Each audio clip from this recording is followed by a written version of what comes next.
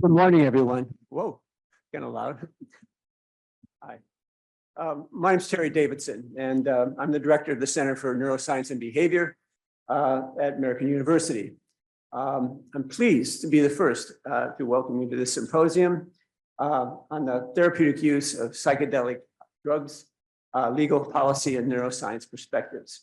The members of the organizing committee, I want to recognize them, they're Professor Susan Carl, Louis Grossman and Asha Skelso of the Washington College of Law, Professor Erdal Tekin of the School of Public Affairs, and Tony Riley, Professor Tony Riley, and me of the Department of Neuroscience in College of Arts and Sciences. I want to say that this group, a rather diverse bunch, worked together for nearly 18 months to try to make this symposium a reality. And surprisingly, I think we all still like each other. Maybe Rachel will disagree. At any rate, I want to also acknowledge support of some other folks that have contributed to this event. The Association for Public Policy Analysis and Management, Food and Drug Law Institute, Department of Neuroscience here at American University, the Office of the Vice Provost at American, and also the Health Law and Policy Program at the Washington College of Law. We are here because after many years of relative neglect, there's been a dramatic renewal of interest in the potential of psychedelic substances to treat depression, substance abuse disorders, PTSD, and other conditions that have been highly resistant to medical interventions. Our symposium today brings together some of the most highly respected experts in clinical and brain sciences and in policy and law. They will consider the history and current status of psychedelic drug therapies, their safety and effectiveness, and we'll discuss ethical, regulatory, health policy, and commercialization issues that are associated with expanding the access to psychedelic drugs for research and therapeutic purposes. I do want to make one correction in the program, and that is I made a mistake with respect to the credentials of one of our speakers today. Tiffany Barchione, I listed her as a PhD. In fact, she is an MD. And I must say in my defense, there are a lot of different credentials, and I am getting older. Tiffany, I apologize for that. And I think what we'll do today is make you an honorary PhD, and then, but keeping in mind that you have earned an MD. Okay. Okay. So keep on schedule. I've asked each of our speakers to avoid going over the amount of time allotted to them. And I anticipate that many of our speakers will reserve a few minutes of time that's allotted to them for questions. And so I encourage you to ask questions during that period. It's now my pleasure to introduce Professor of Law, Maya Mannion, the faculty director of the Health Law and Policy Program, who will welcome you to the symposium on behalf of the Washington College of Law.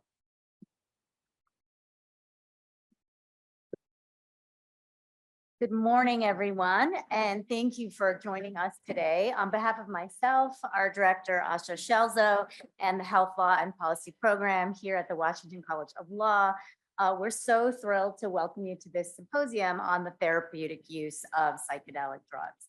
We're thrilled to have all of you who are here joining us on our beautiful campus, and also to all of our audience who is joining us online. We are incredibly fortunate to have this group of speakers from all around the country with such deep expertise on the therapeutic use of psychedelics and related law and policy issues. So I want to thank all of our speakers who have traveled here today to share their knowledge on this important topic with us. And I especially want to thank Professor Davidson and all of the organizers of this symposium, and in particular, my colleagues here at WCL, Louis Grossman, Susan Carl, and Asha Skelso, for all their work in putting together today's conversation. And finally, I really want to thank our wonderful staff here at the Washington College of Law, without whom we could not host these kinds of events. In particular, our special events department, our catering for the delicious food that will sustain us through the day today, our audio-visual team, and our facilities department for setting up this event, and our marketing department for promoting this event to a wide national audience. We're so thrilled to host this cutting-edge interdisciplinary conversation today at the law school. Thank you, everyone, for joining us.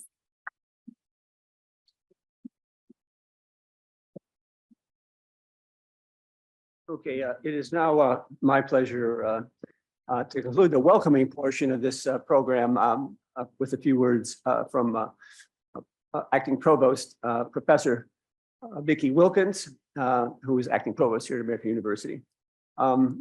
First off, I should say, I think the Provost is a job that's perhaps the most demanding at a university, plenty of responsibilities, requires a lot of time and hard work. And so I'm really appreciative that Vicki was able to carve out some time. There's actually many events going on at the university today other than this, that she was able to carve some time out of her schedule to join us today. But not only that, I really wanted to say a couple other things, and that is having Vicki here today gives me the opportunity to publicly express my appreciation for and gratitude for her longtime support of not only the Center of Behavioral Neuroscience and Behavior, we used to be called the Center of Behavioral Neuroscience, but now the Center of Neuroscience and Behavior. And not only that, but for the advancement of science, all the sciences at American University. She has been our ally, and not only during her time as acting provost, but before, when she was dean of our highly rated School of Public Affairs.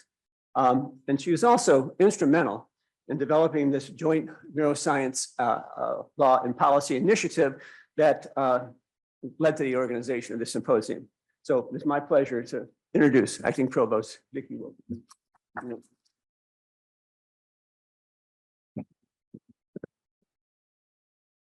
You're so kind, Terry. Thank you. And I am excited to be here this morning with all of you, just to see this come together. I remember the day Terry was in my office and I'm like, could we mash up some stuff, thinking about music and songs that go together? And he's looking at me like I'm a little bonkers. But he got it immediately, and this had already started to blossom on campus. And it was a really great way for our School of Public Affairs, our great law school, and the Center for Neuroscience and Behavior in the College of Arts and Science to be together in such important work. We know at AU, our might comes from our ability to do interdisciplinary work.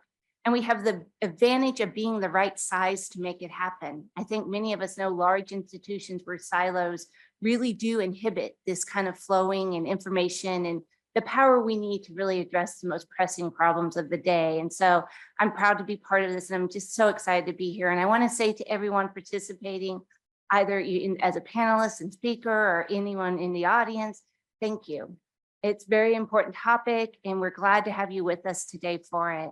As I was thinking about this morning, I was on the phone to my best friend, and I said to her, I'm like, do I really have any jokes I could say about this topic? And we decided I am a Green Bay Packer fan. So Aaron Rodgers, we all know, likes the mushrooms, right? And then she's like, but Prince Harry too. And I was like, oh, okay, that's one more person that we know about. Then she caught me and she said, but Vicki, my ketamine treatments fall under that. And I've watched ketamine transform my friend's life over the last year. And I just want to be so thankful for what you're doing here today and how powerful that work is. And I don't want to get emotional. It's important. And I thank you for it. And I look forward to the work you do. I look forward to the advancements you can make and how we as a university can support the translation and putting that work into action. So thank you. Have a wonderful day. I'm going to try to jump online when I can. We have over 2,000 new Eagles on campus today, so it's going to be a busy one. But I just want to thank you and be here to say how proud I am of this work.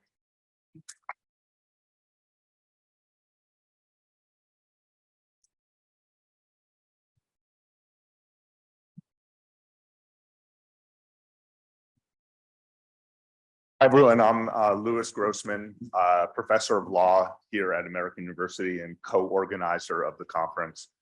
When we first came up with the idea of addressing this topic, right from the beginning, there was one person who I told my colleagues, we got to get for this conference, the pater familias of the entire modern psychedelics movement, Rick Doblin. And we got him. It was hard to get through to him, but when I got through to him, he's been generous and interested and wonderful. He is the founder and president of the Multidisciplinary Association for Psychedelic Studies, or MAPS. He has a doctorate in public policy from Harvard's Kennedy School of Government, a bachelor's degree in psychology from the New College of Florida. He founded MAPS in 1986, and according to his own website, his professional goal is to help develop legal context for the beneficial uses of psychedelics and marijuana, primarily as prescription medicines, but also for personal growth for otherwise healthy people, and eventually to become a legally licensed psychedelic therapist.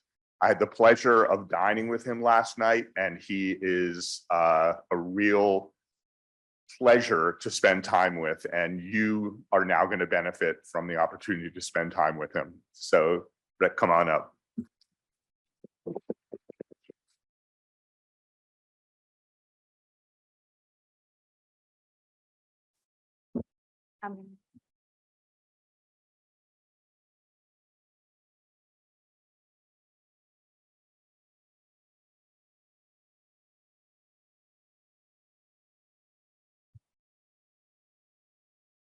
Great. Well, thank you, Liz. That was so nice. I am somewhat hard to get a hold of it, but if anybody really wants to get a hold of me, just write rick@maps.org and I'll get it.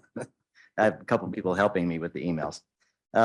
This is my bio, which you already just heard, so I'll skip over that. But the main point is that I am speaking here on behalf of the nonprofit MAPS, of which I am the president. I am not speaking for Lykos Therapeutics, even though I'm on the board of directors, but I am not speaking for them.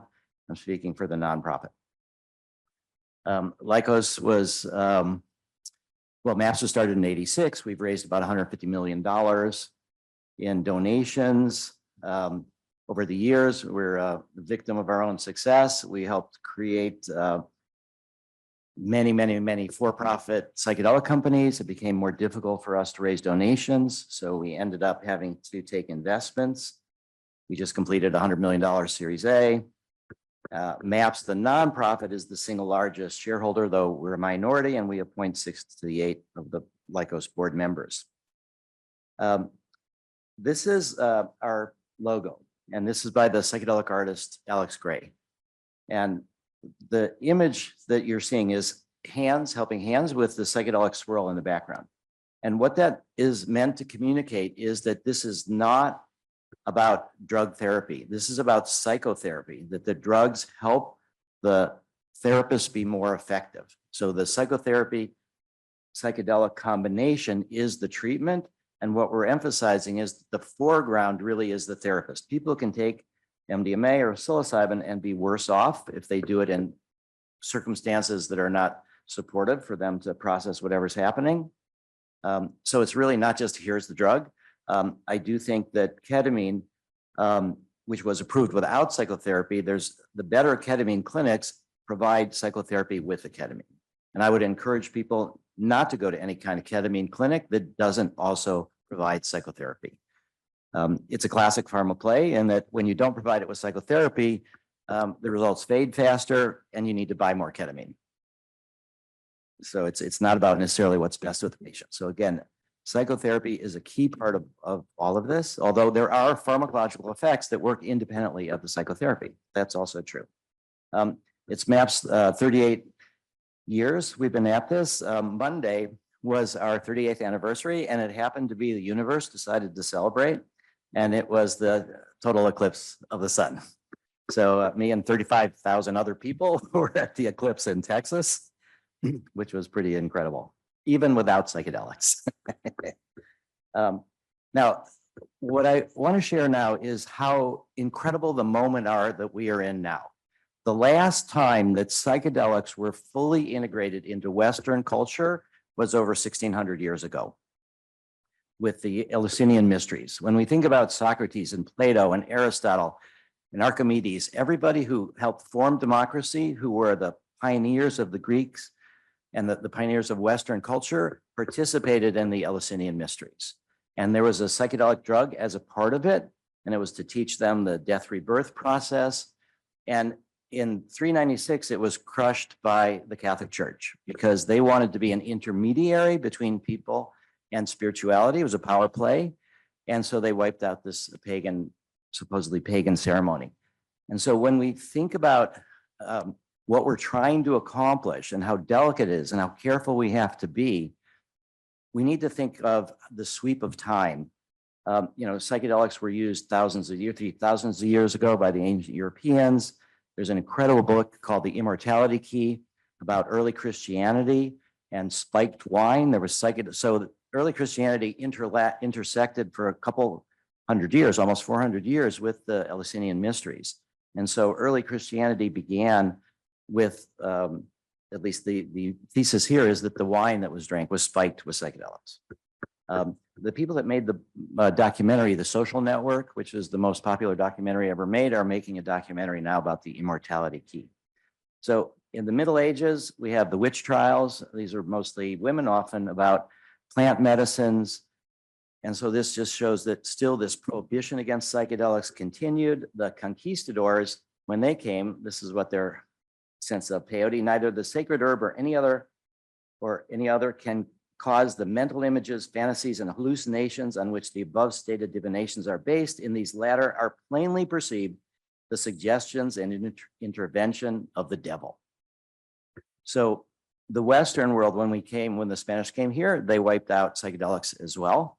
And it was only starting in the 1890s with William James and early into the century where he started experimenting with nitrous. And he said, our normal waking consciousness, rational consciousness, as we call it, is but one special type of consciousness.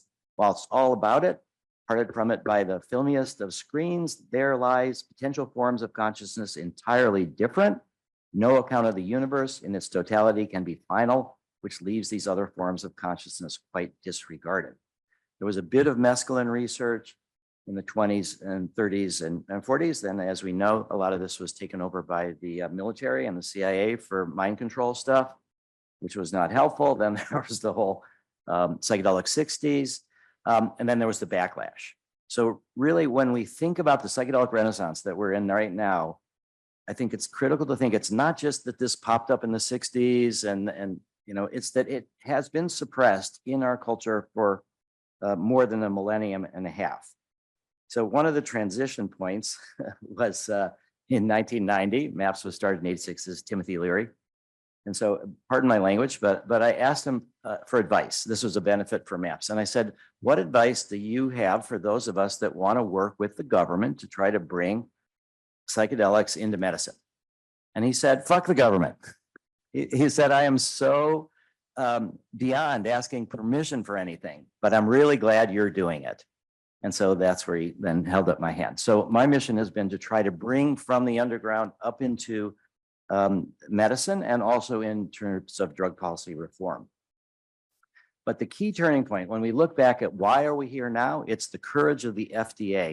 In 1992, the pilot drug evaluation staff decided to have 2 days of hearings from NIDA, a day of advisory committee meeting, and the decision was made to stop the prohibition of psychedelics, which had gone on for multiple decades, and to reopen and to put science over drug war politics. And so I credit the FDA with really being very responsible critically, because what the FDA does reflects all over the globe. So this 1992 meeting at which I was at was about one of MAPS's protocols, actually.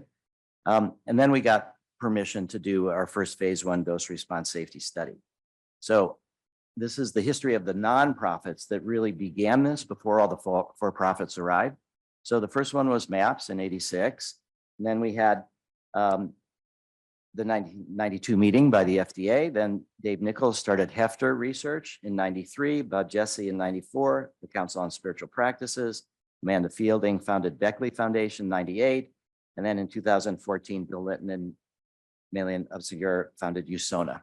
And the rest have been pretty much for-profit companies. So this is just a sense of the number of publications of psychedelics. You can see how it's just tremendous. There's 4 or 5 times as much research now as there were at the height of the 60s. There's just an enormous number of public psychedelic companies, private psychedelic companies, that, you know, all of these in the background. Oh. Oh.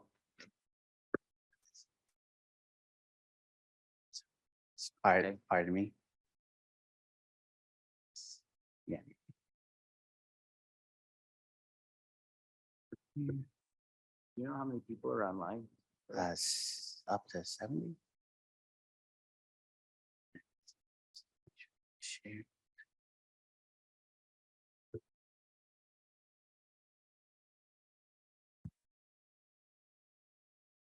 I'm obsessed now. Sorry for the interruption.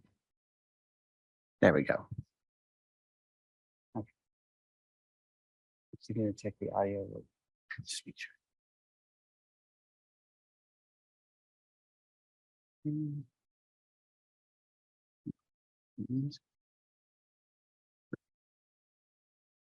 If anybody has any questions. I'd be happy to address them. Sorry, it's just. Where is it?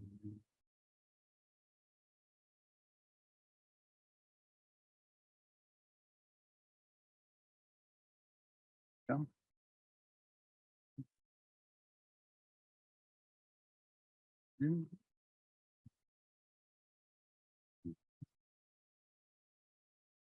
Actually, no, there is.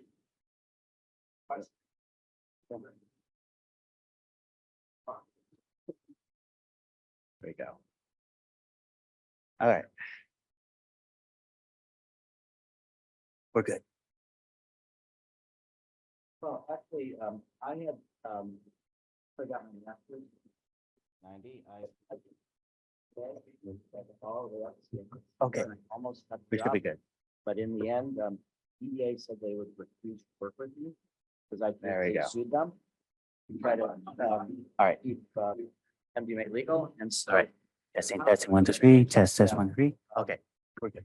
Okay, okay. So, yeah, so the pilot drug evaluation staff was interested in opening research because they needed examples to study and to demonstrate that maybe there were newer ways that they were going to try to improve drugs. So, and they were helping me informally, and so it was very collaborative at that time. No, I did not feel there was opposition. But what was really interesting was the 2-day meeting before with the National Institute of Drug Abuse, with their animal research.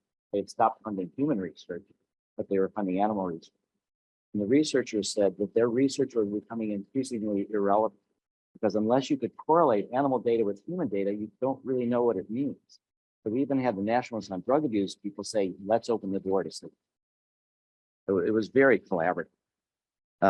Now, last year we had the world's largest conference on psychedelics ever, and 12,400 people in Denver. And one of my favorite moments, Rick Perry, it's been very important for us to develop bipartisan support to try to take psychedelics out of the culture wars. And Rick Perry has been one of our main advocates. And one of my favorite moments is Governor Jared Polis, who is the governor of Colorado, was backstage with me. He was about to go on after Rick Perry. And he whispered in my ear when Rick was speaking, he said, "How much did you have to pay him to speak?" And I was like, we didn't have to pay him anything. He believes in it. And he does. And so he has been influenced by Marcus and others, many of the Navy SEALs and others that have gone down to Mexico for Ibogaine. He's heard incredible stories.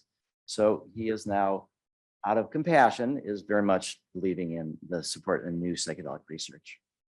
And there's been public money for research into the Veterans Administration for them. Now, I've said in the past that government money will come when we no longer need it for our phase 3 trials. So we didn't get any government money for phase 3 trials, but it's really good that there is money going to the VA for this.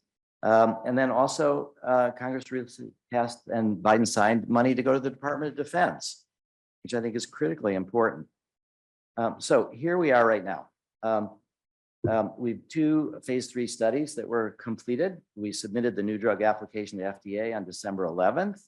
On February 9th, our NDA was accepted with priority review, and the decision from FDA will come August 11th or before.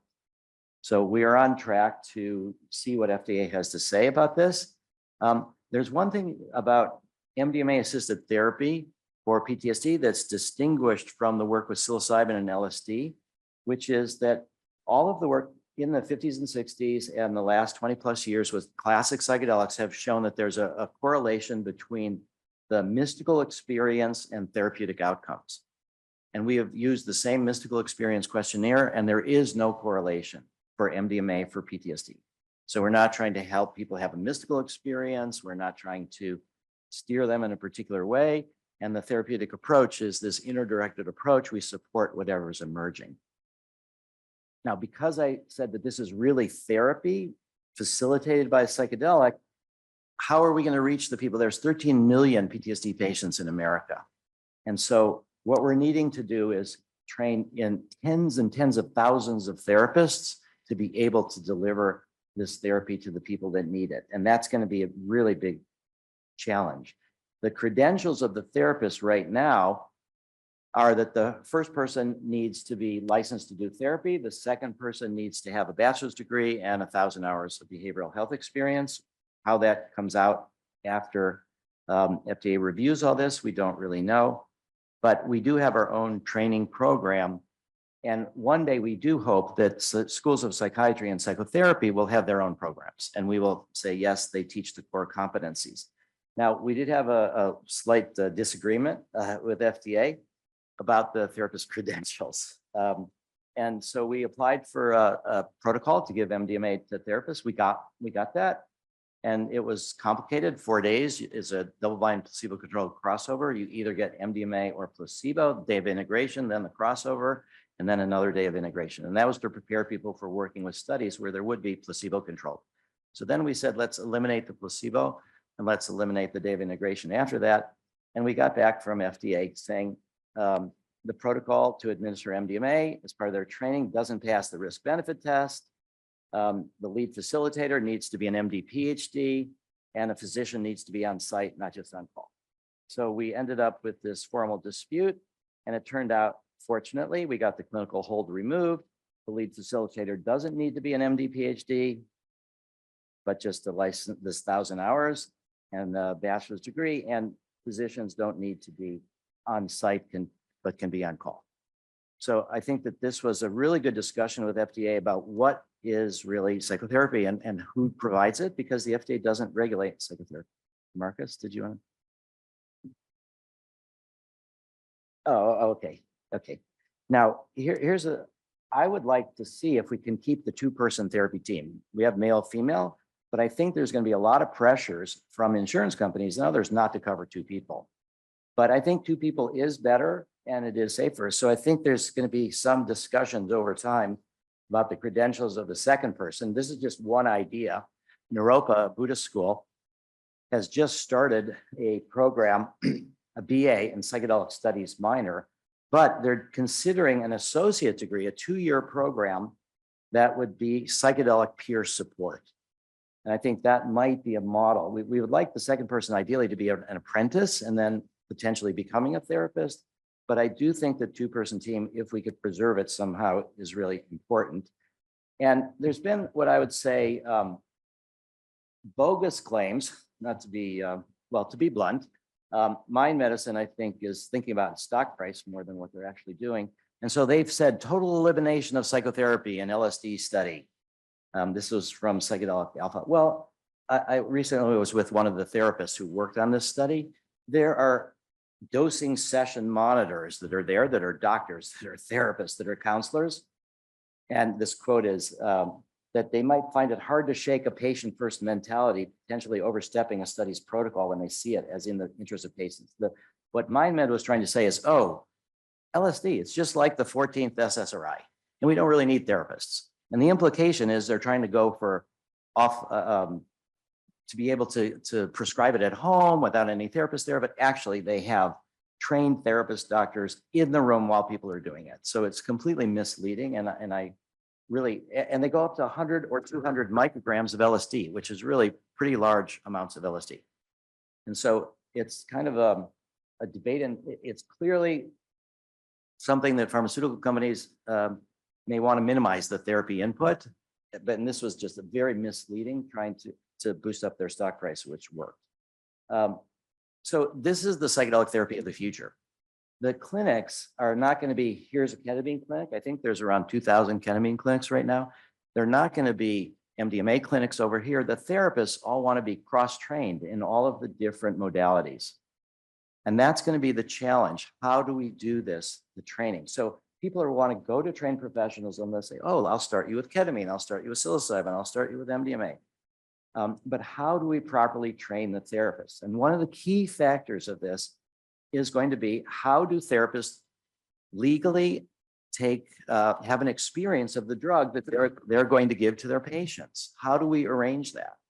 All of the data that we've gathered has been from therapists who have over 90% of the therapists on our studies have been part of our first protocol and have received MDMA. And they say that it helps them personally and professionally to be more effective, to understand what the patients are going through. So there needs to be some sort of FDA regulatory innovation. I'm not sure what sort that would be, because we do not want to have therapists have to go illegal underground to get their own experiences. With MDMA, it's going to be more difficult because MDMA is a synthetic. So all the drug policy reform that you hear about, Oregon psilocybin initiative, it's all about plants. People have this kind of romantic idea. If it's a plant, it's okay. If it's synthetic, it's bad. Lately, we've been saying MDMA really does come from a plant.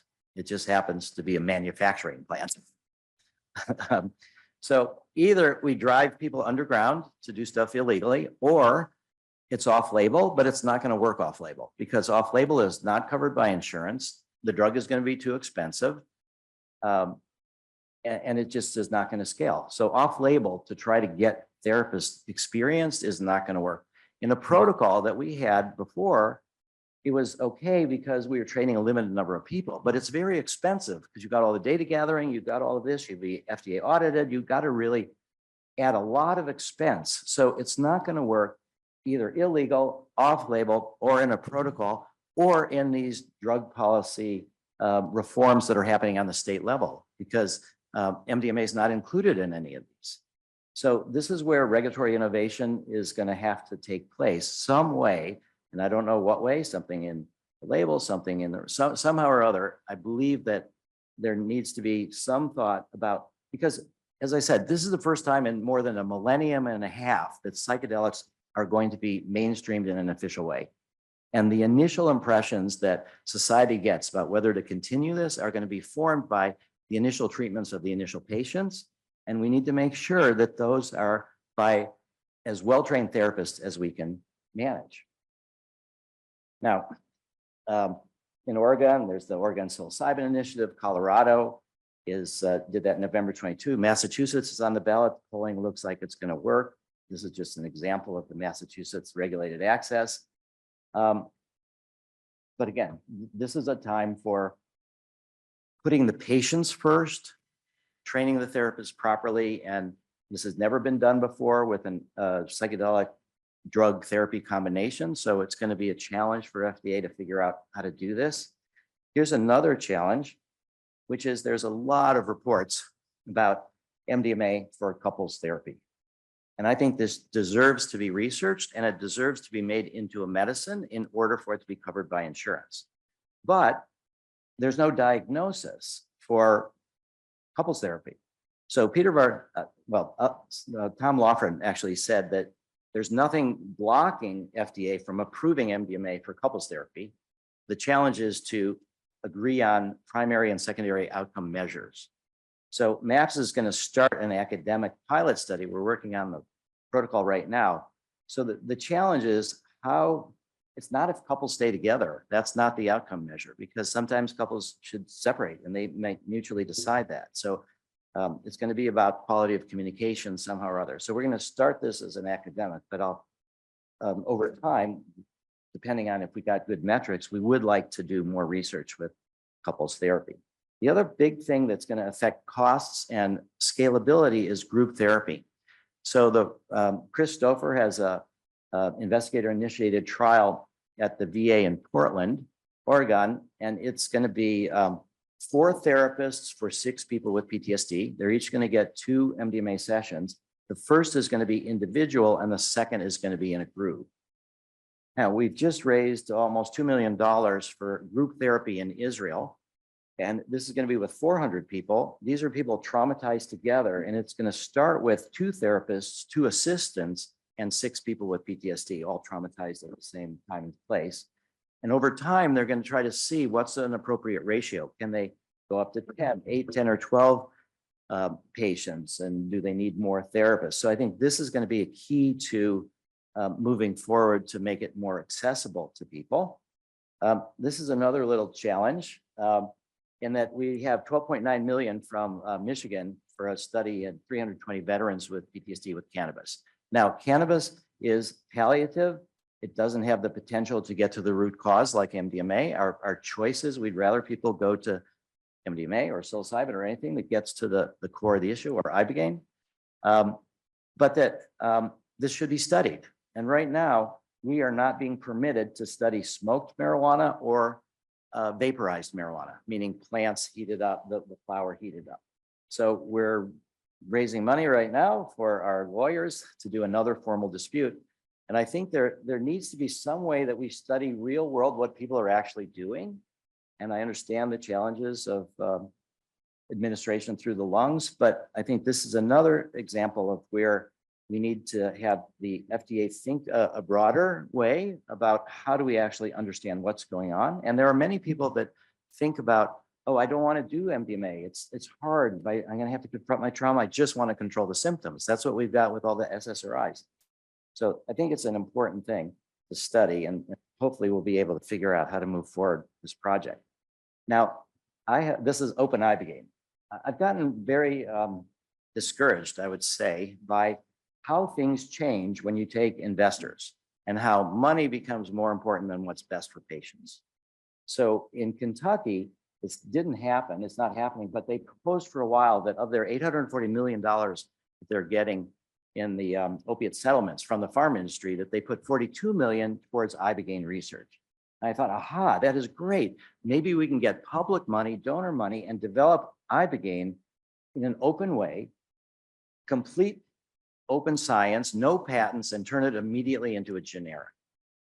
All I need is around $80 to $100 million, which I have not been able to find, at least yet. But this is where we're going. Now, where MAPS is going, the nonprofit, what I'd say is that the for-profit Lycos will go where the suffering is, but where people can pay, and there will be some patient assistance programs, but the nonprofit will go to where the suffering is, where people can't pay. And so our new goal for 38 years, it's been make MDMA into a medicine. We hope that we're on the right track for that. So the nonprofit is a world of net zero trauma by 2070. There's an estimate of 1 billion climate refugees by 2050. Now, maybe it'll be half a billion instead of 1 billion or whatever, but it's going to be terribly destabilizing. And so this idea is that there's going to be a lot more trauma added to the human population as a whole. We'd like to get to net zero, and then we can start talking about net negative trauma. And what that means is that we're going to prioritize global communities with the largest burden of trauma and the fewest resources for treatment. And an example is we just got permission from Health Canada to send 2.1 grams of MDMA to Somaliland in Africa. And it's for a protocol to give to therapists for them to experience MDMA before they start working with other people with PTSD. So even Somaliland understands this idea that we need to train therapists with their own experience first. And we're also trying to work with Syrian refugees in Denmark. We've got a team that we've trained in Denmark. Refugees become citizens in Denmark. They're covered by national health insurance. We're trying to work all over the world.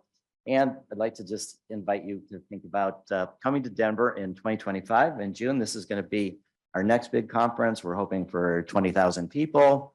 And this, we hope, will be in the new world where potentially MDMA assisted therapy for PTSD is a medicine and people will see new opportunities. Psilocybin is going to come behind. Other things will work as well.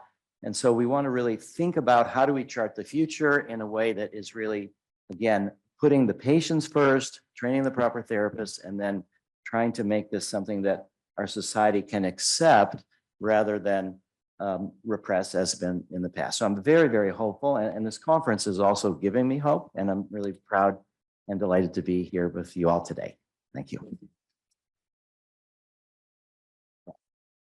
So if there are questions, harder the better. Yes, Marcus. Good. Yeah.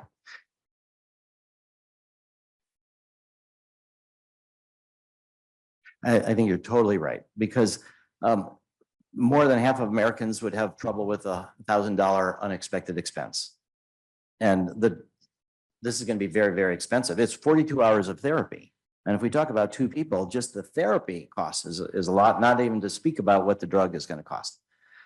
Now, there's a lot of value. So the purpose, the reason that I worked with PTSD is because we needed a disease that was very costly to insurance companies. A lot of high stress, a lot of other physical illnesses, a lot of trips to the emergency room for panic reactions. So the initial reactions that we're getting from insurance companies are quite positive. There's also a group that you're aware of, Anthea. There's a lot of big companies like Amazon and Walmart, all these that self-insure. So Anthea is trying to go to companies that can self-insure, and then this will be an incentive for people to work for them. And we believe that so far it looks like insurance companies will cover it. It will probably grow over time. But I think it's absolutely essential because there just is not the capacity to get this to people that need it. So that's also why we need drug policy reform. So unlike all the other pharmaceutical companies, MAPS is believing that we need to provide legal access the same ways that these natural plants are. And what I said to our meeting of MAPS staff, we had a staff retreat. What I said is that I think that this expanding access, which I think will happen in 2035. So that's just my sense of 2035. I think we'll have legal access to MDMA by adults, potentially with a license. MAPS is the single largest shareholder, as I said, in Lykos. I think that this drug policy reform is going to be good for the business model because it will destigmatize, and then more and more people will want to go to the trained professionals. However, if our stock value in Lykos goes to zero because of drug policy reform to provide access, I said we should say goodbye to the money. Who cares? So I think it is about access, and we will see what insurance companies have to say. Yeah. Okay. Thank you.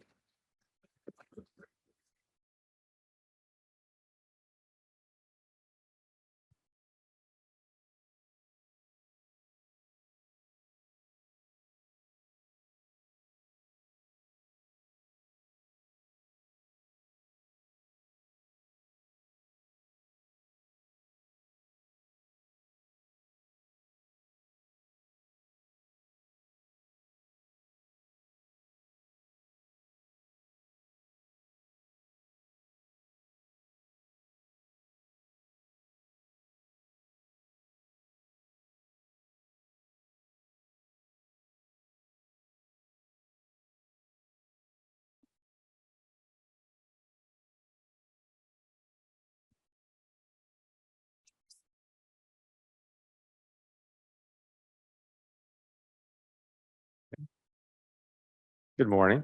My name is Tony Riley. I'm the chair of the Department of Neuroscience here at American University and one of the organizing members of the organizing committee. I want to join my colleagues in welcoming everybody to the conference as we explore.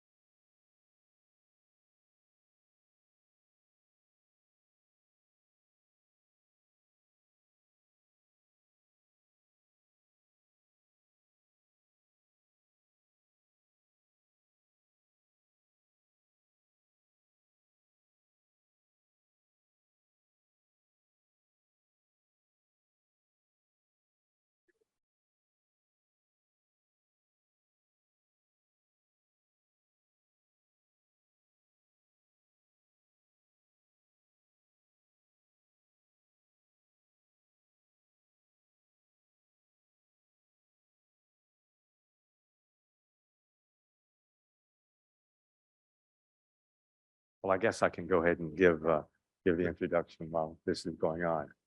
The reason that this is happening is that we're streaming this, or not streaming this. We have about 250 people who are viewing this remotely, in addition to the 100 odd people that we have here. Are we set? Oh, great, thank you. The next section of the symposium is taking a shift, and that we're going to be having two individuals with personal experience with psychedelic assisted therapy to speak. And so this is really exciting for us to have that. Our first speaker is Marcus Capone, who's sitting here. Mr. Capone is a veteran Navy SEAL who spent 13 years on active duty, and after numerous combat deployments, his military's challenges became seemingly insurmountable until he found healing through psychedelic therapy. From his own experience, he is an advocate of psychedelic therapies for both veterans and non-veterans alike, and believes that such therapies are the future for mental health care. His ultimate goal is to make these therapies available through affordable access, and along with his wife, Amber, has founded the US-based nonprofit organization, Veterans Exploring Treatment Solutions, or VETS, that provides resources, research, and advocacy for US special operations, veterans seeking psychedelic-assisted therapies. From his work with VETS, he's launched a public benefit corporation, TerraMind, that is focused on expanding affordable access for psychedelic therapies for all Americans. The first of its kind to offer these therapies for individuals subsidized through employer-funded benefit plans. His talk today, entitled Unconventional Warfare for Mental Health, the Navy SEAL's Journey with Psychedelic Therapies, addresses his personal experiences and efforts on these issues. Marcus?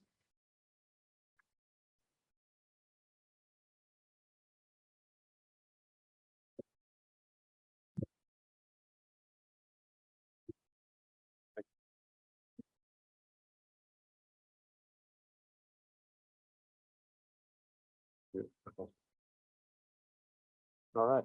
Well, let's see this here. No, I'm not Rick Doblet. No, I'm not even close.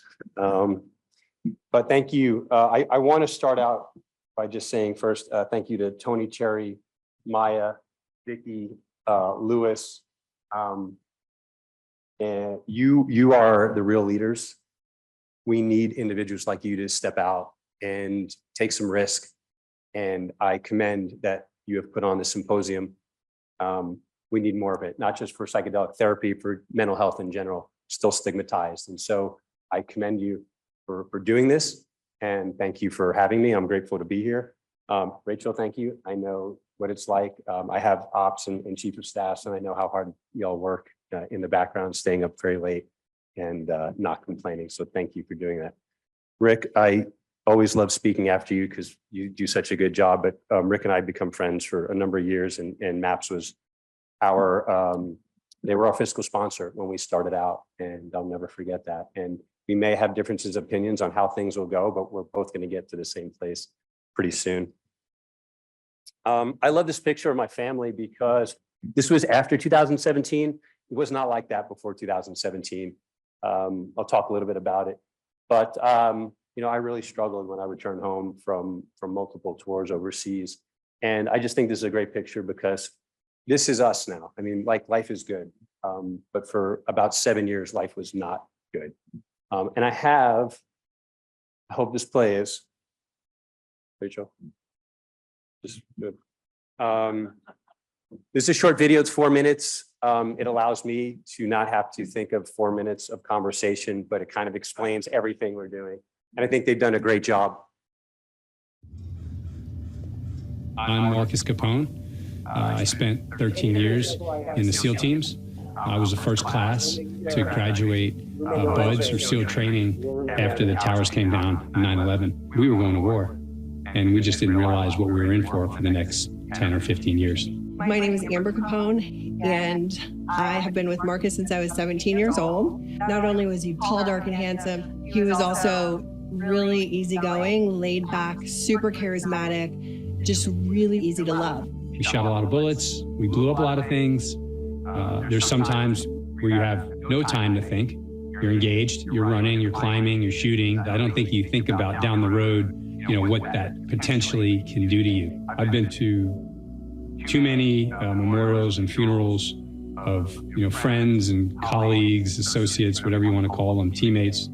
I was told by a colleague, like, hey, why don't you go talk to a psychologist, because I can tell that there's just something not right.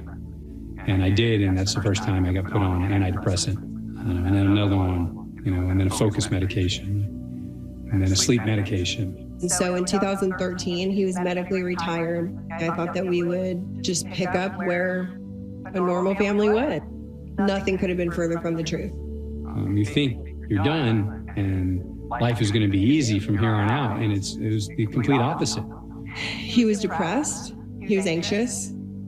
He was not sleeping. He would fly off the handle. You couldn't say anything to him. I started getting him into brain clinics. And if anything, they were making him more frustrated. And I was running out of hope myself, because these brain clinics were really all I had.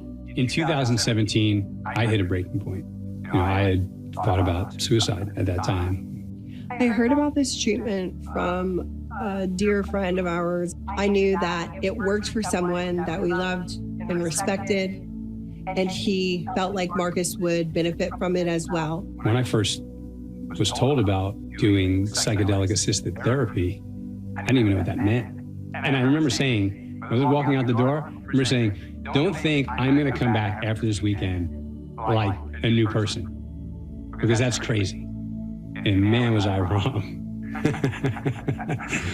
And I just thought, dear God, please let this have worked. Please let someone new come around the corner. And he did. I remember coming out of treatment and Amber just seeing me, and I think she started crying because she could tell. And we just embraced and cried. We knew that this is real. That hug was like being reunited with someone that you haven't seen in about 15 years. My kids, they saw immediately that Dad was back. I was just excited to live again, enjoy life. So in 2019, we formed VETS. We provide treatment grants to individuals seeking these therapies in countries where they're legal. In addition to the treatment grant, we also aim to provide travel grants as well as preparation and integration coaching. There's other veterans across the U.S., across the globe, and civilians that are really struggling. Our mission now is to reach everyone.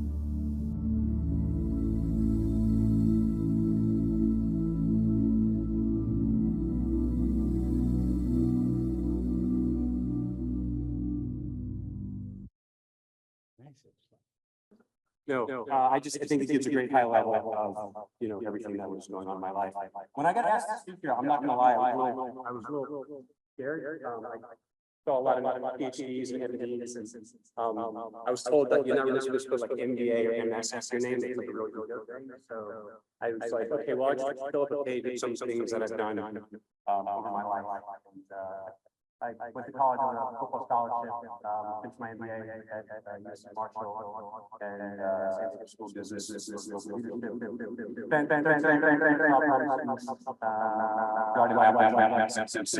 Very busy. There we go. As you can imagine, after 9/11, we were deployed constantly. After 2013, I stepped off in the private sector. Although I was doing well professionally, as you heard, I was really struggling behind the scenes, terribly. And now I am the founder and chairman of VETS, as you heard, Veterans Exploring Treatment Solutions, 501c3 nonprofit. And I am also now the founder and CEO, where I'm spending all my time, because I really do think this is going to change the future of our mind. We're expanding affordable access to psychedelic therapies through employer-funded benefit plans, starting with self-funded, and we will go to insurers and make them pay for psychedelic treatments. So that's where this needs to go. All right, I have a bunch of pictures up here. I didn't want to bore you with bullets, but it's sort of a chronological history And I'll explain, a little bit about each one and where we're going. So I have some pictures of football. You're like, why is he talking about football? I wanted to get the point across. I was in contact sports from when I was 3 years old. I was on a mountain skiing and I would tumble and I hit my head many times. And I had my first concussion at 7, all throughout middle school, in college. I lived the life of concussions in contact sports. And so when we start talking about, comorbid things that are going on, is it traumatic brain injury? Is it PTSD? Is it your hormones and your testosterone level below 300 at 30 years old? It's all these things, right? And so I still think we don't know exactly what it is. So I had a little bit of everything. Thank you. So that's why I put those pictures up there. Picture of my wife and our child. That's the day I graduated from SEAL training. And I did not know that soon after graduation, I would be deployed for the rest of my career. The other thing that's interesting, I was the first SEAL class to graduate after the towers came down. I was actually in training when the towers came down. And we were so tired, we were almost graduated. We thought it was another joke that the instructors were playing on us. We said, can they just leave us alone and let us graduate? But as we all know, the towers did come down. Years of deployments, both to Afghanistan and Iraq. And I was a pretty good SEAL. I did what I was supposed to do. And towards the end of my career, I really started to feel different. My wife will tell you that every deployment I came home, I seemed more distant. And nobody knows the reason for this. I mean, the more time you spend in a war zone, the less reality is when you get home. And I was part of some units that had some movies written about, I lost over 60 teammates while I served on active duty, and I couldn't tell you the amount of funerals and the amount of women, spouses, widows that my wife would dress for their own husband's funeral. And we were part of this, we were in it. And 2010, I needed a break. And so I went out to the West Coast and I became a SEAL instructor, and I thought life would be good. But that's when I started isolating. I was away from my teammates really. And I really didn't know what I was doing at that time. A lot of isolation, a lot of anger, frustration. I started to get really bad headaches. I didn't want to talk to anyone. I didn't want to answer text messages. And as anyone knows, this is severe clinical depression. I didn't want to do anything. And as you can see there, these are just, I tried everything. I tried TMS. I was on antidepressants for 7 years straight, multitude of all different doses, all different types, Cymbalta, Lexapro, and Effexor, and Nuvigil and Provigil for focus, and I can go on and on. Thank God I never had a surgery and never had opioids, but you still get the point. These drugs aren't good for us. But nothing helped. And as we know, each subsequent treatment that doesn't work, you get worse, and you have a higher rate of suicide, right? And that's why we're here today, because we feel like we found answers. You see me there at TMS. I was going upside down in these machines, 5 brain clinics in all. My wife thought this is not a PTSD thing. Marcus loved his job. I loved my job. It's like, I think this is a brain thing. She had it.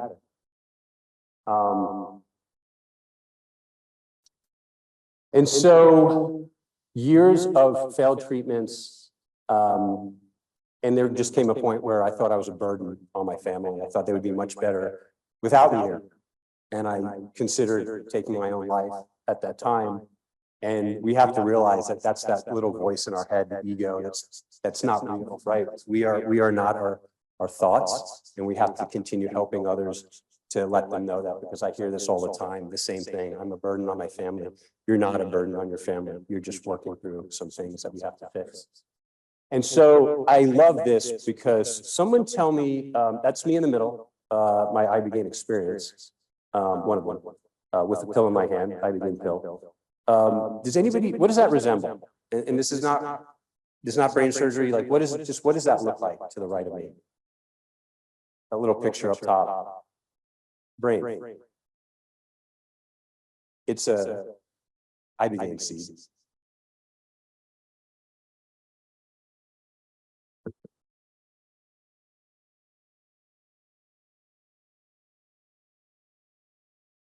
Excuse me. It's the seed of it's not an ibogaine, excuse me. It's the seed of an iboga plant where ibogaine is extracted from, synthesized from. Someone put that seed on the ground to heal our brains that look like a brain. I mean, I don't know. Rick could probably explain it much better than I can, but that's real. And that's the iboga tree there. And so I got introduced to psychedelics from a drug called ibogaine. I had no idea what psychedelics were. Both my parents were hippies. They went to Woodstock. It's probably why I'm up here. When I told them I was going in the military, they were like, "What are you and what happened?" It must have been that I went to school in the Midwest, they said. Again, their words, not mine. But I just thought that psychedelics were drugs. I didn't know these were intended. I didn't know there's thousands of years of spiritual use, not just spiritual use for mental health and stomach ailments and all types of things.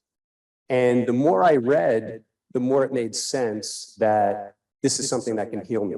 Because I had a friend who had literally written a suicide note and went and did ibogaine at a vetted retreat in Mexico and came back completely healed. And as my wife said, her and the psychologist that were working together said, I think this is something that would benefit Marcus, because obviously nothing that traditional medicine had to offer was helping me at that time. And so in 2017, they organized a trip for me to go to this retreat, again, like $5,000 or $6,000. Some of them are $10,000 or $15,000. We're gonna have to figure this out. And I didn't know what to expect. And you show up on Monday and you literally go through blood work and your analysis and EKG and blood pressure all day long. And it's put together really well. And then on Tuesday night, you have a fire ceremony. You kind of throw away what you're trying to get rid of. And you take the medicine as the sun goes down and you go into the experience. Everyone's different. It depends how you metabolize. Ibogaine right now, until they do some more research, you do it by weight. So somewhere between 700 milligrams and 1.5 grams. And within 45 minutes to an hour, you start to hear some buzzing and then you go into this journey. What I found out that ibogaine is not like psilocybin or LSD or MDMA. It is one of the planet's toughest psychedelics to go through. It's not a very visual in terms of if I was on ibogaine now and looking, I would probably be able to see everybody, maybe a little blinded, not like some of the traditional tryptamines. The story happens when you put your mask on. You put your mask on and you are literally catapulted into a life journey.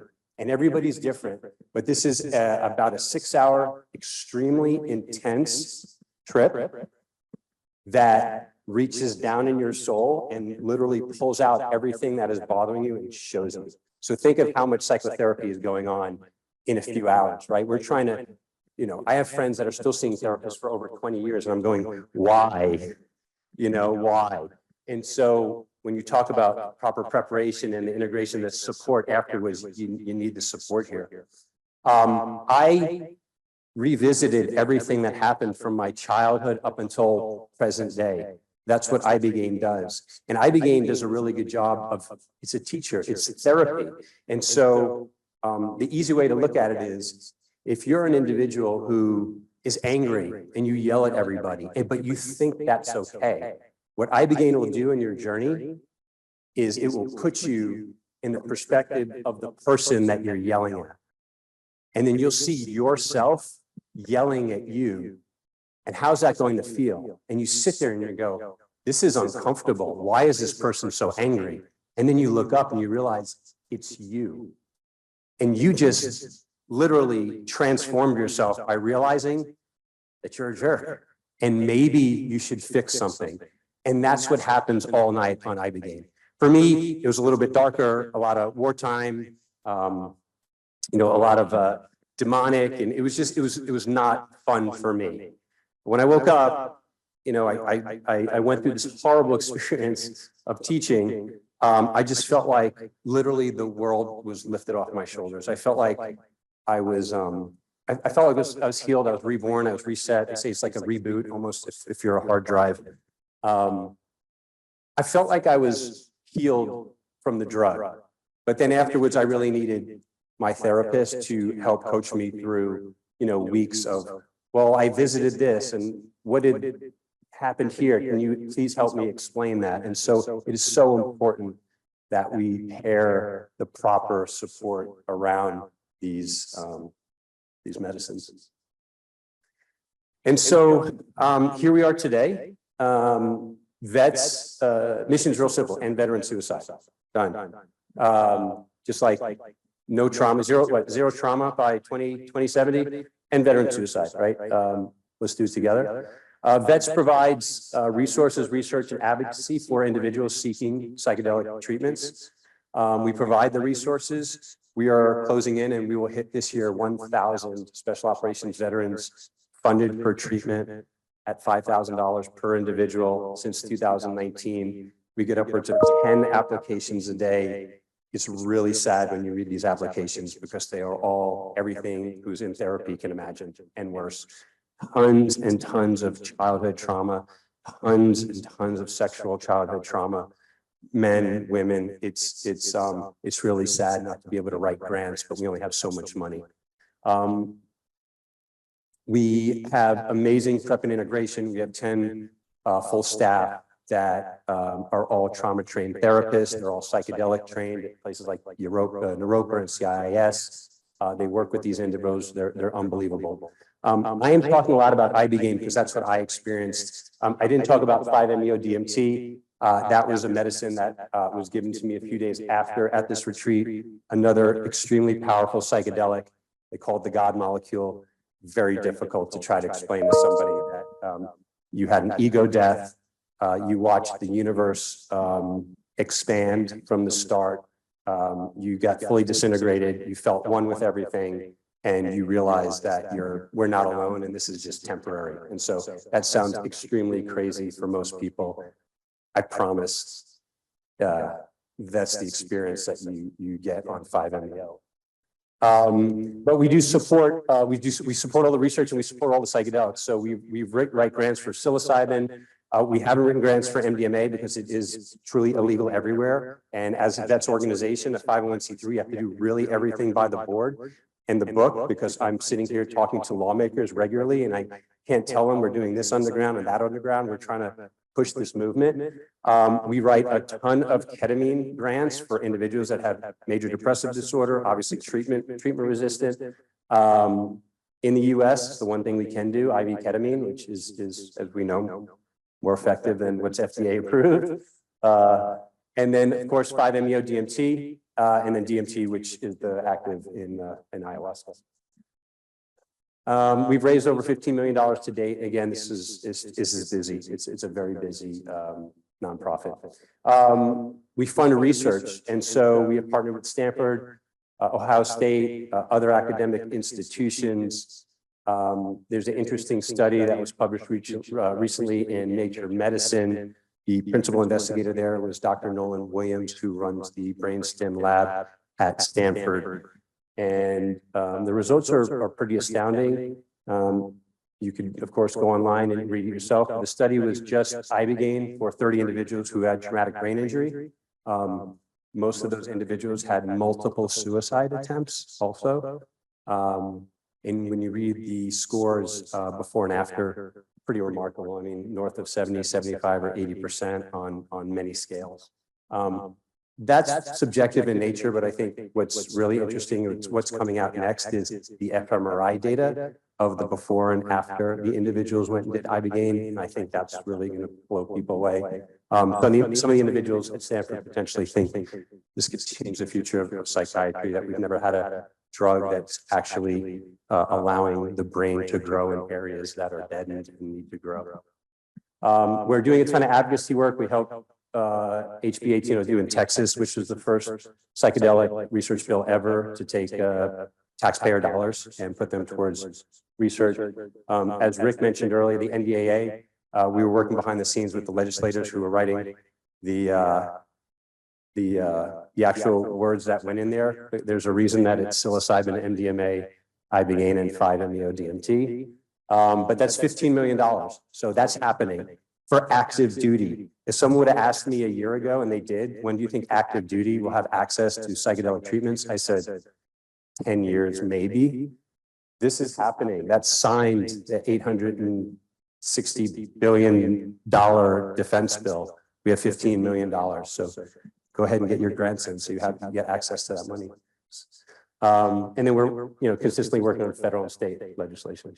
I'll end it with this. This is my, my for-profit, my PBC, Tar Mind. This is, I think, taking all the learnings that we did and seeing that we have to subsidize this. And unless we make affordable access real, the person who can't afford $1,000 emergency bill, the people who really need this, Medicaid populations and others, are not going to be able to afford this. And so what Tar Mind has been doing, we raised $12 million, we're VC backed. I think this is going to be something. The former chairman and CEO of Aetna is on my board, Jack Rowe, the former director of Defense Health Agency, Admiral Rocky Bono, is on my board. They see real promise in this and what we're doing. As there's another company in our space, but we are going to the self-funded employers and we are asking them that they need to cover these as insurance product for their employees. Because right now the insurance companies are going to sit back, the Bucas, the Blues, the Uniteds, the Cignas, they're just going to wait and they're going to see first. They're not going to cover these yet. So what you do is you go to the self-funded and you collect real world data. So we have a real heavy platform that's going to collect constant data. I always feel like we already know the playbook. The playbook is that people are going to get better. We take that data, we go back to the Blues and we say, here, now cover it for your 30 million individuals that you're covering. And so I'm very excited about Tar Mind. It is a PBC because I do believe we are going to benefit the public. We are going to make money. I am a capitalist, but I do believe that if we grow and build things, it's going to provide others the opportunity to do things. And so other than that, I probably went over. I would love to answer any questions if I'm allowed to stay up here. I have no time, according to Rachel, so. Yeah, absolutely. I'm around. I'm not going anywhere. I'm excited to hear everybody. So thank you.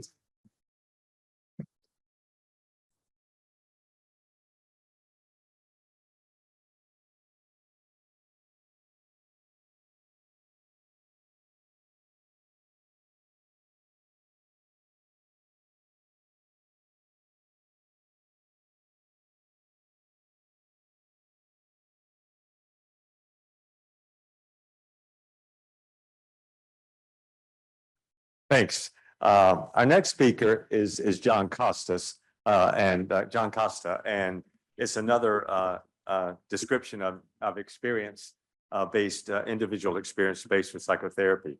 Mr. Costas was the first study participant to complete a randomized controlled trial studying psilocybin-assisted therapy for alcohol use disorder in New York University.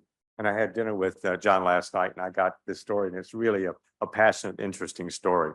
He credits this therapy with curing the treatment-resistant alcoholism and saving his life. His mission is to make the same treatment available to those in need. In this context, he launched the Apollo Pact, which he'll be describing, a patient advocacy organization raising awareness and advancing psychedelic science by working with researchers in Congress. He has been interviewed by Anderson Cooper, Harry Smith for NBC, the Nightly News, Lester Holt, and others, and has been featured in the Wall Street Journal, New York Times, Washington Post, among many others. He's here to give his talk at American University now, but he was here several years ago, and I had the pleasure of hearing his talk. And it's a pleasure to welcome me back.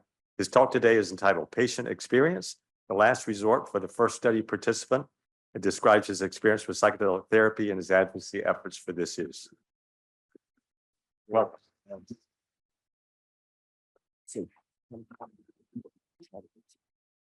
Yeah. No. Hey there. Well, I'd like to thank Rachel for putting this all together. Dr. Davidson, Dr. Riley for inviting me back. I'm surprised, but hey, we'll take it. I'll try to get us back on schedule. So I'll be around just like Marcus, and thank you, Marcus. That's a tough act to follow. So any questions, find me in the hallway, and I'm all yours. So, yeah, long story short, I was 16 when I attended my first AA meeting. How are we doing on the audio? Is it good? Okay. I had tried everything. I was treatment resistant. I was truly motivated to stop drinking and find something to help alleviate my alcoholism or alcohol use disorder. Nothing worked. I was totally hopeless. And then out of nowhere, I was about 24 years old. My mom stumbled across this clinical trial for using psilocybin, and I had no idea what psilocybin was, and later found out it was a compound in hallucinogenic mushrooms, and which I never experimented with out of pure fear. But at this point, I had nothing to lose except my life if I didn't do anything about it. So I went into this clinical trial, and being the first patient, I had no idea what I was getting into. So I went in it totally blind. I felt comfortable or as comfortable as you can get. It was still, I wasn't lollipop and sunshine. But I went in there, I felt a little comfortable with clinical facilitators, medical doctors. We were in a hospital at Bellevue, downtown New York. So, okay, if anything goes wrong, they have the proper equipment to get me back on track and I'll be okay. And I had 3 psilocybin sessions over the course of the year-long clinical trial. It's bookended by psychotherapy. So you go in on a weekly basis, maybe about a month of weekly psychotherapy. So 4 or 5 sessions leading up to your first medication session of psilocybin. That's a whole day event where, and Dr. Johnson can tell you about that later, but you go in there, set your intention. For me, I knew I was there for my alcoholism, but I needed to find an inner peace. I needed to calm down internally and just, get back to where I was before. And all it took was I had 3 psilocybin sessions. I stopped drinking after my very first session.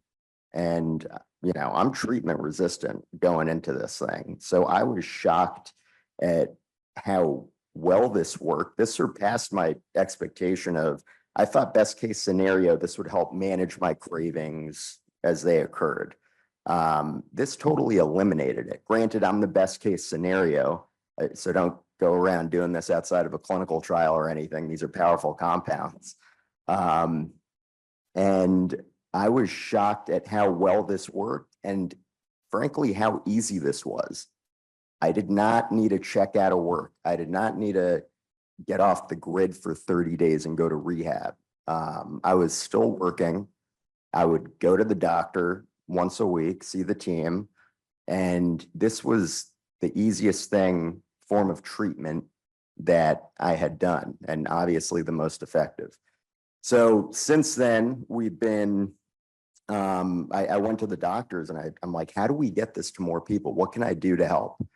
And a lot of the issues and obstacles seem to boil down to the federal government. I try to do everything I can to help advocate for this behind the scenes. I had a great, I found my dream job in journalism. I was a TV anchor and I did not want to leave that, but, and hence, I did not go around shouting this from the rooftops. Hey, I'm a former alcoholic that did psychedelics. That's going to be a tough one. So, fast forward a little bit, a few years later, 60 Minutes is doing a piece, and I would give interviews behind the scenes and for publications, books like Michael Pollan, How to Change Your Mind, different, newspapers, and they would use a fake name for me. But 60 Minutes called and they wanted to get a participant, and I really did not want to do that. I asked the team if there was anyone else that would do it, and if not, then I'd do it. But It kind of forced me into it. I mean, none of the doctors or the team put pressure on me to do it. I felt obliged to, because if it were anything short of saving my life, I would not be out here or up here speaking about this. But the doctors going into this said I would be dead by 30, and I'm 34 now. So I'm on borrowed time. I'm trying to make the best use of it. Part of that is just like Marcus and Amber, working with Congress and trying to, help secure funding for more of this research, reduce barriers or remove barriers for more, scheduled research, scheduled compounds. So we've been, and 99% of all of this is pure education, because there's so much misinformation out there. I mean, from decades and decades. And I was talking to Dr. Doblin on the way over here about, I always thought growing up as a kid that MDMA, would take ice cream scoops out of your brain. And I'm like, why would anyone ever want to do that? And so just a lot, the pure fear of, and I'm not saying don't be afraid of these compounds, but there's just a lot of misinformation out there. After leaving the trial, I have not done psilocybin. I've only done psilocybin in the clinical setting. So these have a low potential for abuse. And I haven't drank. It's been about 10 years, but I'm not working at anything. It just totally took away my cravings. So, I mean, why wouldn't we want to research these compounds a little more? But we really need the federal government to get behind this to really take it to the next step. So I'm excited to hear more about, the rest of the speakers. You got a great lineup coming up with some federal employees and some researchers. So I'm going to stick around for that, but maybe a couple of questions and then we'll get back. Anyone? Hey, how are you?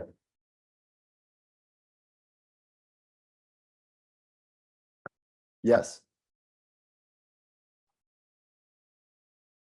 Mm-hmm. Yeah.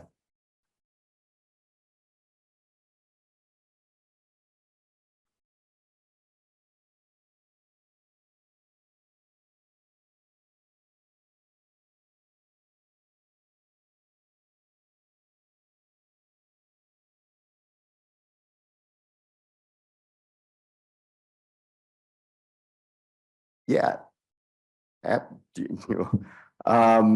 So I think decriminalization is going to continue to be partisan. We work a lot with Republicans, and our strategy is just focus on the scientific research and the medical route. So that's why we have an easier time gaining bipartisan support on that. I do think it's going to be, unless you're dealing with maybe libertarians, it's going to be tough getting bipartisan support on it. That's just from what I'm seeing.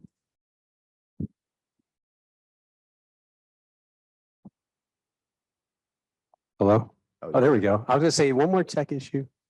I'm Marcus Capone, in case you guys didn't hear that earlier. So my stance on this, with vets in both Tar Mind, we are also focused on clinically guided, regulated access, and here's why. I can't sit down with a legislator and look him in the eyes and say, this is what we're doing. We should regulate this. We should do more research. This needs to be FDA approved, and then go support decrim measures and legalization. It's two sides of the coin. Now, I'm not going to sit up here and be a hypocrite. I think we need all of this for the movement, but the decrim and the legalization, I don't think is my fight. It's not Vets' fight, and it's not Parliament's fight. When I sit down with Boeing or Disney or NASA and we speak about this with conservative HR folks who are making the decision for hundreds of thousands of their employees, they do not want to hear about decrim. They do not want to hear about sending ketamine home to people's houses, right? They want to hear about in-office access. And so these are the things that, Rick and I will not agree upon, but again, we're going in the same direction. And so we're going to stick to, medically guided, regulated FDA approval. And we are getting, the point to that is we are getting bipartisan support for that. So when Rick and Rick spoke at our gala the first year, Perry and Rick Doblin, and it was hilarious, right? Because those two come from different sides of the track, but they're both for the therapeutic use of psychedelic medicine. And then Rick, of course, takes it further. But we have that bipartisan support, I believe, on the regulated route. And so I have to stick with that. And that's what we're doing, right? All right, thank you.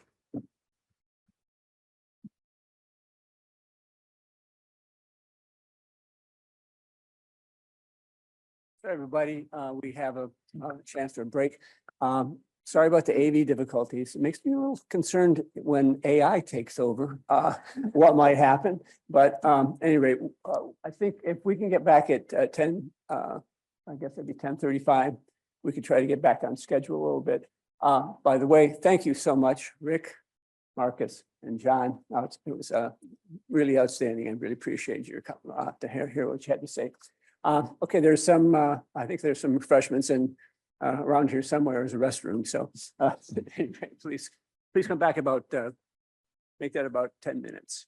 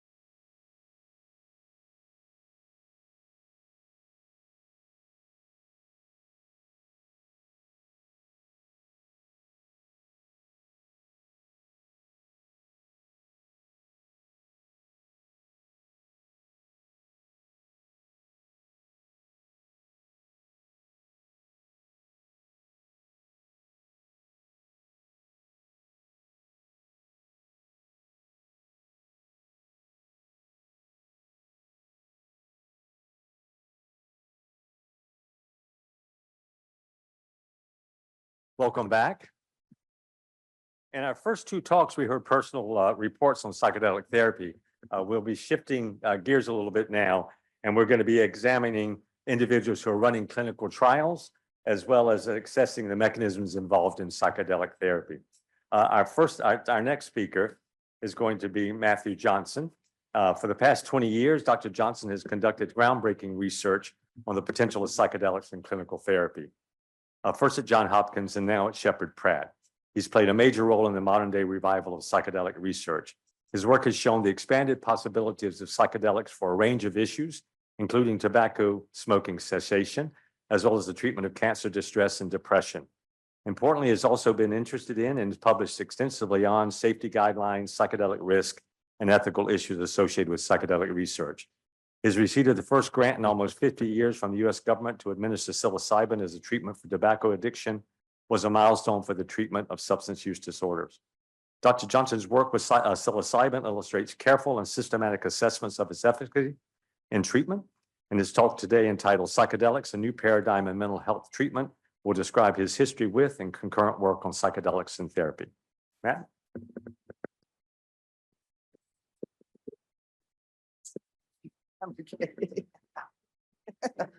No, totally fine.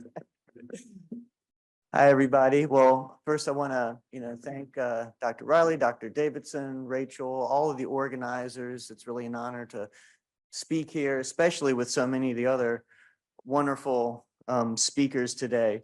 So thank you very much. And let's see.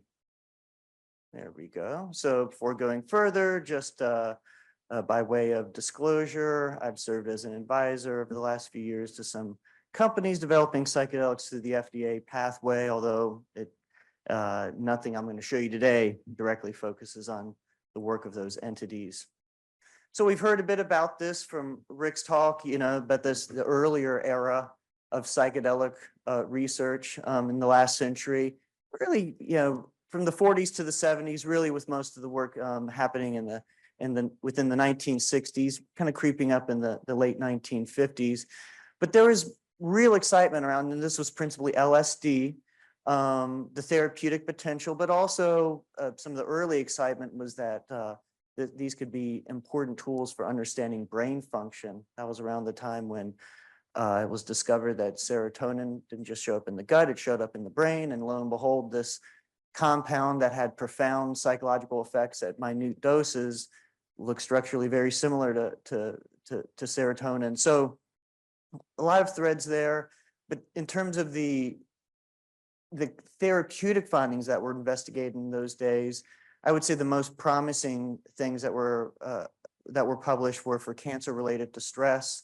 So this is end-of-life anxiety and depression, and also the treatment of alcoholism, what we would call alcohol use disorder today. And then if we see the dark ages, can you see it? The poor fellow hanging from the town square. So these were some of the earlier researchers that were kind of when the rug was pulled out from them. So despite some preliminary findings that were pretty promising in some of those areas, we had to go through a few decades where there was essentially no human research with these psychedelics. And that was a reaction to, one, I always want to remind people, it wasn't just the sensationalism. There were some real casualties. LSD became pretty popular. And I like to remind folks the doses of acid on the street were about 6 times what they are today. So about 300 micrograms versus 50 micrograms, more the average today. So, you hear some real interesting stories for some of the folks attending emergency departments back in those days. There were some real bad trips and certainly some vulnerable people that were affected negatively. There were also plenty of anecdotes of people saying they had life transforming positive experiences, of course. And I think both are true. But I will say one more word about the sensationalism. There was a failure to distinguish between the risk profile that we saw with well-supervised medical use versus, use by young people and settings without the safeguards. And so, and even that became, muddied because there was also some reckless and even unethical research. And there was a lot of excitement surrounding psychedelics in the early 60s and even into the mid 60s, but that really changed, towards into the late 60s. And so in the early 60s, it was sort of like today, there was kind of a hype bubble where, virtually every story you saw in the media was positive around psychedelics, and that completely reversed. And it's because of a few threads, not only the association with the counterculture, the hippie movement, anti-war protests, but also things like the CIA's work and MK Ultra was revealed in the early 70s, and those details came out through the Freedom of Information Act, as well as, of course, what happened earlier with Tim Leary at Harvard, and then really at the very end of the 60s, something folks forget is the Manson murders, which really helped to put, I think, a nail in the coffin with the public perception of psychedelics. It seemed pretty credible that he used LSD as part of his brainwashing of his cult members to commit those murders. So things really changed, and then we went through those periods of dormancy. But if those were the dark ages, you could say we're in the age of psychedelic research enlightenment, or it's been called the psychedelic research renaissance. So Rick showed a similar slide. What I'm plotting here are PubMed hits, the scientific peer-reviewed paper index. The number of papers showing either psychedelic or a synonym hallucinogen, and either the title or the abstract, so the paper being about psychedelics in some way, shape, or form.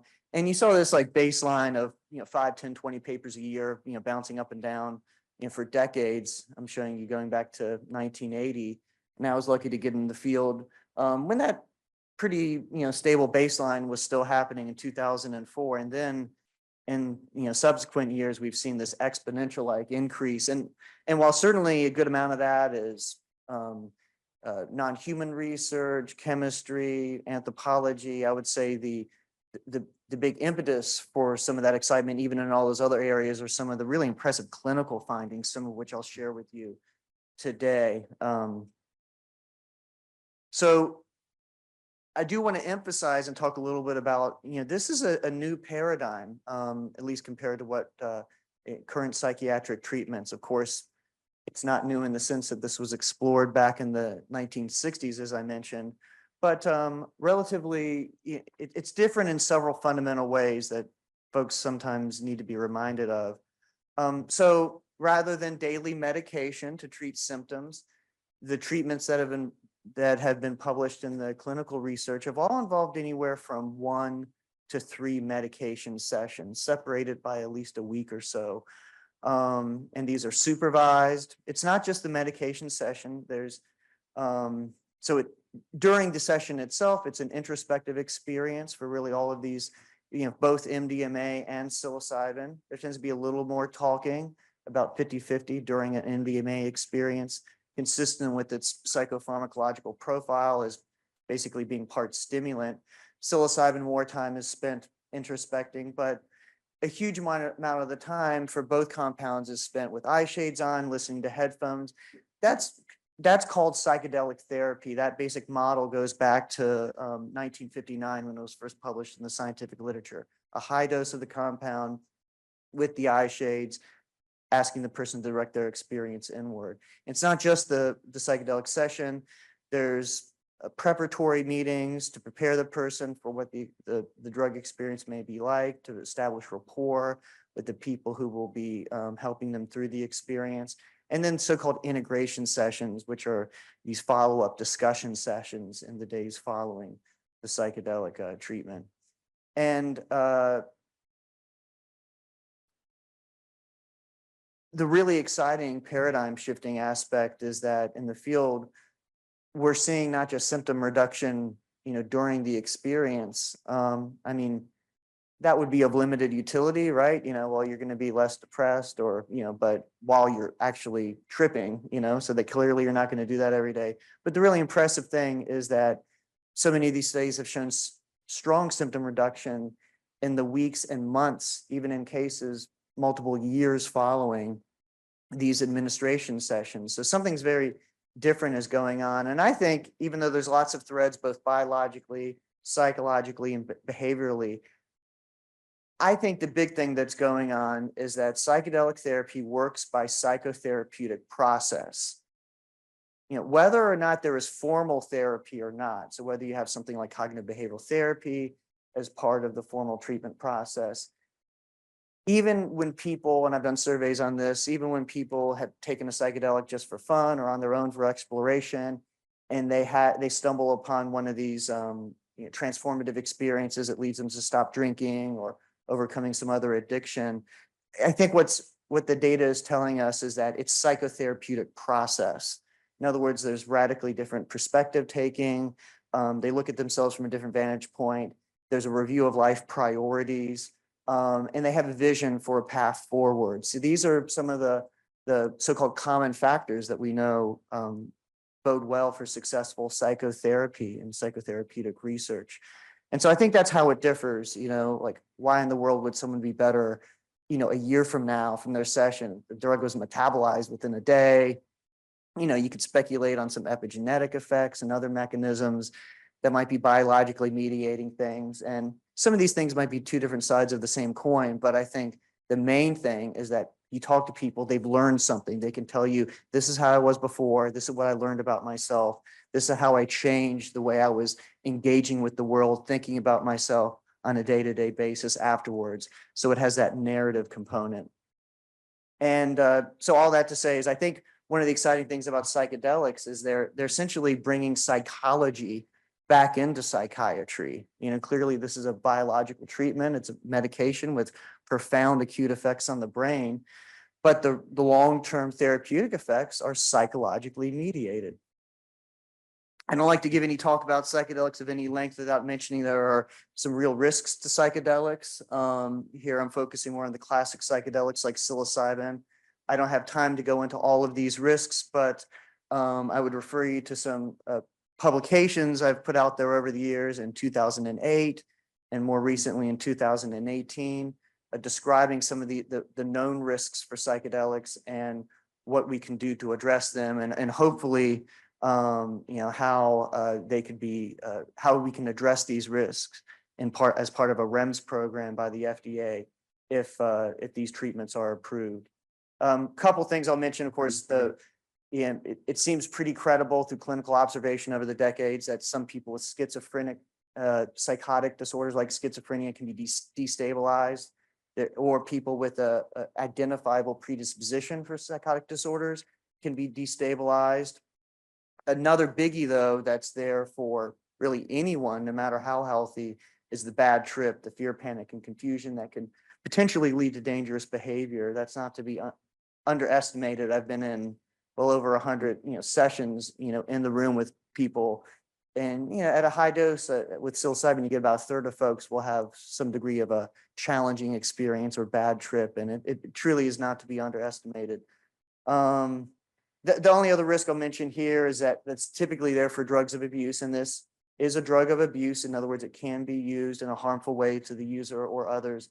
But one of the harms that's typically there for drugs of abuse that isn't there with the classic psychedelics like psilocybin is it doesn't appear to be a drug of addiction. In other words, leading to compulsive drug seeking. Again, it can be can have abuse liability, but that's chiefly in the form of the consequences of use, particularly in an incautious setting and in the wrong way. So those are sort of the known harms and risks, but I've become increasingly concerned about more subtle risks and ones that you're only going to see once you treat thousands of people, and that it may not pop up when you conduct a study with 20 people. And sort of just for the field in general, I warn people about what I call psychedelic exceptionalism. This idea that these treatments are so profound, and they are profound, but they're so profound and they touch so much to the core of the human being that the normal rules don't apply.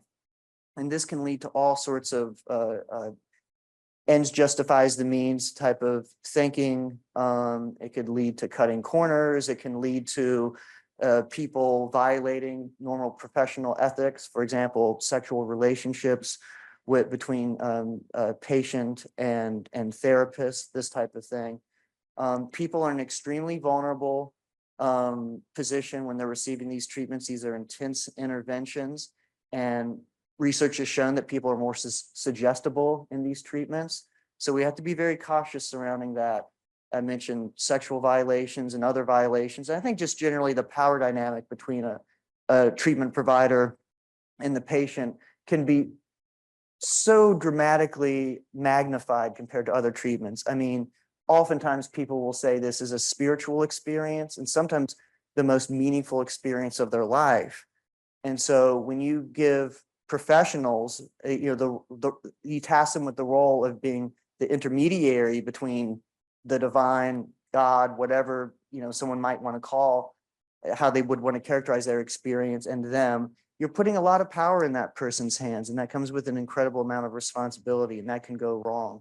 So I'm concerned about the area by which this can go wrong, particularly clinicians falling into what I call the guru complex, filling in the holes for people about what the nature of, whether it's religion, spirituality, and I'm not talking about spirituality in terms of finding meaning in life, feeling connected with others, this type of thing. I mean more of the supernatural dimension.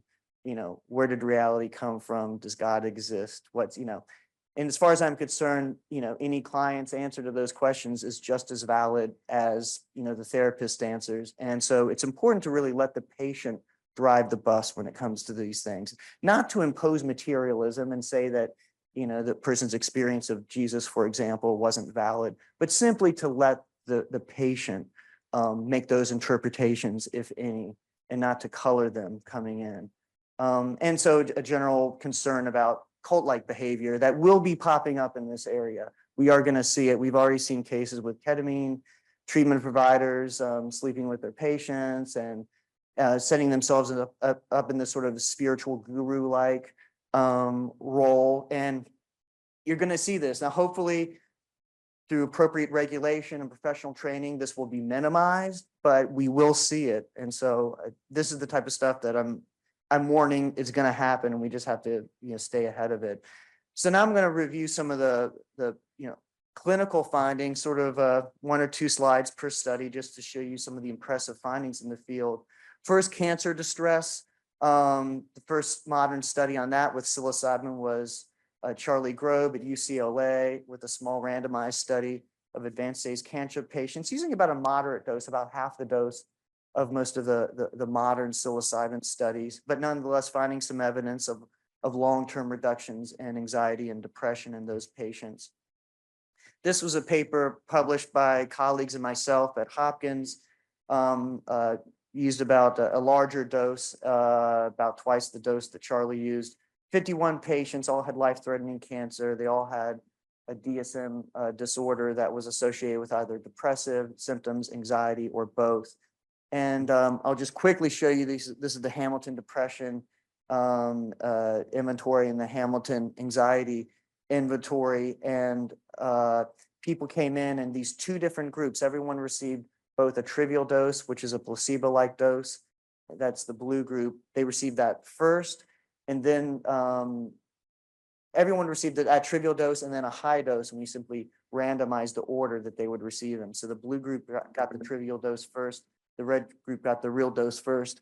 And you could see, people came in at clinically severe area of the Hamilton at baseline at screening. And then post 1 is 5 weeks after that first session. You can see that on average, the red group that's gotten the real high dose is down into the clinically normal range of the scale on average. Some reduction in the low dose group, probably due to the placebo effect and also the rapport building. There were 8 hours of prep time before these meetings, and part of that involved talking about their cancer. But nonetheless, at post 2, that's 5 weeks after the second psilocybin session. So after that crossover, now everyone's had the high dose session, whether it was 5 or 10 weeks ago. And now you see both groups on average down to that very low level of suffering. And basically, same story for anxiety and depression. But remarkably, it wasn't just 5 to 10 weeks after that initial session. At 6 months, the results looked essentially unchanged in terms of those reduced anxiety and depression levels. And so that's sort of the paradigm shifting new thing in this field. And so it's not just in our hands, our good colleagues at New York University published at the same time a similar study with a complementary design. They used, rather than low dose, they used a niacin. It's not perfect, but another, essentially active placebo. And they likewise found longstanding reductions in anxiety and depression. And they found in some remaining people that survived at 4.5, 5 years later, continued improvements even at that long time point.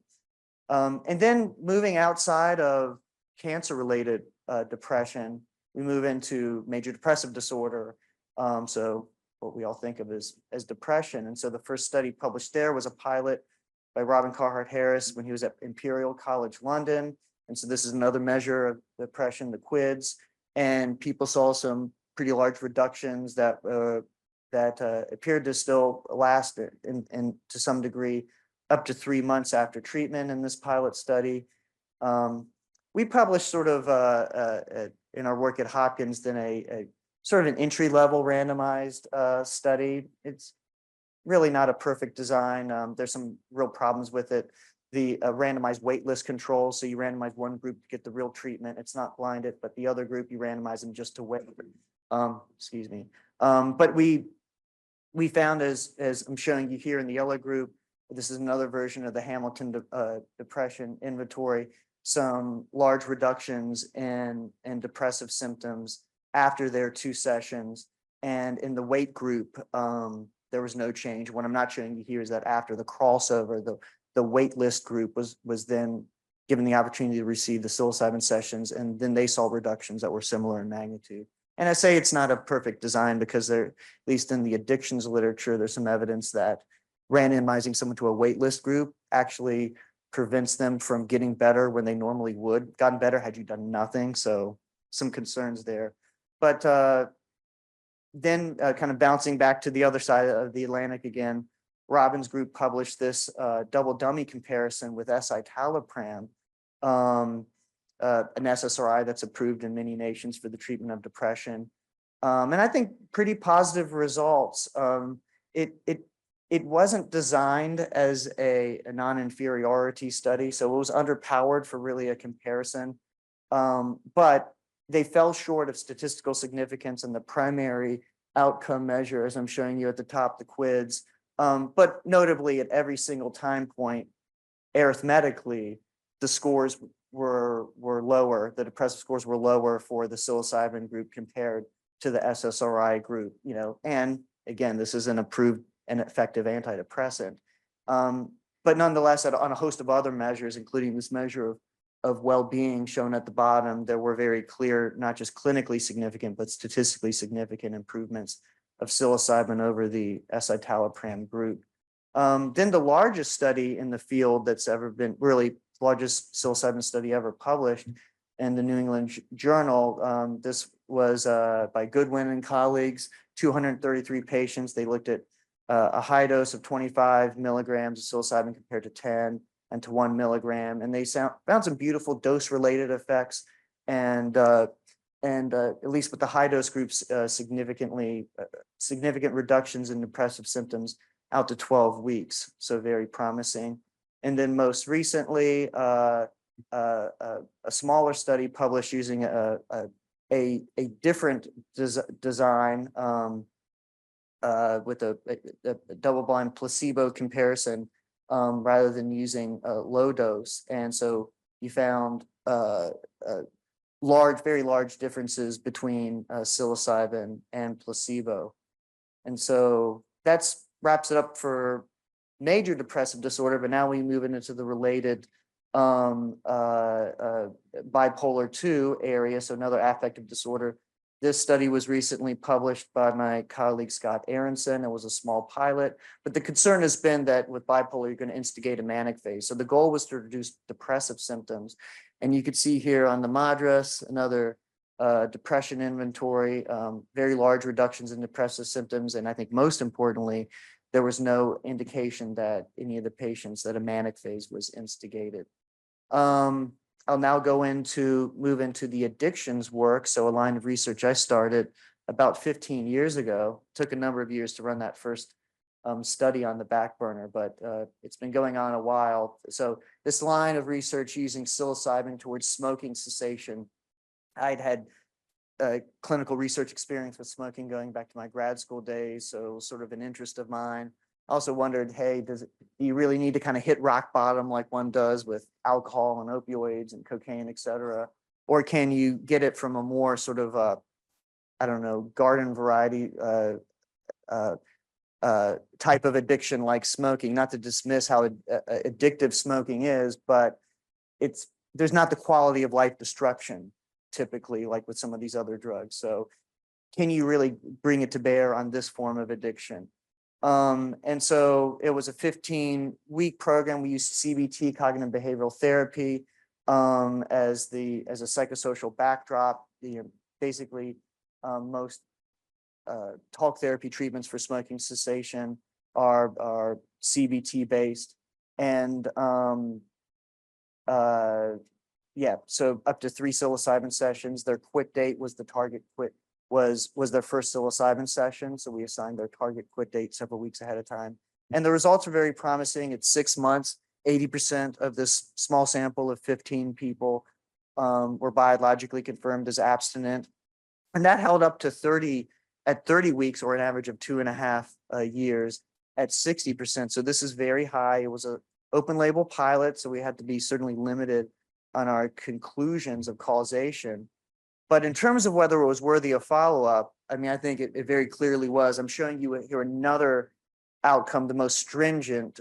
Before I showed you point prevalence, meaning they hadn't smoked within the last week. This is continuous absence, meaning there's no evidence they had even a single puff since their target quit date. And I'm showing you here our average data on the psilocybin and CBT group from this study on the right, which is over 50% at the 12-month follow-up. So over 50% of people, not a puff in the year following treatment, compared to normative literature values you get for the most effective other treatments, varenicline, CBT by itself, et cetera, nicotine replacement. And so take it with a grain of salt because these don't come from the same study. And so, but just to give you a flavor of, in terms of absolute abstinence rates, how well these data looked, and why the answer was yes, it's certainly worthy of follow-up with a more controlled trial. And we did a qualitative analysis based on this study, and at the 2.5-year follow-up, and asked people, if you think the psilocybin helped you, how did it help you? And these were the themes like that were mentioned by multiple independent participants. So it provided a sense of interconnectedness, awe, and curiosity to the help. It reduced withdrawal symptoms. There were other changes that somehow helped, like increased altruism that they perceived. There were insights into their own smoking history, their kind of idiosyncratic personal reasons for smoking.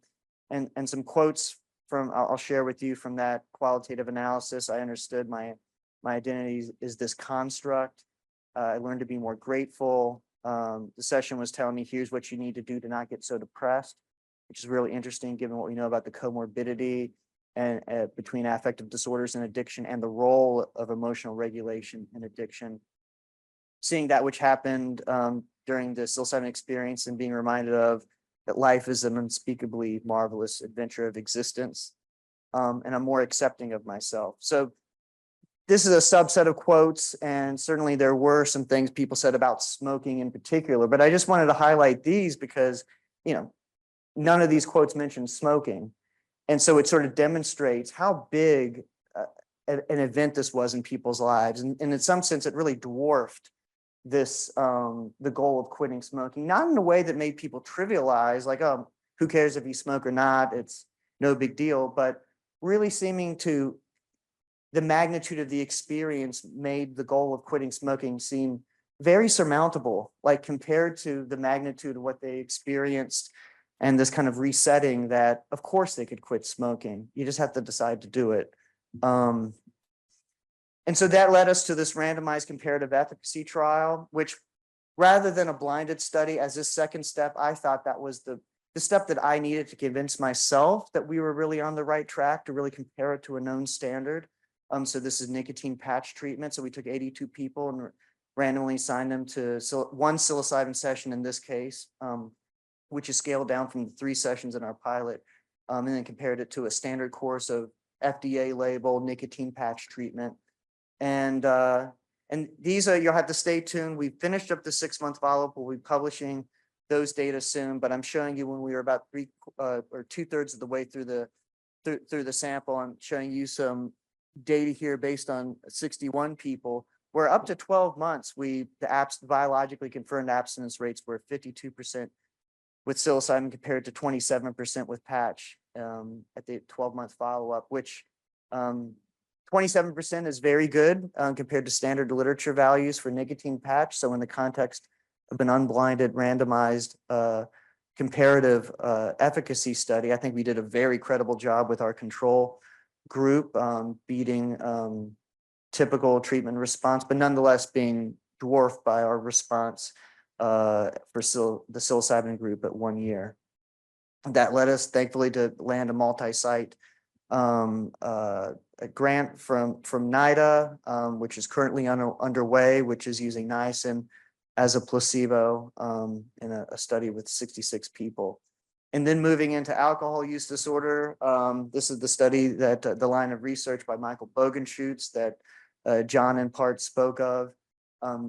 95 participants randomized to psilocybin versus an active placebo of niacin, again, 2 sessions. They used motivational enhancement therapy, motivational interviewing, if you're familiar with that, as a core component of that MET treatment.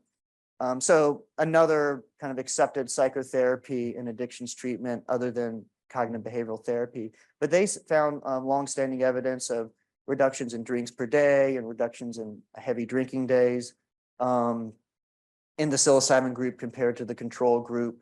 And in a subset of individuals with hair samples, they had some biological verification of those results as well. And finally, this is the work that Rick was speaking of earlier, and the great work that MAPS has done in developing PTSD with their 2 phase 3 trials showing longstanding reductions in PTSD symptoms on the CAPS-5, the gold standard clinical assessment for PTSD. So that's sort of taking you around the world with these, sort of top line results for these different disorders. I wanted to, if I have time, okay, I'm getting a nod. Yes, I have some time. Just talk a little bit about sort of big picture thoughts on recommendations for the field, whether it be FDA, funding agencies at NIH or DOD, licensing boards, and just the profession in general. I do think there needs to be more emphasis on comparative efficacy trials rather than only blinded studies. There's no perfect study. I think there's pros and cons to every study design, but ultimately these methods complement each other in the literature. And I was encouraged that I helped lead a regulatory workshop in Berlin on psychedelics back in the fall, and representatives from EMA and some different nations were present. And it seemed that there was this consensus this is what they were most interested in, these comparative efficacy studies, with the recognition that, hey, there's not going to be a perfect solution to this blinding question. It's an issue in the field, one that we should continue to address. And there's some very creative work unfolding to help to look at the role of unblinding and the credibility of placebo conditions. But I published a study in my lab with colleagues about a year ago, looking at all the control conditions ever published with psychedelics. And one of the big lessons is, like, in the blinded studies, the success of the blinding is rarely studied. And frankly, early in this research, there was this sense that, oh, we don't want to ask that question because it's not going to look good, and so we want this field to look good. So I think it's long since time we need to move past this. We need to get the truth on both questions like this, the credibility of the blind, as well as a full picture of the harms that happen.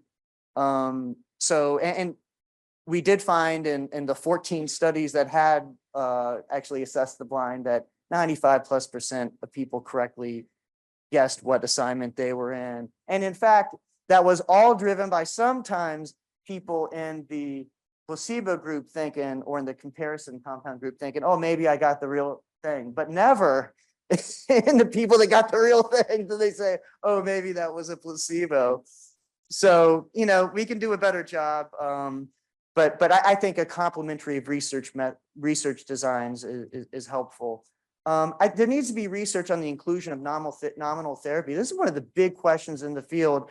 A high profile editorial about a year ago just landed about like a dozen responses. Everyone has their opinion. I have my opinions, but ultimately it's an empirical question. One of the things that I wanted to see more nuance with in the draft FDA guidance was just distinguishing between what I'm calling nominal therapy, whether it's CBT or prolonged exposure therapy or what have you, and just this level of support and the preparation and support, which this is difficult because yes, that could be stripped of the nominal therapy like CBT, but if you're doing it right, it's very psychotherapy-like, because the whole point is to rebuild a rapport. And I would say it's unethical to conduct these sessions, at least with high doses of psychedelics, with no preparation and no clinical support by a trusted person during that session. But I think keeping those nuances in mind, there's lots of, opportunity to investigate, okay, with some whatever minimal level of preparation and support that's deemed ethically sufficient, manipulating whether or not there's psychotherapy present. Do you get better results? I think that's might be the burning question in the field from my perspective. And then we need more research on how psychotherapy is done, or I should have phrased this as just how psychedelic therapy, again, whether or not you have the nominal psychotherapy like CBT included with it, just how this is done. I remind people that we are using essentially the same clinical treatment design that was first published in the scientific literature in 1959. Virtually all of the experimental research in this psychedelic area has been drug versus placebo, drug versus comparison compound, different doses of the same drug. None of it on how do you do this? How much preparation? How much integration? What do you do? I published, I think, the first study ever to manipulate a set and setting variable. It was a trivial example, but a set and setting variable during psychedelic sessions, and that was simply with varying which of two music playlists someone heard. And, tried to kind of, much more important than this question of which music playlist did better,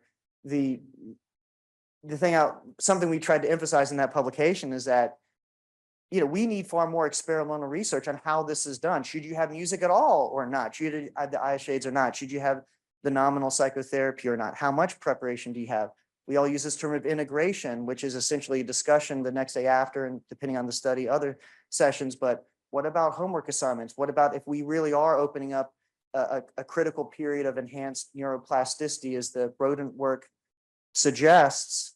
What can we do? How long does that last? What can we do during that time that can help cement some of the things learned during the experience? So I hope the field kind of, really goes in some of these interesting directions of filling these blanks. And we need more research on the harms, and we're going to come across harms, and we already are, I think, like things like HPPD, the perceptual disorders, dissociative states, so that, you can run a study with 100 people and you might not see it. But once we start, having this in treatment and, 50,000 people have received this treatment, you're going to see some level of some of these more subtle and rare harms. And so we need to really just keep these on our radar screen and just not overstate the safety. I mean, these are very, very powerful mental tools, and they do have some, it would be impossible to imagine a tool of this magnitude without potentially having some downsides depending on how it's used and in what people it's used.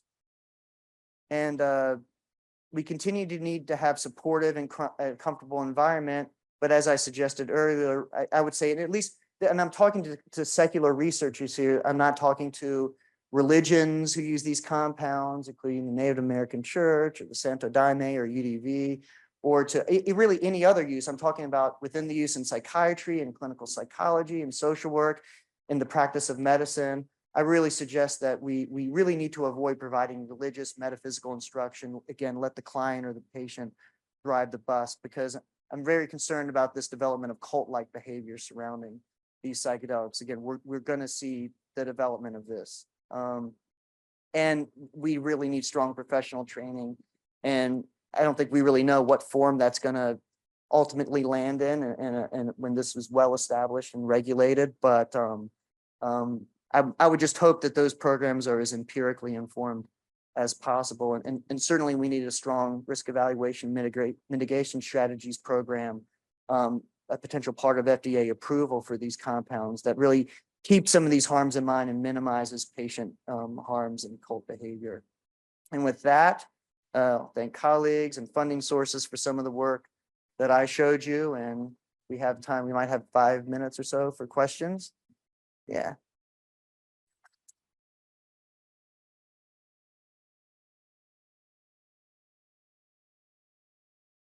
If there's no questions, I can tell a joke. Okay. And there's one over here after you, so the joke might have to wait. We may not get to the joke.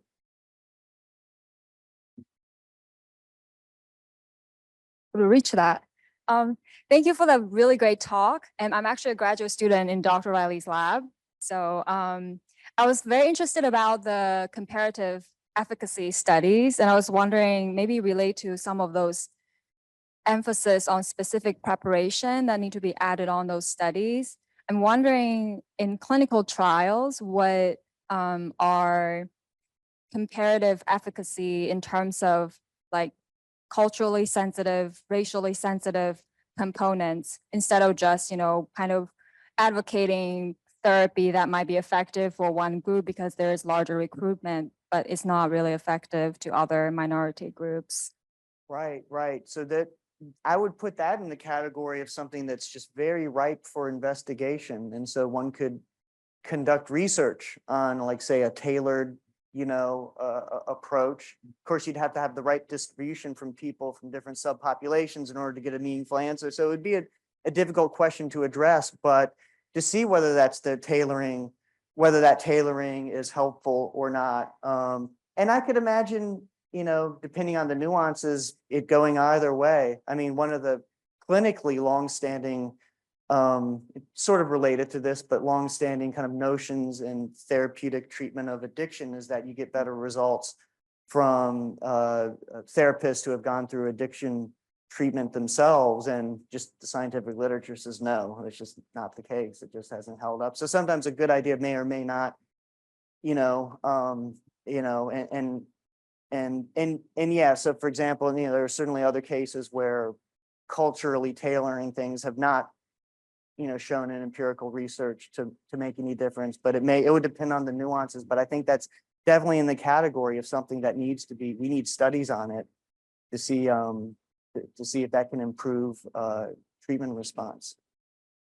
Hey, how are you? David Saunders, Uniformed Services University School of Medicine. So I think you mentioned the harms and the need to study the harms. One that comes to mind, particularly for the stimulant medications, is cardiovascular safety. And want to get your thoughts on how that would be assessed and how it would be assessed in the context of what seems to be really a package of medication plus psychotherapy without interfering with the treatment itself. Right. So I think, in terms of this psychedelic treatment model where someone's receiving 1, 2, or 3 doses, it's a pretty straightforward answer. There needs to be a medical screening where you have a full, including their cardiovascular function. And, certainly the clinical trials right now, I mean, the FDA thankfully is imposing, different rules, about what their blood pressure what the threshold needs to be at baseline, and depending on the study, that they need to be below a certain threshold before the treatment commences. And it is an important area because even with MDMA, relatively speaking, I think, is at more, there's somewhat higher cardiovascular risk than psilocybin. I certainly think this through screening, both are reasonably, can be, safely applied to a large number of people. But there are, even with psilocybin, which is pretty robustly safe at the physiological level, there are some deaths from people that are at the severe levels of heart disease. Sometimes it's overstated. No one's ever died. I mean, there's one case in the medical literature of a heart transplant patient that took psilocybin mushrooms and died. So, I mean, I know it's an extreme example, but there are some other, reports out there that haven't showed up in the literature that I think are credible. So, but thankfully it's something I think we can navigate through just appropriate screening. and I do certainly wonder about this in, the state or local level initiatives. How much is that? Is the person on their own to check this out? Are they needing a medical screening? Like, and how is this? Do they just have to report, oh no, I don't have heart disease? Check.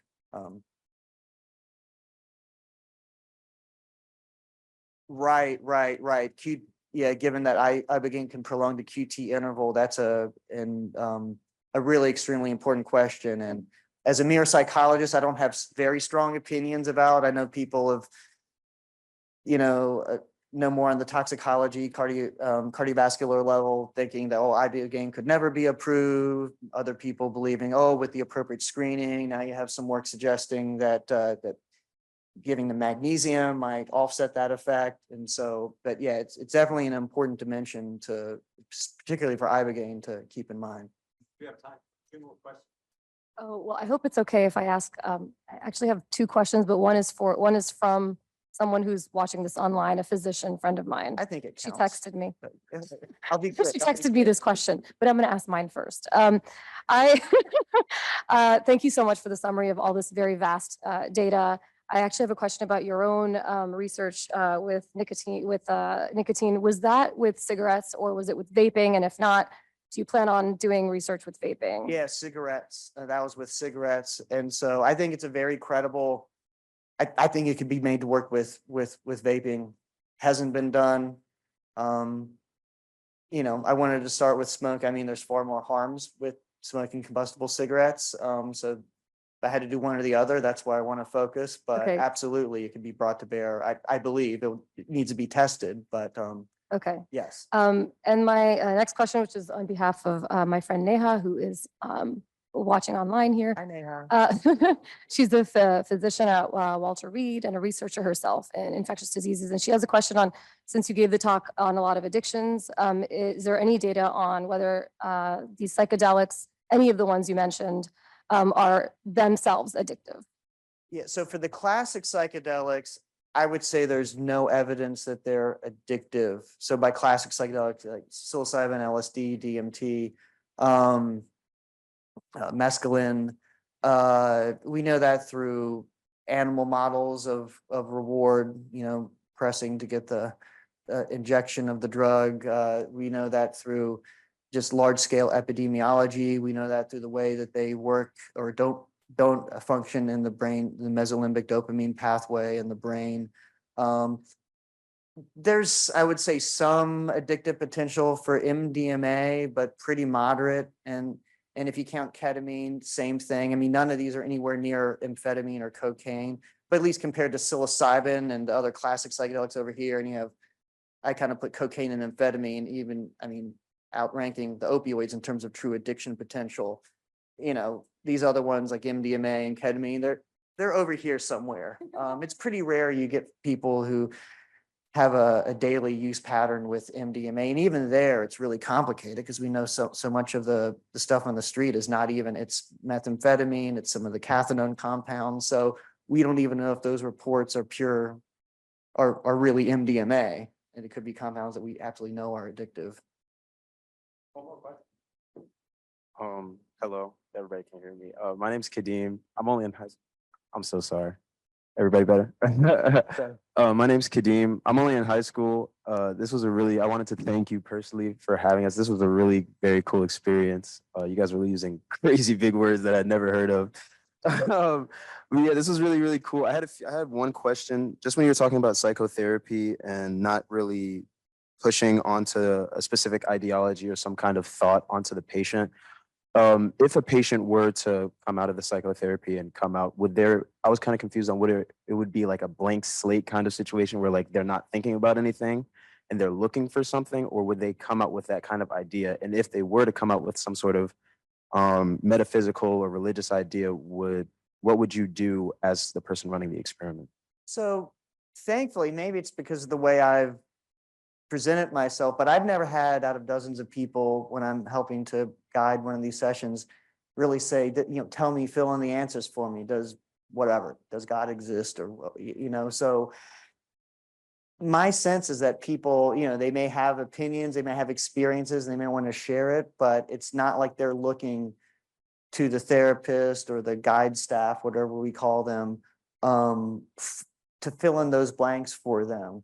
And even if they did, I don't think we should. I mean, because ultimately, like, you have to admit, I don't know, again, anyone's opinion on these questions about what's the nature of reality, does God exist, what, are plant spirits real, like whatever it is, it's like, your opinion is 100% just as valid as mine. Like, these are just questions there's no empirical, there's no, hard evidence research on by their very nature. So when people do, and people certainly do say, well, that was, and expecting, whether it's Jesus spoke to their heart, or they felt the plant, the spirit of the mushroom, or their chakras were activated, or what, it could go on and on.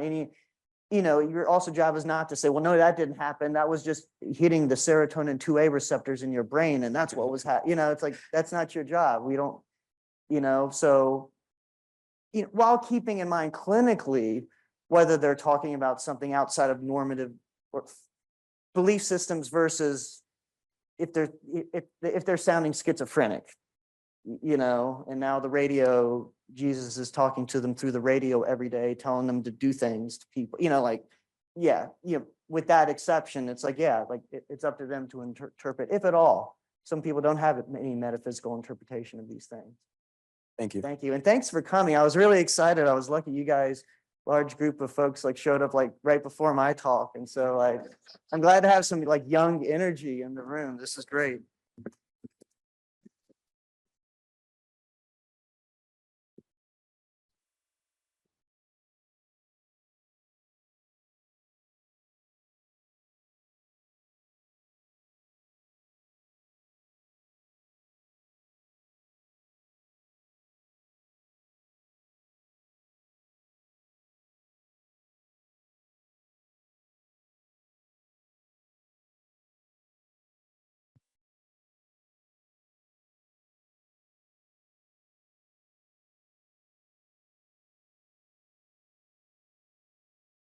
I hope it's still sharing now.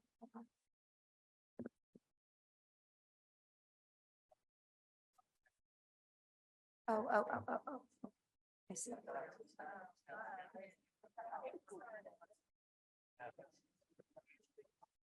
I think we're okay. Thanks. Thanks. And Matt, you can tell your joke later after lunch. How's that? Our next speaker, the final speaker in this section, is Forrest Heifetz. In his work as a practicing physician, as well as a clinical and preclinical investigator, Dr. Heifetz brings a rather unique combination of skills to the issue of psychedelics and therapy that bridge neuroscience, psychology, and anesthesiology. He's been active in research at Stanford, assessing mechanisms of action for rapid-acting treatments for psychiatric disease. In addition to his basic neuroscience interest in these mechanisms, he is also examining psychedelics such as psilocybin, ketamine, MDMA, and how they can be utilized in perioperative clinical care, and as he indicates, in precise, safe, and scalable ways.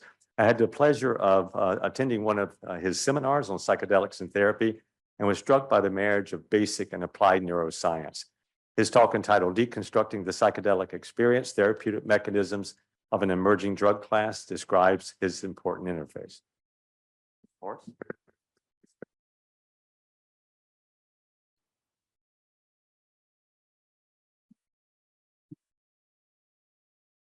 All right, I stand between you and lunch, but I'll make it entertaining. I'll make it worth your while.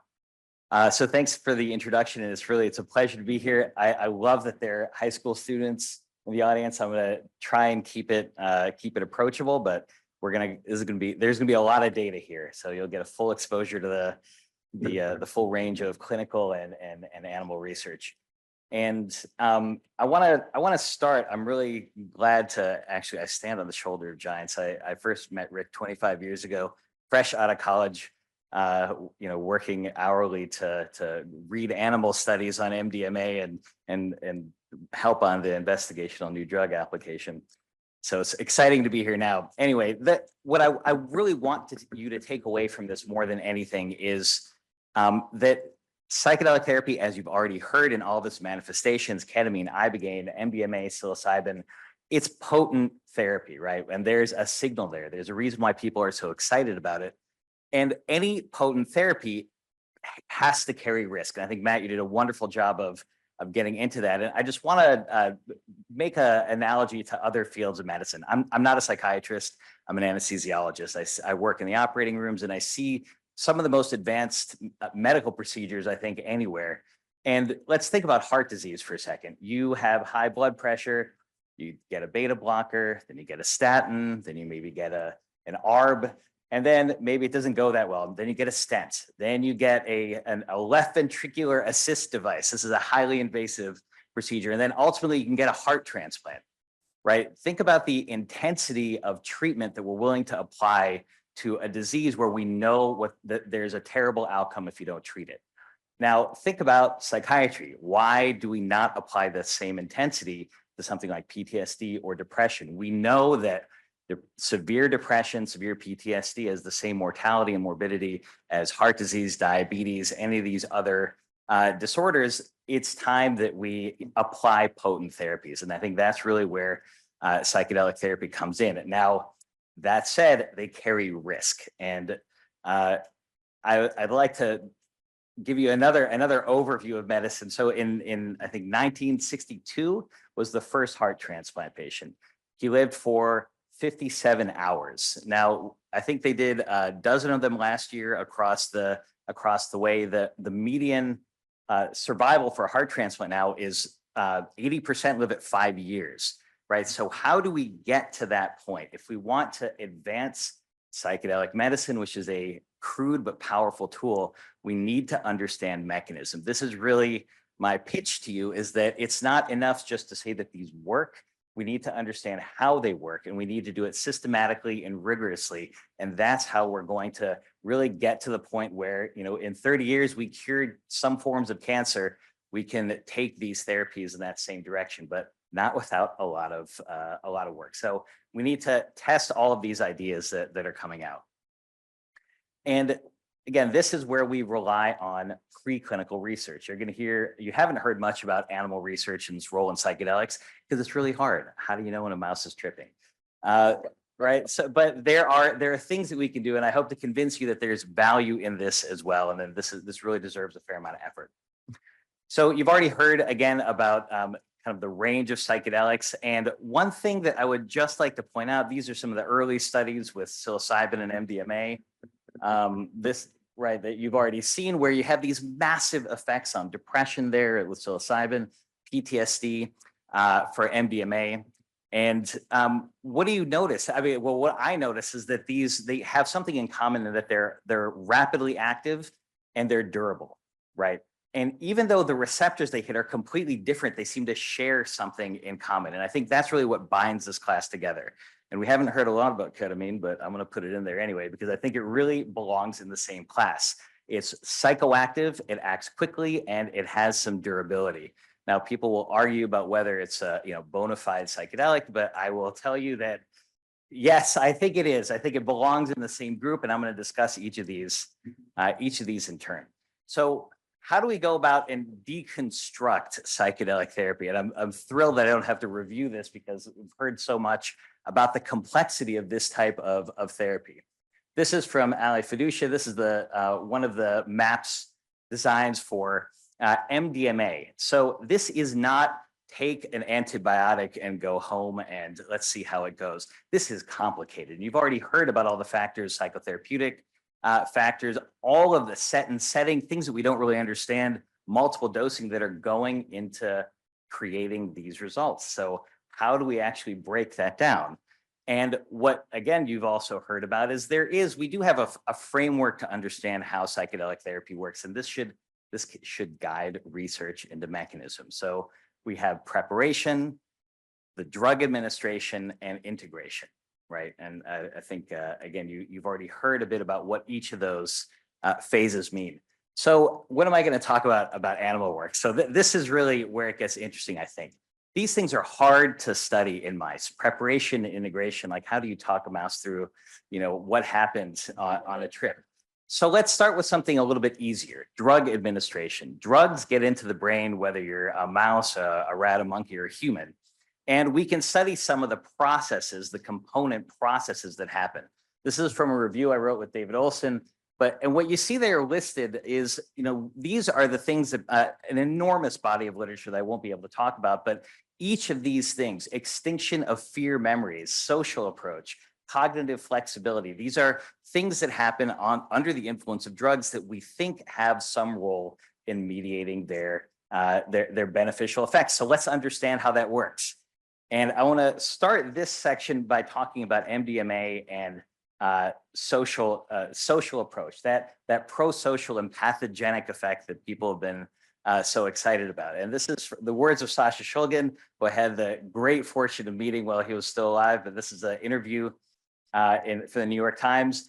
And what I highlight here is his description that it opened up a person both to other people and inner thoughts, and it might be well suited to psychotherapy, something that allows you to talk about difficult trauma. Now, the other thing he said about it, and this I think has been maybe played down a little bit, a low-calorie martini. All right, so a low-calorie, what does it mean? People, this is not as benign as we might think, and it's not necessarily for everyone.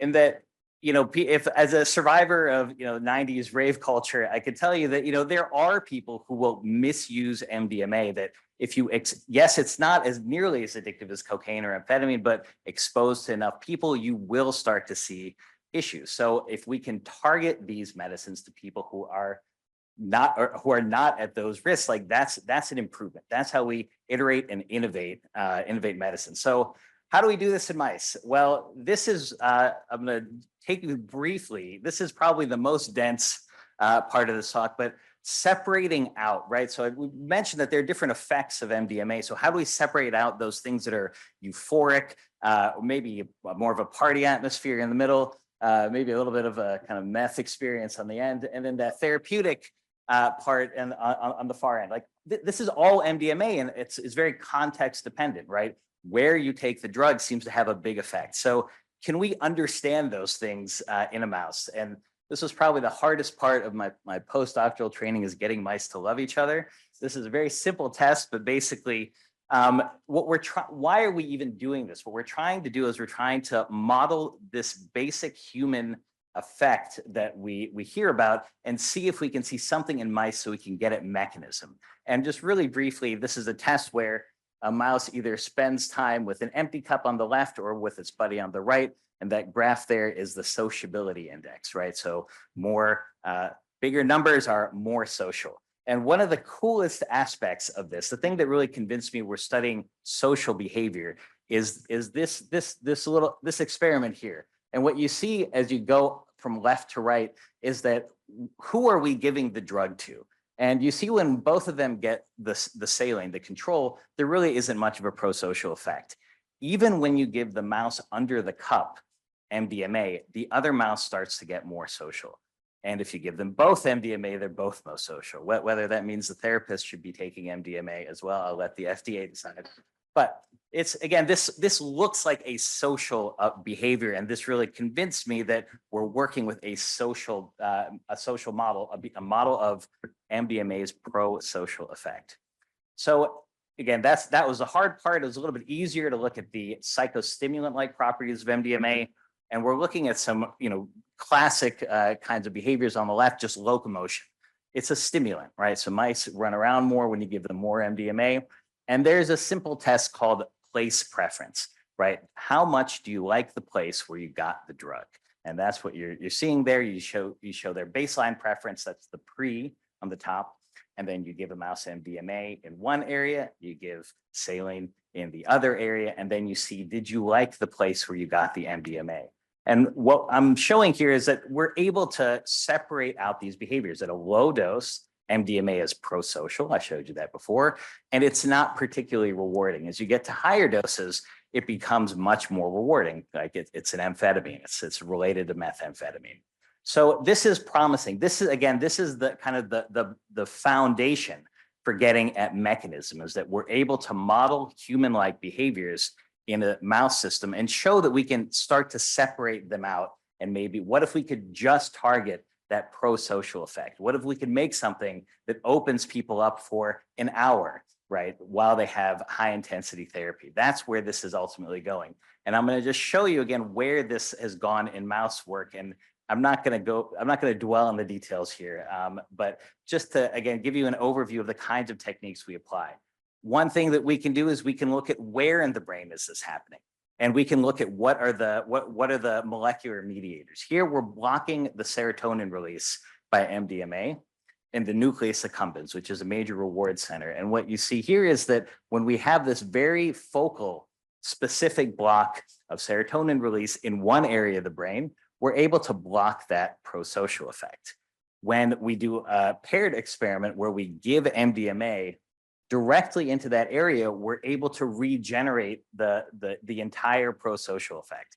We're able to account for that social approach just by giving MDMA in one spot in the brain. So you think about brain stimulation technologies, other sorts of advanced approaches that are coming online. This is how we get closer, is by understanding where and how they work. The other piece of this, I talked about, how do you separate out these different components of MDMA? So this is, we found this out by accident, actually, that when MDMA releases serotonin and drives this prosocial effect, that same property is actually limiting the abuse liability. This is really what separates MDMA from methamphetamine, right? Methamphetamine is a scourge and MDMA is not that addictive. So what we did here is, again, it's this place preference. When we use a low dose of MDMA, they really don't care for it that much. But when we go into the brain and block one subtype of the serotonin receptor, we're able to completely change that behavior. When we take away that prosocial effect of MDMA, now somehow MDMA is way more rewarding. And we've traced this down, again, without going into great detail, as we see this reflected in dopamine release itself. You're all probably familiar with dopamine as the reward mediator. We see that when we block that serotonin and prosocial effect of MDMA, we also block, we actually dramatically enhance dopamine release. So again, the details of this I don't imagine are going to stick, but what should stick is that we can model these aspects in mice and get at mechanism and iteratively improve on these drugs. And that is, again, is going to improve safety and efficacy in the long run. Again, moving even beyond that is, you've heard a lot about set and setting, right? And like, what is it about a drug that makes it almost a different drug when you take it with people, MDMA in particular? So to do that, we don't really know even how to ask those questions yet in mice. We don't have a receptor for what are friends, right? We don't know where in the brain that necessarily happens. So we've taken a very different approach, and that we're not going to assume pharmacology or even where in the brain it works. And again, I'm highlighting this approach as a technique that you can ask these questions. What you're looking at there, this is we've made a mouse brain totally transparent. And each of those little scintillating dots of light, which are not showing up very well, but you can imagine, each of those is a neuron, a single cell that was active during a drug experience. So we're able to reconstruct the entire brain in terms of the activity that was experienced on drug. And then we can do things like create these maps. And we took that to the question of MDMA. What you see on the left is mice that are in social settings, or they're alone and they're just getting the placebo, or mice that are getting MDMA in social settings or alone. And the question that we're trying to answer is, what is it about MDMA that specifically enhances social environments, right? That seems to be at least one conception, is that's at the core of what's therapeutic. And we were able to do that. I mean, that's what you're looking at here, which I hope will, it won't, hold on, I'm going to make this thing spin. Maybe it will. There we go. Yes. No. All right. Well, you're going to have to trust me. It's beautiful. The idea here is what you're looking at is that's the mouse brain, and we've reconstructed. These are the circuits in the brain. These are the, again, single cell resolution across the entire mouse brain of drugs that are selectively activated by MDMA just in social settings. So thinking about MDMA as it's a serotonin releaser is totally insufficient, right? It was a releaser when you took it with friends. It was a releaser when you took it at home. This is the context that we're missing. This is how you look at context and setting. And it looks like a different drug, actually, depending on the context of use. And what that led us to is finding brain areas that I don't even know what this brain area did, the dorsal endopiriform nucleus. I will give $1 million to anyone who's even heard of it. But this is what this technique allows us to do, is to map, I gotta take it. It allows us to map brain areas that we don't have any preconceptions about, and understand, again, this pro-social circuitry devoid of these other effects of MDMA. That's how we get precision. And we take it a step further, and that we can control those circuits. This is like a lot like Inception, if you've seen that Leonardo DiCaprio movie. And this, again, it's amazing to me that I'm summing up in 3 pictures decades, literally decades worth of work on genetic engineering and viral engineering and designing designer receptors and proteomics.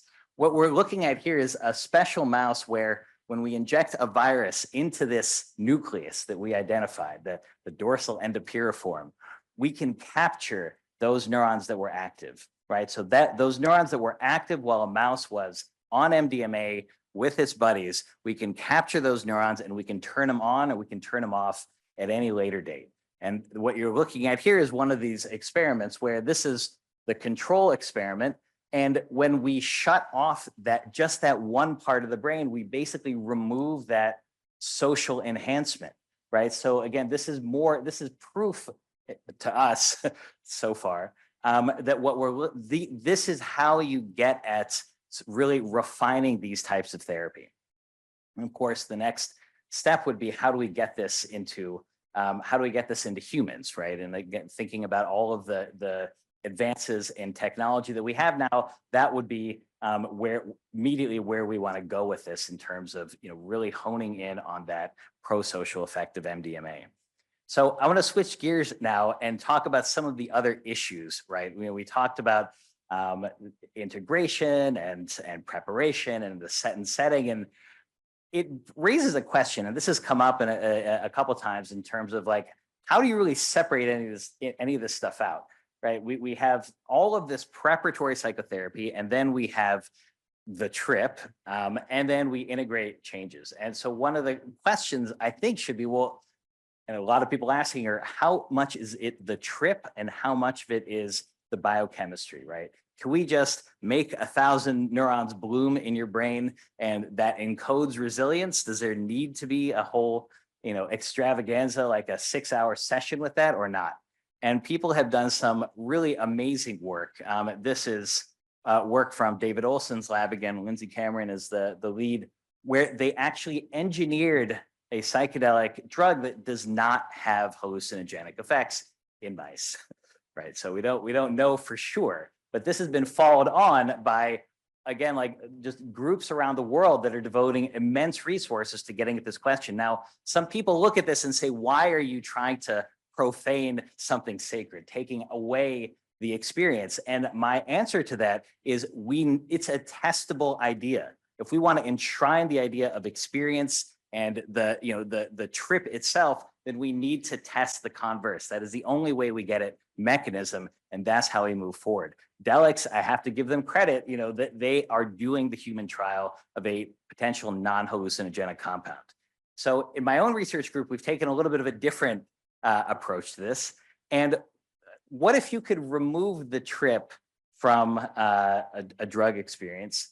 And what would happen? What would patients say? And so we actually did this with the use of general anesthesia. I already mentioned I'm a anesthesiologist, so when you have a hammer, I guess everything's a nail. But what the idea is, if someone is unconscious, right, there's no experience to speak of, do they still get a benefit from the drug?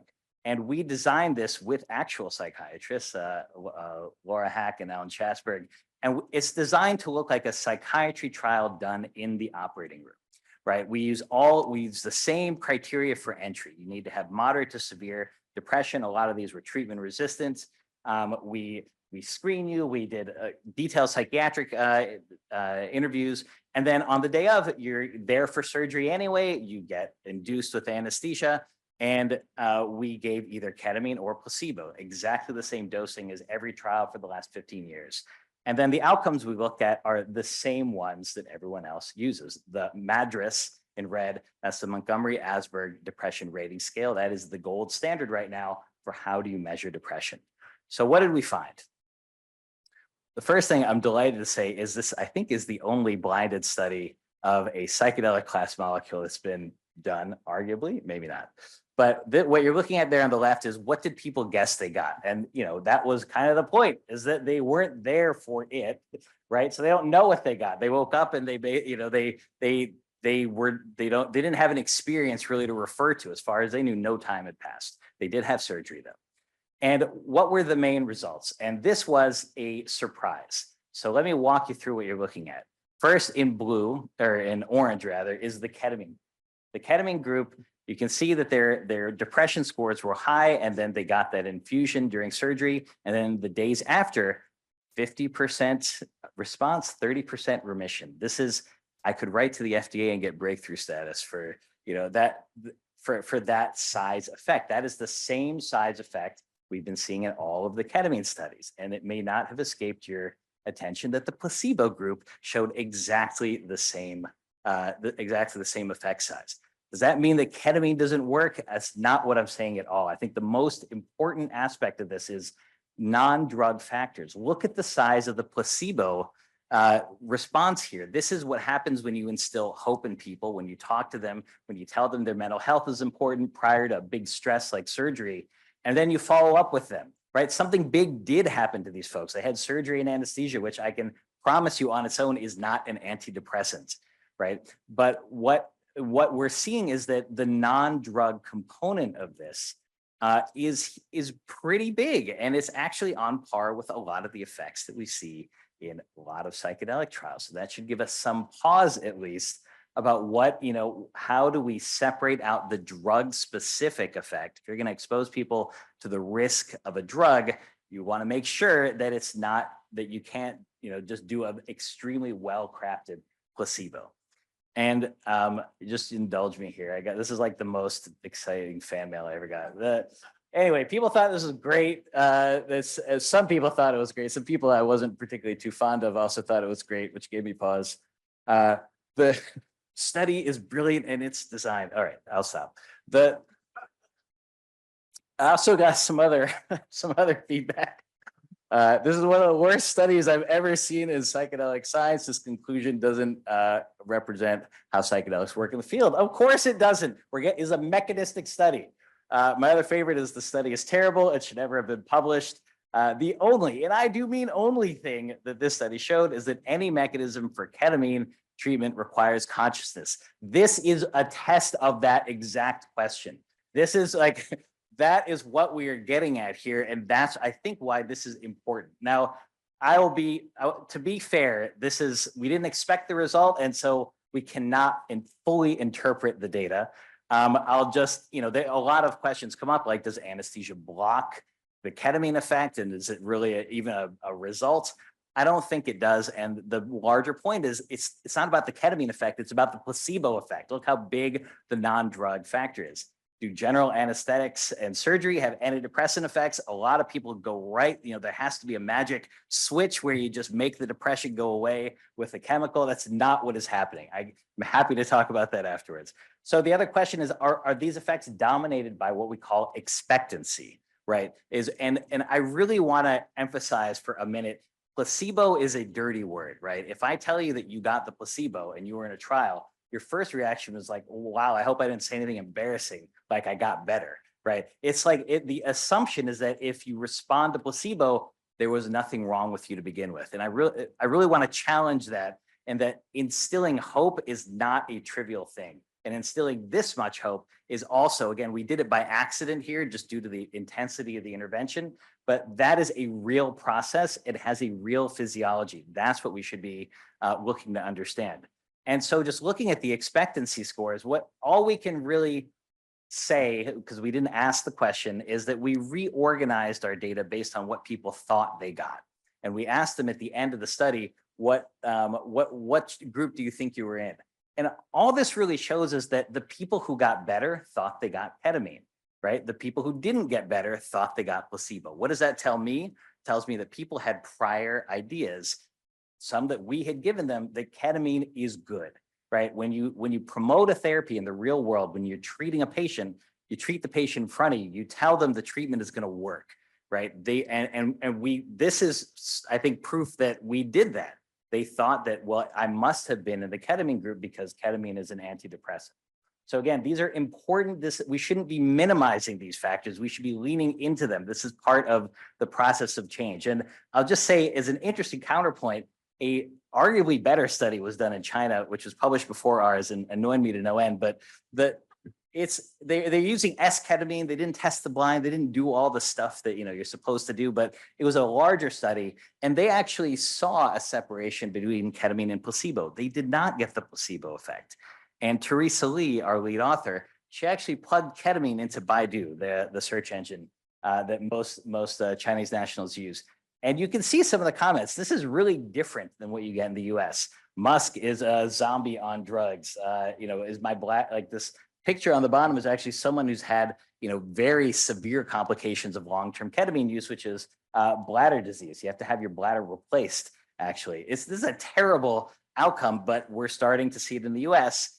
And meanwhile, what this is basically things are starting to turn around. I think Matthew Perry really put a dent in some of the enthusiasm, but there's been a lot of I think hype, and the more, this is a numbers game. You have a drug that has a so-so abuse profile, you give it to enough people, you will see complications, and these are preventable. Again, just think about how far we've come in chemotherapy and, cardiovascular medicine. It's possible to do better.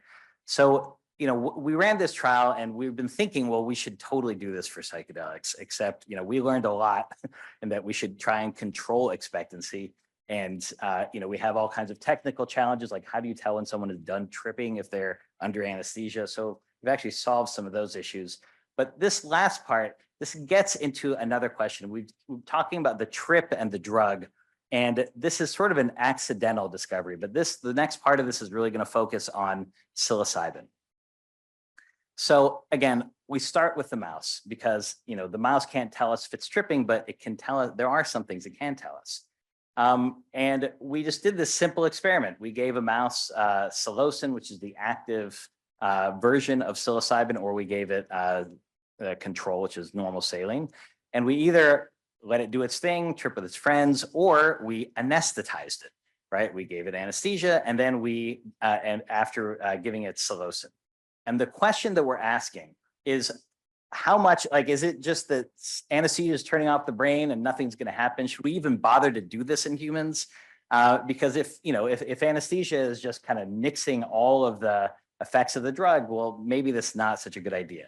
So this is why we did this study, and we applied the same kind of technique that I showed you before. This is a little bit of an updated picture, but we're borrowing heavily from human neuroimaging techniques to do this in mice, where again, what we're looking at is brain-wide activity and just asking the question, what does psilocybin do across the brain, and does anesthesia change it? And is it spinning? Oh, thank goodness. All right, very exciting. We worked so hard on those. So this is what happens across a mouse brain when you get psilocin when you're awake. You can see there's just broad activation all over the brain. It's not that surprising. That's basically what people have seen in humans already for a dozen years. This is what it looks like when you're anesthetized. So you don't need a PhD really to see that there's a lot of similarity. There's something wrong with this picture.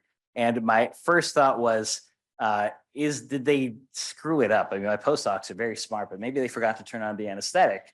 And when we reanalyze the data, yes, the anesthetic is definitely on. Most of the cortex is being suppressed by sulfurine, which is the anesthetic. And the activity moves to these more subcortical regions. This is what anesthetics do. Yes, the manipulation worked, but mice their brains are on fire. There's no external, they're not reacting to anything in the environment, yet something, their brains are still going. So, what is that? That the closest thing I could even come up with is maybe this is like a dream, or like this is what happens when you take high dose DMT and you're completely, that you don't have any kind of concept of what's going on in your environment, but there's this rich internal experience. And that kind of gives us an idea. Like we've talked about, how do you study set and setting? How do you separate drug from experience? This is potentially a way, and I'm not saying that psychedelics trips are dreams. I'm saying that this is a way to isolate powerful experiences in a very rigorous and actually reproducible way, right? People they talk about how they change their life after a heart attack or after jumping out of a plane or any of these other big life events. Psychedelics are one of those types of events, and psychedelics are kind of a standardizable way to have these big experiences. Well, we found another way, again, that completely eliminates the idea of set and setting. This is like a set and setting of zero. This is all internally generated experience. And it got us thinking like, well, how would we even do this in humans? And we saw some interesting parallels. And what you're seeing here, this is EEG of mice getting psilocin. And you can see that right around the 50-minute mark, which was when they're peaking, there's a drop in this frequency called alpha. We see actually the same thing in humans. This is Chris Timmerman's study, where these are just looking at the peak effect of DMT at different bands of activity, brain activity. You see this big blue drop right around 10 hertz. And again, I'm an anesthesiologist and everything's nail. And this actually reminded me of something that has nothing to do with psychedelics. This is what happens when people emerge from anesthesia. And what you're looking at is an EEG spectrogram, and that propofol is the anesthetic of choice here. But as it goes away, you see people, it goes from this very kind of, well-ordered, your brain is just keeping the soup warm, to this chaotic activity. So what is that? We actually have been working with this a lot, and I'm going to tell you a couple stories about doing this. Again, I want to remind you that we're inducing a state that shares some physiological similarity to psychedelics without the use of psychedelics. This is a case of a woman. She was 26. She came to us. She was attacked by a relative, actually. This is extremely traumatic. This is someone who you would think would go on to develop PTSD, frank PTSD. In the 2 weeks before we saw her, she was basically inconsolable, unable to talk about the event. Like it's what you would expect from an acute stress disorder. And we were seeing her for her hand repair, right? We weren't really seeing her about her PTSD. So this is the typical setup in an operating room. It's called the blood-brain barrier. And the surgeons are on one side doing their thing, and we basically do a nerve block on her arm. So she doesn't have to be like fully generally anesthetized. She can be put in this sort of twilight state because her arm is numb while they work, and she's still not completely unconscious. And we had the benefit of monitoring EEG during this case. And what did we see? So I'm going to walk you through this EEG. So you see the little markers here. This is basically what propofol sedation looks like. And this now, as she's starting to emerge from anesthesia, the EEG transitions to something that starts looking like dreaming and sleep. We don't have a clear definition of that. And then we think she's experiencing a dream, and then she wakes up. And what she tells us is really mind-blowing. This is hard even to watch the videos of her talking about it because it's a poignant experience. She recalls the attack, the same nightmare she's had over and over again, except this time she moves past it. She dreams of going to the operating room, or the emergency room. She dreams of going to the operating room. She dreams of being home using her repaired hands. And basically, it's done. She woke up saying it's done. This is, again, a pretty severe trauma that seemed to have resolved under anesthesia. N equals 1. And we talked to her at a year, and she's able to kind of casually discuss being attacked by a first-degree relative with a knife at close quarters. That is not the kind of recovery that you'd expect to see. So as I've been advised, when you see one case, you say, in my experience, when you see 3 cases, it's case after case after case. So we've seen this. So we actually started systematically looking right? We're not doing an experiment. We're just observing patients coming through the operating rooms. We've watched 400 patients dream under anesthesia now, and some of them happen to come with symptoms of PTSD, bona fide PTSD. These are 2 patients, and what you're looking at, these are all scores. The CAPS-5 is your PTSD scores, PHQ is your depression scores, GAD is anxiety, and PSQI is the sleep score. What these patients are telling us, these are profound experiences that, if I was not enmeshed in psychedelic science, I would, I don't know that I would have drawn the link, but it is obvious what these patients are talking about. Both of these women had lost adult children to overdose or suicide. Incredibly, obviously traumatic. They have nightmares that haunt them, intrusive thoughts in their daily life, guilt. And in this extended dream state, I'll call it, that goes on for 10 or 15 minutes, which is really not normal dreaming. That's not what you do at night. That's not what they had been doing at night. They're having catharsis. They're reuniting with their deceased children. They're resolving, they're getting closure. We don't really understand this, but it was an internally generated experience. This is when people talk about inner healing intelligence, which, I have a lot of problems with that concept, but this is people who we've allowed them to heal themselves, to fully process a trauma by putting them in a space where they can go through and get closure. We followed these folks out past a year, and they're in remission. They don't have nightmares anymore, which is, again, really surprising. And again, I'm not here to kind of extol the virtues of this. We have to test it, right? You should be skeptical of this because these are not controlled trials. Those are coming. But what it does suggest is that, again, getting back to this question of how do you deconstruct something as complicated as psychedelic therapy? You can look at these individual components and understand them and improve upon them and use that information to improve patient outcomes. So what I told you about psilocybin is that led us to question if the experience under psilocybin is key. Do you even need the drug to do it? Can you replace it with something else big and reproducible? For example, what these patients emerging from anesthesia experienced. We talked about ketamine, and that shows, if anything, just the large effect of non-drug factors, things that are incredibly important to therapy, but don't get systematically tested or even asked about. And then finally, we're much further along with MDMA, where we've modeled these drug effects in mice. We've gotten some understanding about how to induce prosocial effects independent of other types of effects. And then we can then spin that back into human trials. That's the goal. And I'm going to end pretty much where I started, which is, again, we cannot study the risks if we don't know about the risk, right? We need to measure these things, report them. It needs to be, fully transparent in order that we can, again, improve, right? Again, think about every other field in medicine. Psychiatry, in my opinion, is lagging far behind, and we have a shot at it. We have therapies now that really could change mental health, but again, not without some better understanding. So I'll leave it there. I have a lot of people to thank, a lot of funding, to be very thankful for. The dream team in particular. These folks are working for free. This is a psychiatrist, neurologist, and anesthesiologist doing something that is totally wild. Anyway, thank you for your attention. Welcome any questions.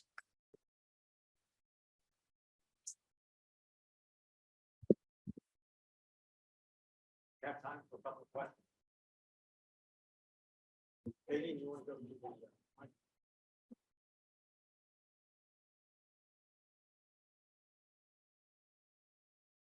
Almost.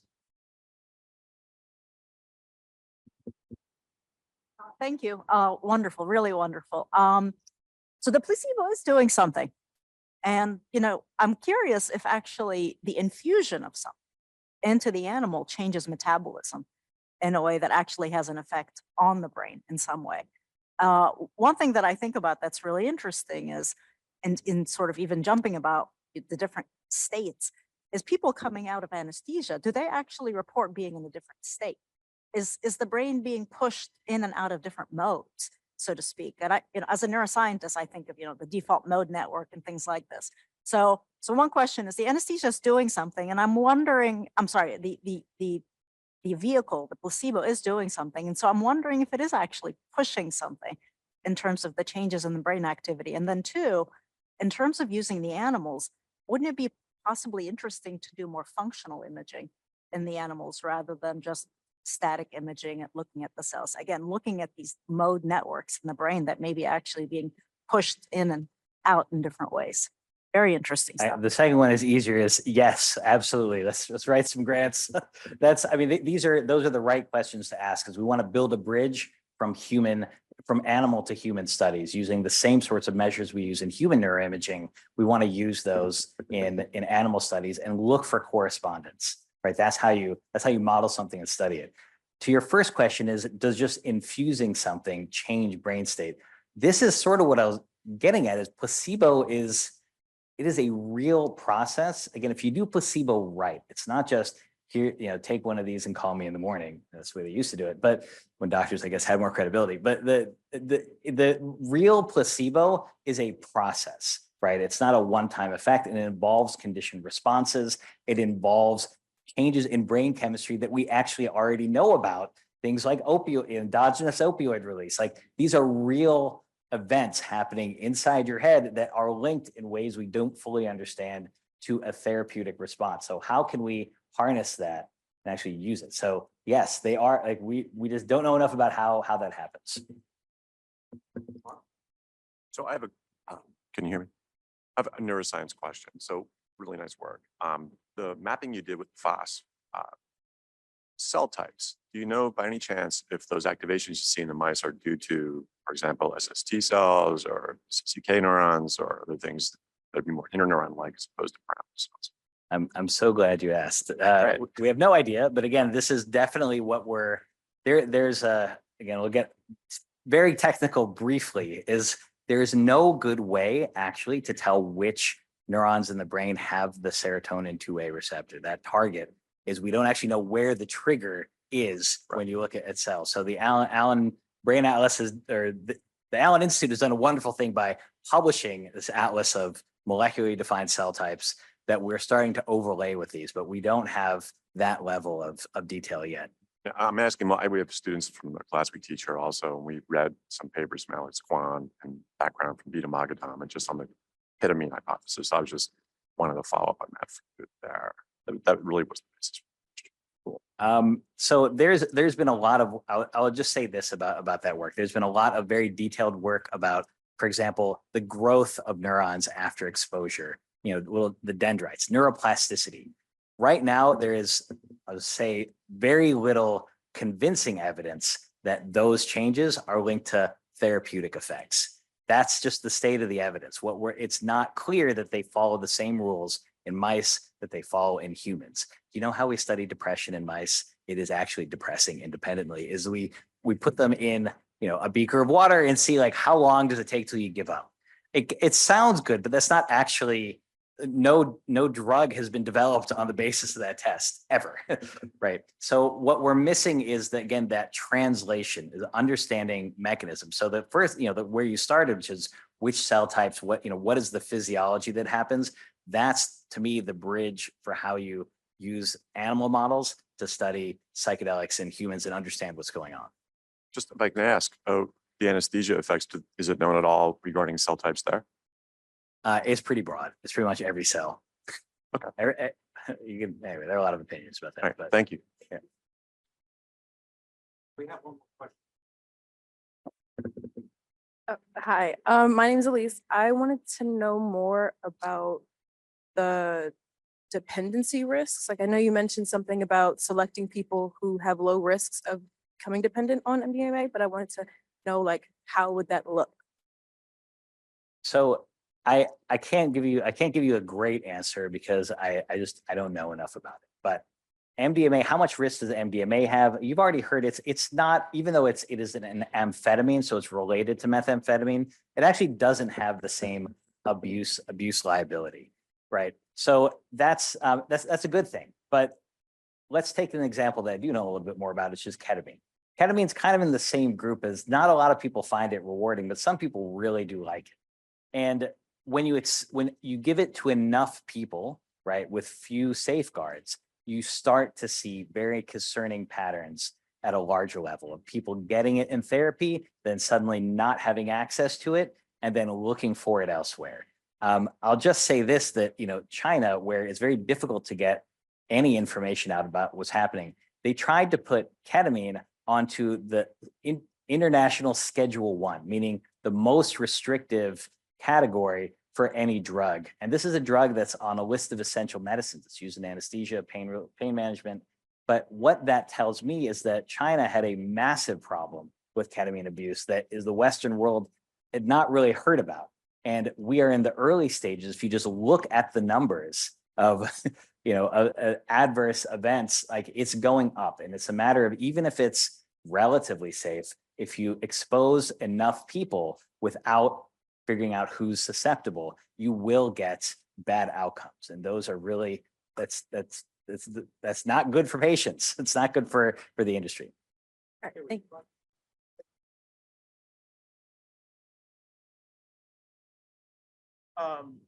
Well, thank you. That was fascinating. I really was just trying to piggyback on that previous question because I don't understand what's happening. And I always try to get scientists to help me figure out what the interplay with my understanding should be. So he was talking about isolation of cell types. And is that about thinking about the appropriate mechanisms to target? If you can do that differentiation, or how does that play into the conversation is really just what I wanted to get help with. Let me give you an example of how this might play out. This is science fiction, to be clear. This has not happened, right? Our work with MDMA, what I showed you is that we're able to get kind of simulacra of human behavior in mice, and we're able to isolate circuits in very specific parts of the brain. Now, the next question is, well, how do you get at an ensemble of neurons in some random part of the brain with, in a human without developing how do you do that?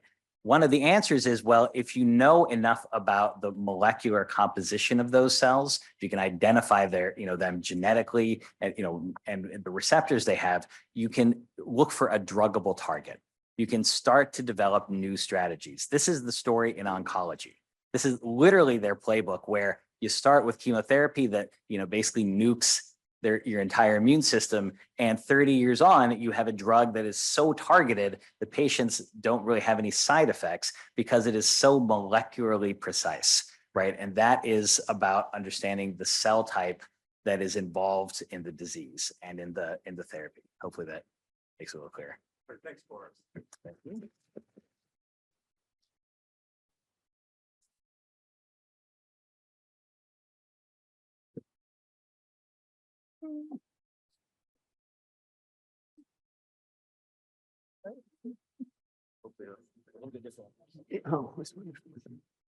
Yes, I just have a couple of announcements. One is that if the students at the Montgomery Blair are like Kadeem and Elise, we have an application site for American University.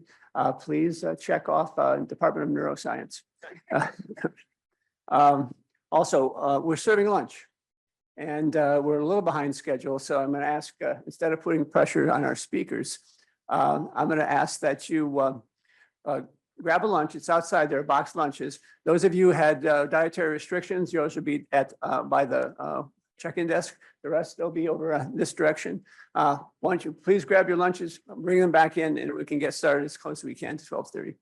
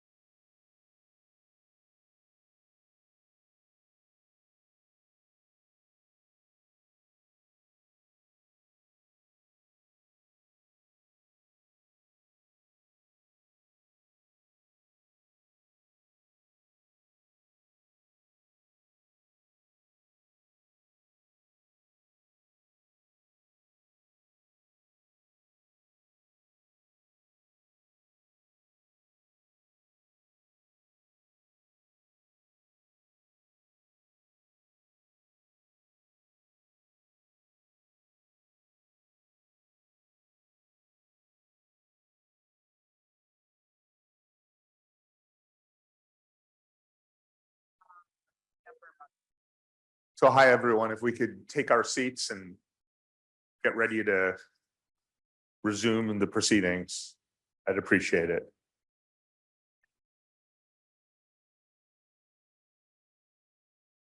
So I am honored to introduce my friend Glenn Cohen. Glenn is the James A. Atwood and Leslie Williams Professor of Law at Harvard Law School, where he's also a deputy dean and the faculty director of the Petrie-Flom Center for Health Law Policy, Biotechnology, and Bioethics. Of particular importance to this conference, Petrie-Flom currently has a project on psychedelics law and regulation, or POPLAR, which is engaged in a 3-year initiative to examine the ethical, legal, and social implications of psychedelics research, commerce, and therapeutics. Glenn is an award-winning teacher. He's a prolific scholar in many different areas of health and medicine, including psychedelic therapy. He clerked for Judge Michael Boudin of the First Circuit Court of Appeals. He has a JD from Harvard Law School, a BA in bioethics and psychology from University of Toronto. And most important, he is a kind, generous person who seems to find time to talk to and help everybody. And so I'm very, very honored to introduce Glenn for his talk.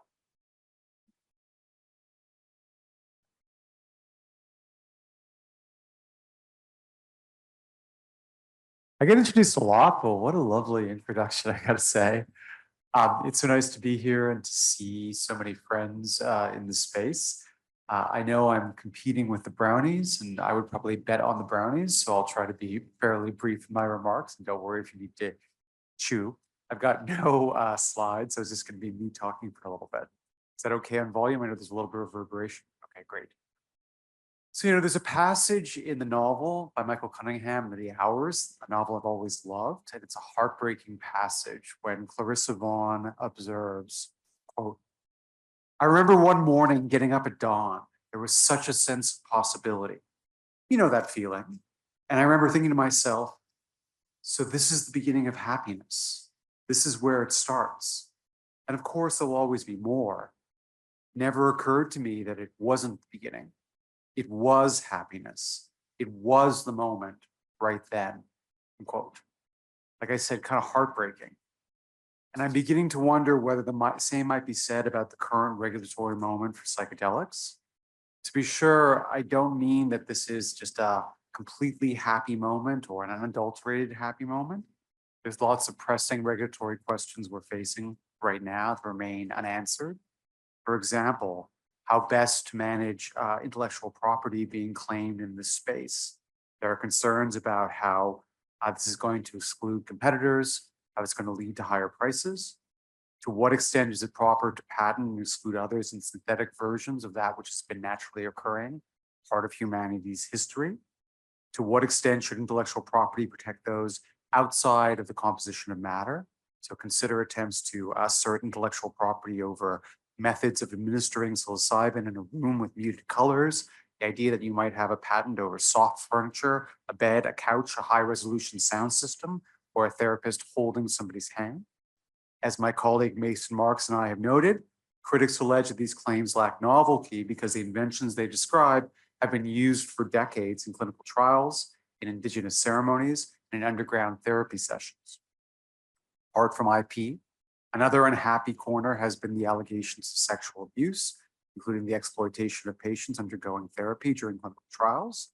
There remain significant concerns and questions about the propriety of touching as part of some of the therapeutic processes and what kinds of touching.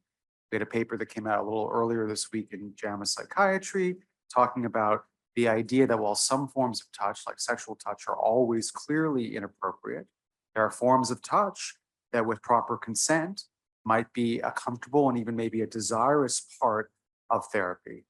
The idea of having a hand held, for example, for one patient might be great, but not having a shoulder squeezed.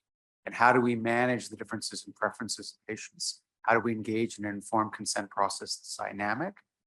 Should we be thinking about color-coded bracelets or something like that? But even during these suggestible moments, patients' preferences might change. This is a really difficult set of questions in terms of thinking about how to do this. The nature of informed consent for psychedelic therapy more generally remains a fascinating and I think controversial space.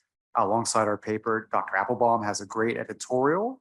And one way of thinking about this is that these are debates, kind of meta debates in law, in medicine, in neuroscience, about the exceptionalism we should accord to psychotherapy and to psychedelic assisted psychotherapy as compared to other kinds of experiences and other kinds of medical experiences. On the exceptionalizing side, there's a paper I sometimes teach my students by Edward Jacobs that I think is very interesting and provocative, who thinks that psychedelic therapy, if not unique, is distinctive in the challenge to informed consent.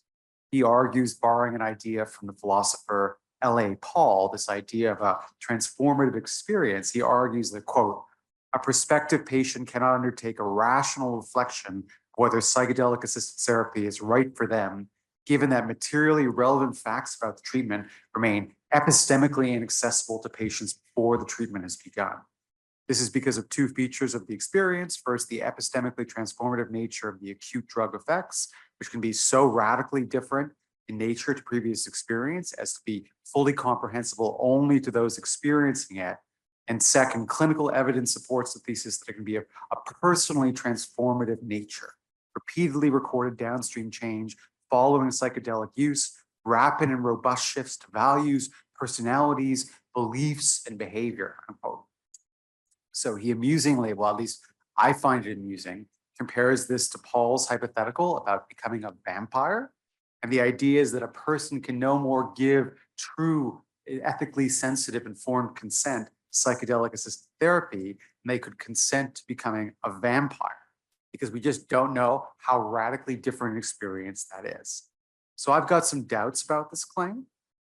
Whatever you think about it, I do think the idea of psychedelic vampires would be a great name for a garage band, right?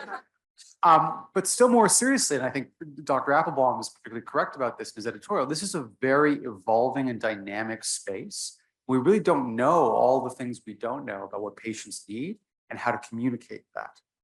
Beyond IP, sexual abuse, informed consent, there are also concerns about how to meaningfully acknowledge indigenous history and traditions as to spirit medicine, to engage in meaningful benefit sharing, and how the failure to include indigenous communities in governance is a real problem for much of this research.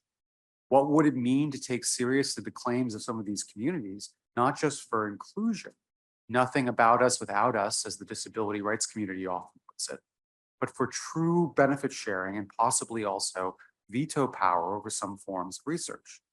The historical and political theoretical underpinnings of such claims are, in my mind, very different across different psychedelics and different communities. And it raises questions about the transformative nature of cultural heritage across claims here to debt. And to put it in a very forceful way, to consider some of the attempts you heard about a few moments ago regarding creating psychedelics without the same psychoactive or hallucinogenic experience. Is that in a way, liberating this from a history that is problematic or doesn't sell politically? Or is that in a way transforming what is a sacred and spiritual experience for a community into something that is the McDonald's version of this, off the factory line, deprived of all of that meaning and baggage? Is this a wonderful thing to aspire to, or instead a deeply kind of debilitating and problematic attempt to kind of take a tradition and transform it into something that's easier to market? These are all, I think, real concerns. But in spite of these concerns, I continue to feel that we are in a moment where, to use Michael Cunningham's words I started with, there is such a sense of possibility. In the last few years, we have seen not one, but several regulatory models as to how people in psychedelics might intersect with society in the United States. And I find it useful to divide these into really three different pathways that I want to talk about. One is a religious pathway fostered by the Religious Freedom Restoration Act that has allowed, to be truthful, a very small number of people across this country who are members of churches that have been able to incorporate psychedelics, especially ayahuasca, into their religious life, albeit typically only after hard-fought battles with the DEA who's been very stingy about granting these kinds of licenses. Second, there is a US Food and Drug Administration FDA approved medical pathway that's likely to open up first for MDMA, PTSD, and perhaps after that for psilocybin for major depressive disorder or perhaps other disorders down the road. Finally, there's a third pathway that I think lacks a good name. I often call it recreational in scare quotes, but that wording is really under-inclusive and in some instances might be thought of as pejorative. Although some people who access psychedelics through this pathway may view it as recreational, there are others who seek enlightenment, a spiritual experience outside of organized religion, or assistance to live better outside of a psychiatric or psychological paradigm, or something else entirely. But even within this third pathway that I think lacks a good name, we see branching regulatory models across local and state initiatives of the last several years. One such branch is decriminalization, in which initiatives frequently involve reducing possession or small amounts of civil penalties with a fine, or reprioritizing criminal enforcement of some of the restrictive laws. A different branch is what I would call supported adult use. One such model, I would argue, is the Oregon Psilocybin Services Act, and we'll hear more about that a little bit later today, which remains agnostic about the purpose of consumption, but requires a trained and licensed facilitator to administer psilocybin. I'll be curious to see whether my colleague from Oregon kind of agrees with this characterization as supported adult use, right? We've also seen draft rules in Colorado to support a facilitated use model, although in a somewhat different configuration. They're calling me to get off the stage already. Now I'm just limited here a couple of minutes, sorry. Each of these three main pathways, religion, FDA, medicalized, or quote unquote, recreational and scare quotes, exists very much in its own culture, involving differences in both purpose and self-understanding. Different purposes sought by users, communitarian versus individualist orientations, and really different epistemologies and ways of knowing. For instance, the medical pathway determines whether psychedelics are quote unquote working by looking at the results of randomized clinical trials. But the religious pathway asks whether users are experiencing the immanence of God or connectedness with nature, for example. And the availability of these divergent pathways are, to my mind, a truly wonderful thing, because they meet very different needs and are also part of a moment where we're learning and need more openness, even as a regulatory perspective. For one person, taking psychedelics might be like the prescribing of an antidepressant or antipsychotic drug by a medical specialist for a diagnosed mental health condition. But for another, taking a psychedelic is a way of consuming spirit medicine to connect with an indigenous heritage or a form of syncretic Catholic worship. For still another, it's a way of spending a Saturday evening connecting with a loved one while gazing at the stars. I view all of these as meaningful and also as meaningfully different. I'm glad we are at a moment when different populations can walk different pathways to get there. But when it comes to regulatory pathways, I'm less confident that these pathways can coexist in the long term, or at least they can coexist in their current form.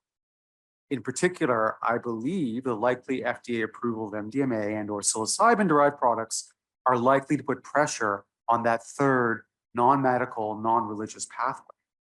We have thus far seen very unlikely political bedfellows in the move to expand access to psychedelics, pharmaceutical companies, mental health advocates, military veterans, active duty service members, Silicon Valley investors, self-professed libertarians, and what some people might call old school hippies, all standing side by side pushing for this and talking to their political representatives. This is the kind of coalition that has paved the way for a multifaceted regulatory experimentation. But in a world in which an FDA-approved drug is available, there may be less political support for decriminalization of non-medical uses, less support for supported adult use kind of uses as well. And we see this in this presidential year, where we've seen a lot of pushback on decriminalization more generally in places like Oregon. And I think we're likely to see post-approval a fracturing of the political coalition that has brought us here thus far. There may be less interest in ensuring a facilitator pathway outside of the use of a prescription medical system. And there might be more concern about diversion of quote unquote medical psychedelics into the non-medical space, which might be viewed as a problem for the current detente of federal and state legal regulation.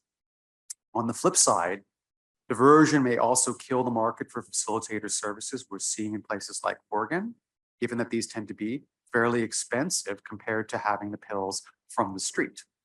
Indeed, apart from diversion, if the medical pathway is covered by health insurance, but the facilitator pathway is not, that's likely to doom, in my opinion, the facilitator pathway. What incentive is there for patients to pursue such a path when their private or state insurer will cover a medicalized pathway, not this way of accessing and experiencing psychedelics? To echo the famous political film phrase, in predicting the future of regulation, we all have to follow the money. And we have to recognize the rise and fall of these pathways is not completely separate from the business interests of those who are seeking to ensure that these pathways exist. Some of the companies developing patent psychedelic therapies for prescription have a vested interest in ensuring that the medical pathway thrives, of course, but are there similar champions for the non-medical pathways? We're seeing echoes of this issue and jockeying of very different commercial interests in a quite vociferous debate that's kind of been acknowledged by a few speakers already as to whether the model we're going to put forth is one that requires only quote unquote psychological support or true psychedelic assisted therapy. And if you read the pages of the American Journal of Psychiatry, the Lancet Psychiatry, this is, I think, in this community, a fairly bare knuckles kind of brawl between what it is we think we're trying to accomplish and how we can prove it. And we see this also in some of the discussion of the FDA industry guidance about what it is FDA wants to see demonstrated in the clinical trials and the idea of trying to sever the drug effects from the psychotherapeutic effects. I don't have a dog in this fight, but I want to highlight how these debates are setting up the grounds for the FDA review and ultimately the label and potentially the REMS, the risk evaluation and mitigation strategy, that will go with the first labels in this space. This debate is also related to questions faced by Oregon and Colorado on how to separate medical and non-medical pathways. For example, whether to keep the role of a healthcare provider and a facilitator separate, whether to separate medical from non-medical claims about possible benefits, and even whether both kinds of services should be provided in the same physical space, whether we need to have separate physical spaces for the two. All of this is highly relevant as well to questions of liability and licensure. Should facilitators without a medical degree receive the benefit of medical malpractice rules based on custom in the field, or should they be governed by ordinary laws of tort and negligence? How will liability insurers handle facilitated versus medical use of psilocybin? How will the divergent licensure regimes handle complaints of inappropriate sexual behavior or touching? One can very much see the attraction for regulators of having a convergence onto a single licensed pathway, but in so doing, we're shutting some people out from the kind of experiences they might find meaningful. Let's assume that I'm right, that we're at the high point right now of policy experimentation, given all these divergent pathways for regulating psychedelic use. Will we look at the current moment as one of a wonderful possibility that eventually closed to a fixed point, or instead as a noisy, cacophonous policy space that had its use, but ultimately leveled out to a single approach? I think the answer will be very different for different players in the psychedelic political space, but I want to kind of emphasize the inevitability of winners and losers. This is not just a neutral discourse of what the ideal regulatory space is. This is a battle for certain kinds of interests over others. We all have to kind of take responsibility and face that head on. Thank you very much.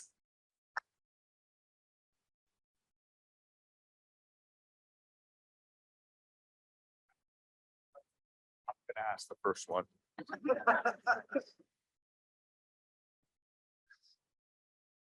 So we have a prior model for divergent and intersecting pathways, which is cannabis, marijuana.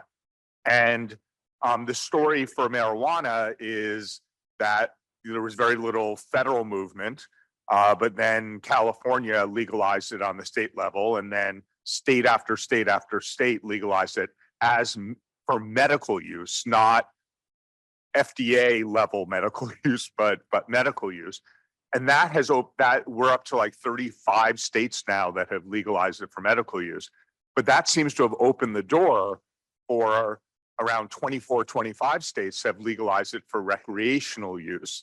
And I'm just wondering if you have any reflections on the similarities and differences and why it is that Oregon's experiment may or may not open the door not just to widespread state level medical experimentation, but also broader legalization. Yeah, I guess I have two, and again, I think this is like a fascinating question. I'm kind of curious to hear your views on it, but I'll say I have kind of two initial reactions. The first has to do with the availability of intellectual property in this space, distinguishing it from cannabis in the sense that part of the goal of intellectual property, if you have it, is not merely to exclude others with intellectual property, but also to exclude, I would say, kind of access or access points that may not be your branded drug, right? So the idea in cannabis was very hard to assert intellectual property over anything in the space, such that funding kind of initiatives that would lead to exclusivity, there wasn't the same push. Second, I think is just a matter of timing that essentially my own view is that so I'll put it this way, what I expect may likely be in the next 5 years in FDA approval, that was going to happen 15 years from now. I think we'd see lots of copies and paste variations in Oregon and in other states that have been kind of active and created interesting policy initiatives here proliferate. And then it'd be very hard to get the genie back in the bottle. But I actually think the tightness of time between these initial policy experimentations and the FDA approval is just going to sap some of that energy. So another way of putting it is to say, in a world where we thought FDA approval was never going to happen, was not going to happen for a very long time, I think many of the civil society groups that we've been hearing about today would be pushing more for more experimentation along the lines of what Oregon and Colorado have done. But I think that the energy for that is going to be diffused by an FDA approval. And instead of lobbying state lawmakers, they're going to start being really focused on insurers, payers as kind of target of kind of lobbying and pressure.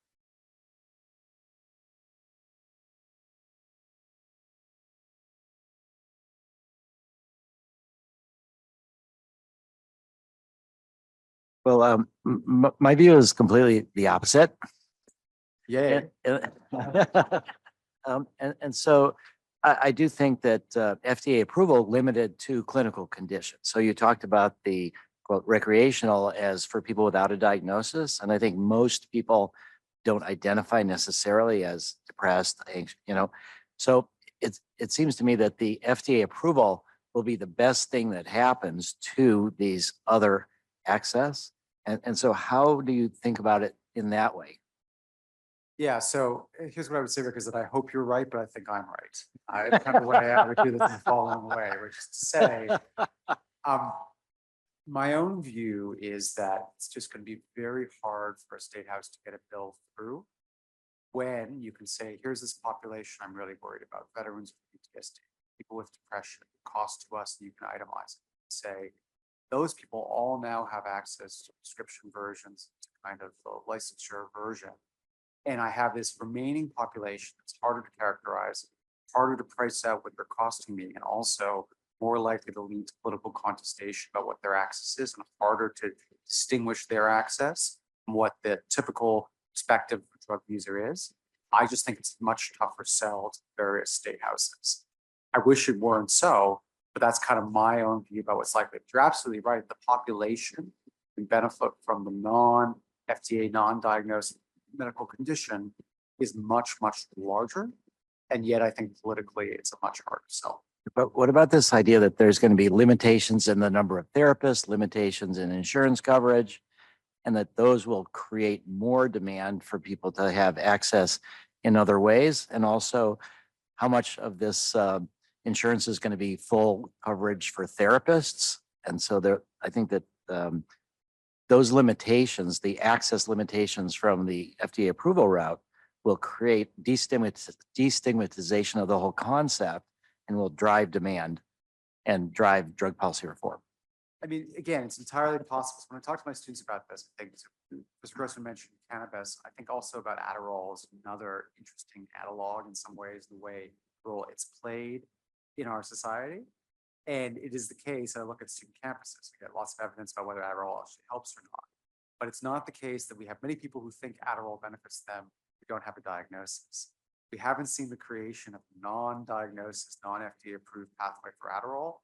Instead, we've seen just a lot of diversion to that that pathway.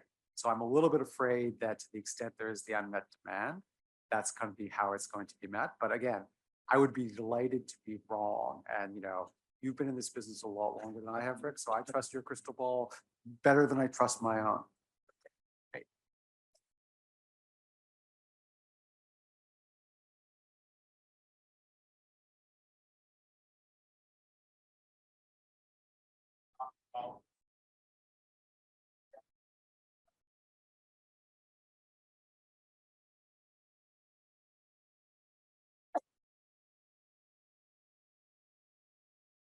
Thank you very much.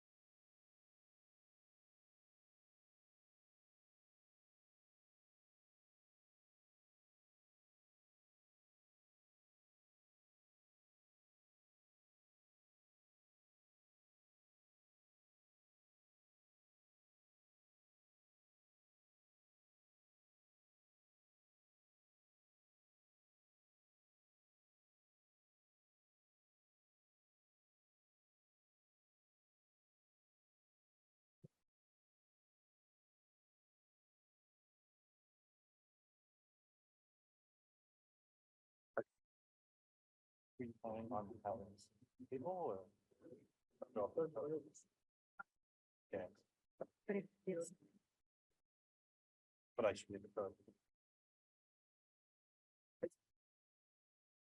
Yes. Streaming. Yeah. Focus on it. Oh, okay. What do you think's better? I got you. Okay. Welcome, everybody, to the first of several panels we're organizing, that we have organized.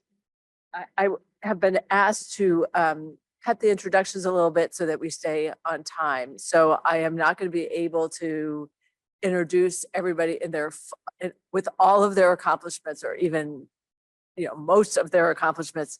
But you can look at the full introductions that are with the program materials. And I'm going to introduce this panel in the order in which people are going to present.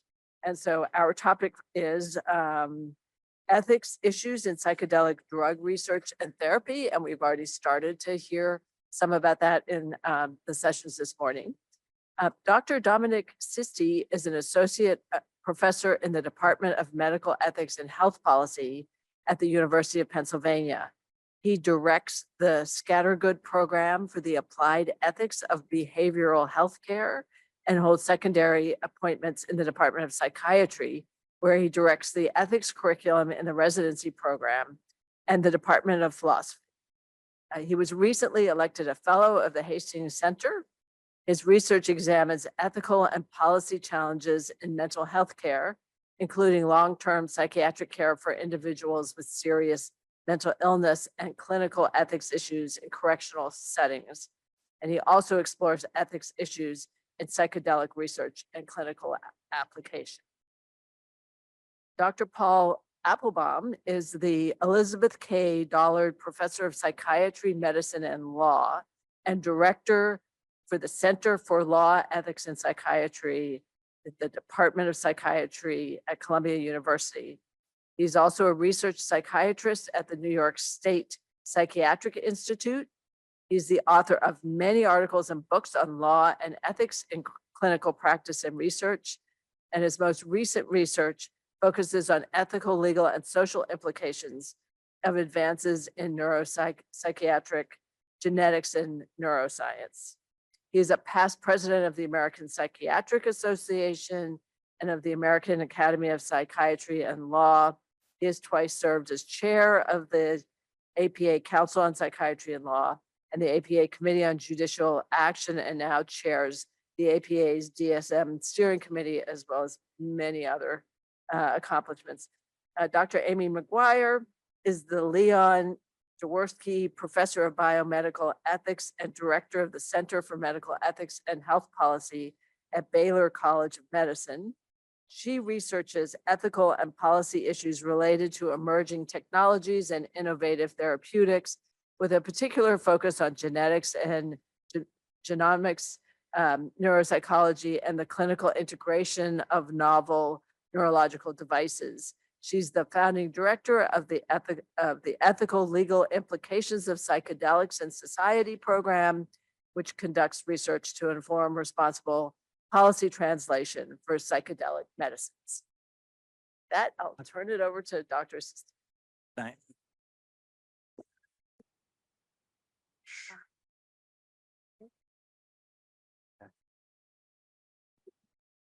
Testing. Testing. Okay, everyone can hear me okay? Okay, great. Thanks.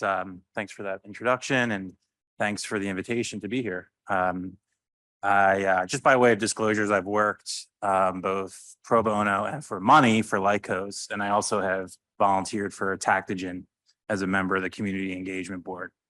I want to recognize and build off of some of the points made by Rick, Dr. Matthew Johnson, and Glenn about the importance of developing a well-trained workforce of psychedelic clinicians, given the incredibly high stakes and historical context we're in right now. So I want to introduce a theory of ethics called virtue ethics and think about it in the context of psychedelic psychotherapy. In particular, I want to ask, what are the key virtues that all psychedelic clinicians should possess and cultivate?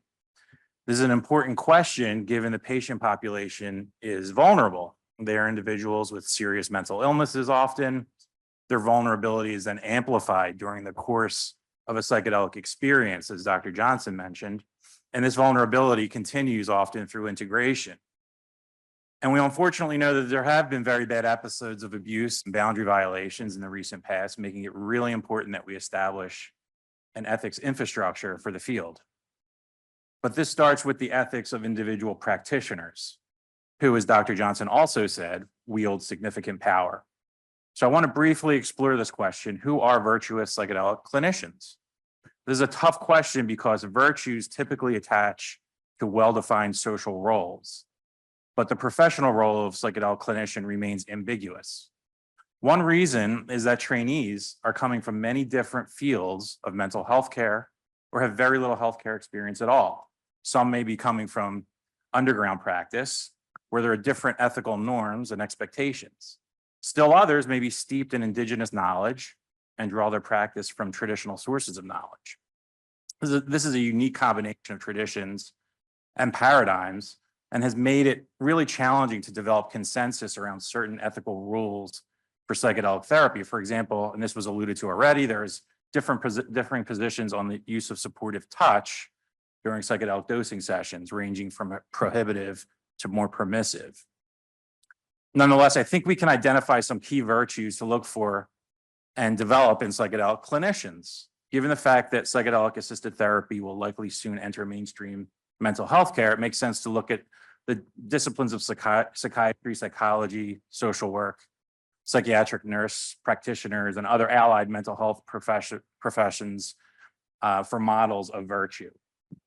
About 15 years ago, philosopher Jennifer Radin and psychiatrist John Sadler developed a theory for what makes a virtuous psychiatrist. They zero in on something called phronesis, which can be translated from the Greek to situational wisdom or prudential reasoning. Phronesis is really a meta virtue. It allows the psychiatrist to effectively navigate difficult moments and situations, solve complex problems, resolve internal conflict, and handle tough situations with composure and competence. Radin and Sadler also discuss the importance of other virtues important to psychiatry, including recognition of and respect for boundaries, trustworthiness, pragmatic realism, empathy, compassion, and patience, and the capacity for deep attentiveness to the whole patient, or what philosopher and novelist Iris Murdoch called unselfing. And finally, a quiet demeanor and calm body language all seem critically important traits for psychedelic clinicians. These all seem like virtues particularly relevant for the role of the psychedelic clinician borrowed from psychiatrists. So two questions now follow. How might we identify individuals with these character traits? And/or can these traits be actually taught? There are systems and institutions in medical education that have been traditionally used to vet individual trainees' clinical and moral aptitude. These include strict admission requirements to medical schools, as well as intense supervision and evaluation, mentorship, small group discussions about difficult cases, and a culture of respect. These mechanisms don't always work, but for the most part, I'd say they generally weed out the really bad people and produce clinicians who understand their basic ethical duties and important aspects of professionalism. The LCME, which is the accreditation body of the Association of American Medical Colleges and AMA, requires medical schools to include instructions on medical ethics, structural and cultural competency, health inequity, critical thinking and judgment, and societal problems related to healthcare. This is a challenge. Establishing these guidelines is a challenge in psychedelics. At the moment, there is no central accreditation body or really official licensing boards that have developed a set of qualifications or educational standards, particularly around ethics and professionalism. For clinicians who already have an original home profession, such as a psychologist or a social worker, they're bound to the ethics of that profession. But for others who may not have previous therapy experience or who are unlicensed, it seems important to start from scratch, moving them through a comprehensive ethics curriculum that includes ethical theory, but more importantly, provides clinical supervision and a structure for long-term mentorship. And Naropa's apprenticeship model that Rick described seems really promising. So thanks for bringing that up, and I'm going to look into that more. There's a wide array of psychedelic training programs out there. Many training programs offer personal experiences to the trainees under the assumption that such experiences are important for competency. And it does seem intuitive that we might cultivate more of the important moral and intellectual virtues I've just mentioned by giving therapists their own opportunity to experience, for example, MDMA or psilocybin. On the other hand, we don't expect doctors to use the medications they prescribe. For what it's worth, it's my view that such experiences should be allowed, but not required, given that some trainees may have medical contraindications or religious prohibitions, for example. But even in the best training programs, it remains unclear how to recruit the best people and effectively cultivate the moral and intellectual virtues central to expertise in psychedelic therapy. So as we sit here today, thousands of people have been trained to become psychedelic assisted therapists, with legions more signing up for training programs. And the pressure to scale means more and more individuals will be needed to work with patients in psychedelic assisted therapy once MDMA and psilocybin are hopefully approved. Therefore, the cultivation of virtue among psychedelic clinicians is not merely an academic exercise. It's a critical component of ensuring ethical practice and patient safety.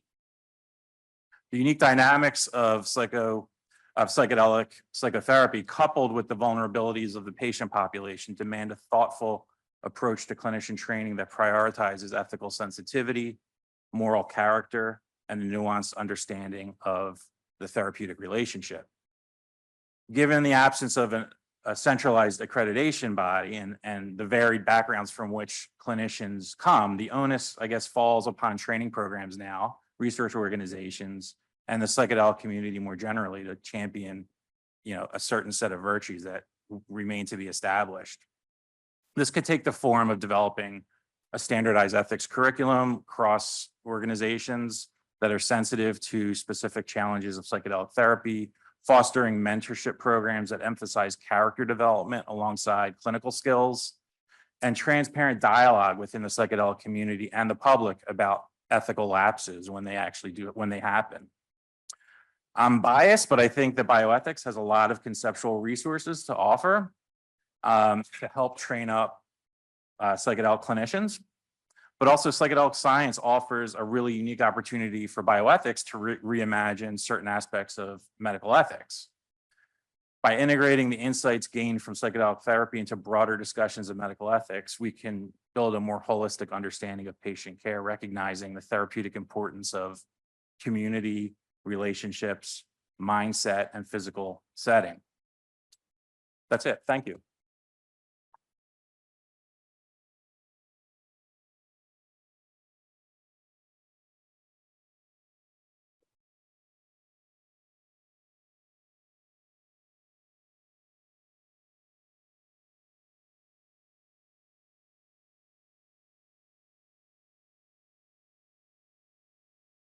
Great. Well, hi, everybody. While I was listening to Glenn's talk, I got a text message that said from a number I didn't recognize that said, "Is Annabelle free tonight?"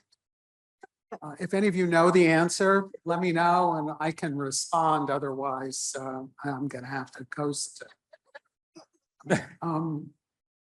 So I'm going to talk a little bit about the challenges, some of the challenges that one might envision as we move psychedelics from the research setting into a clinical setting, and sort of try to imagine what that will really be like. I have no financial or other interests to disclose.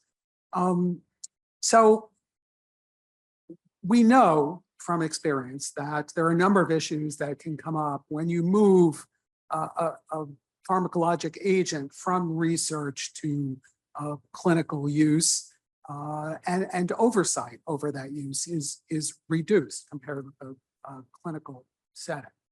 And in the case of psychedelics, although it remains illegal under federal law, as you all know, to possess and use them, there's a dedicated community of enthusiastic underground users and therapists who've been in the business for many years.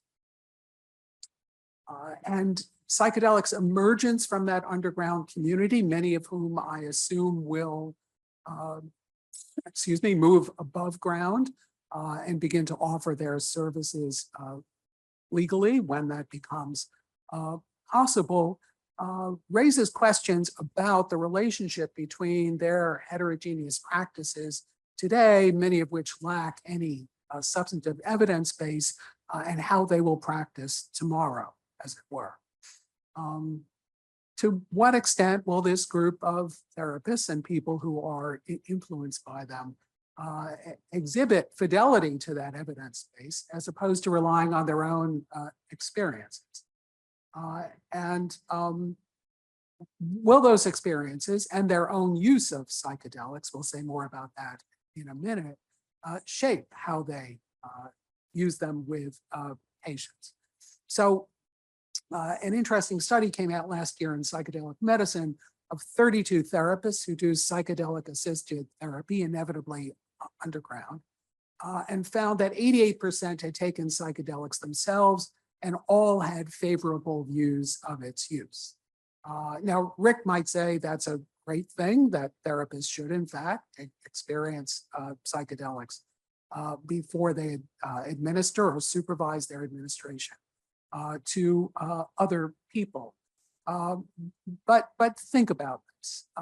We've got powerful medications with probable benefits, at least based on the research so far, with probable risks based on what we know about their use in the past. And we have every reason to believe that when people take them, they become much more enthusiastic about their use. And the question then becomes, how fair can somebody like that be in assessing those risks and benefits and accurately portraying them to people who are coming to them for assistance? And I mean that as a question because I think in the end it's an empirical issue. And if there are data to suggest that therapists with these experiences do better, whatever outcomes we imagine that would involve, with patients and have more success, then by all means, that's probably something that they should do. But if not, then there may be reasons for caution here. So we've mentioned the degree to which people become enthusiastic. Many of you know this paper by Anderson and colleagues in Lancet Psychiatry a few years ago, where they wrote that even conservative individuals can become wildly enthusiastic about the potential of psychedelics to heal and transform. And I've wondered, and I'll wonder aloud here, whether this might be an instance where having the consent process actually conducted by someone else other than the therapist with a more neutral posture might help to mitigate the contagion of enthusiasm that may affect and not necessarily positively the consent process. I want to ask the question of what we can learn from the ketamine experience about what we're likely to see when psychedelics roll out. And I want to suggest that experience is not reassuring. I've heard some positive statements about ketamine today, but there's another side to that coin. Ketamine is being administered intravenously, off-label, with varying doses at varying intervals, commercial clinics serving a largely, not entirely, out-of-pocket clientele. Insurers don't pay in general for off-label treatments that they consider to be experimental. Most clinics have no psychiatrist on site. The drug is typically administered by an anesthesiologist or a nurse anesthetist. And it's used for a variety of non-evidence-based indications: anxiety, PTSD, subsyndromal depression, and maybe no clear diagnosis at all.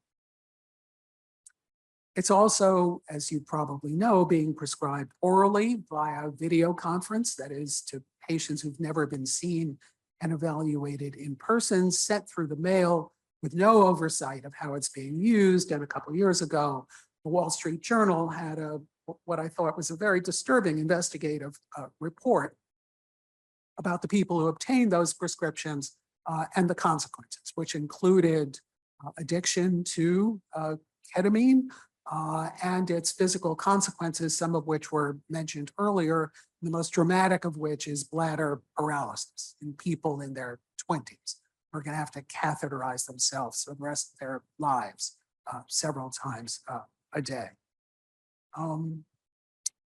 So how can we begin thinking about ensuring that those sorts of things don't happen with psychedelics, psilocybin, MDMA, and others down the road that may be approved for clinical use? I'm sure we'll hear more about the REMS mechanism from the FDA speakers later this afternoon, but REMS in brief can limit indications for which psychedelics are prescribed, impose training requirements, restrict dosages and frequency of use, require in-person administration as they have with esketamine, and more.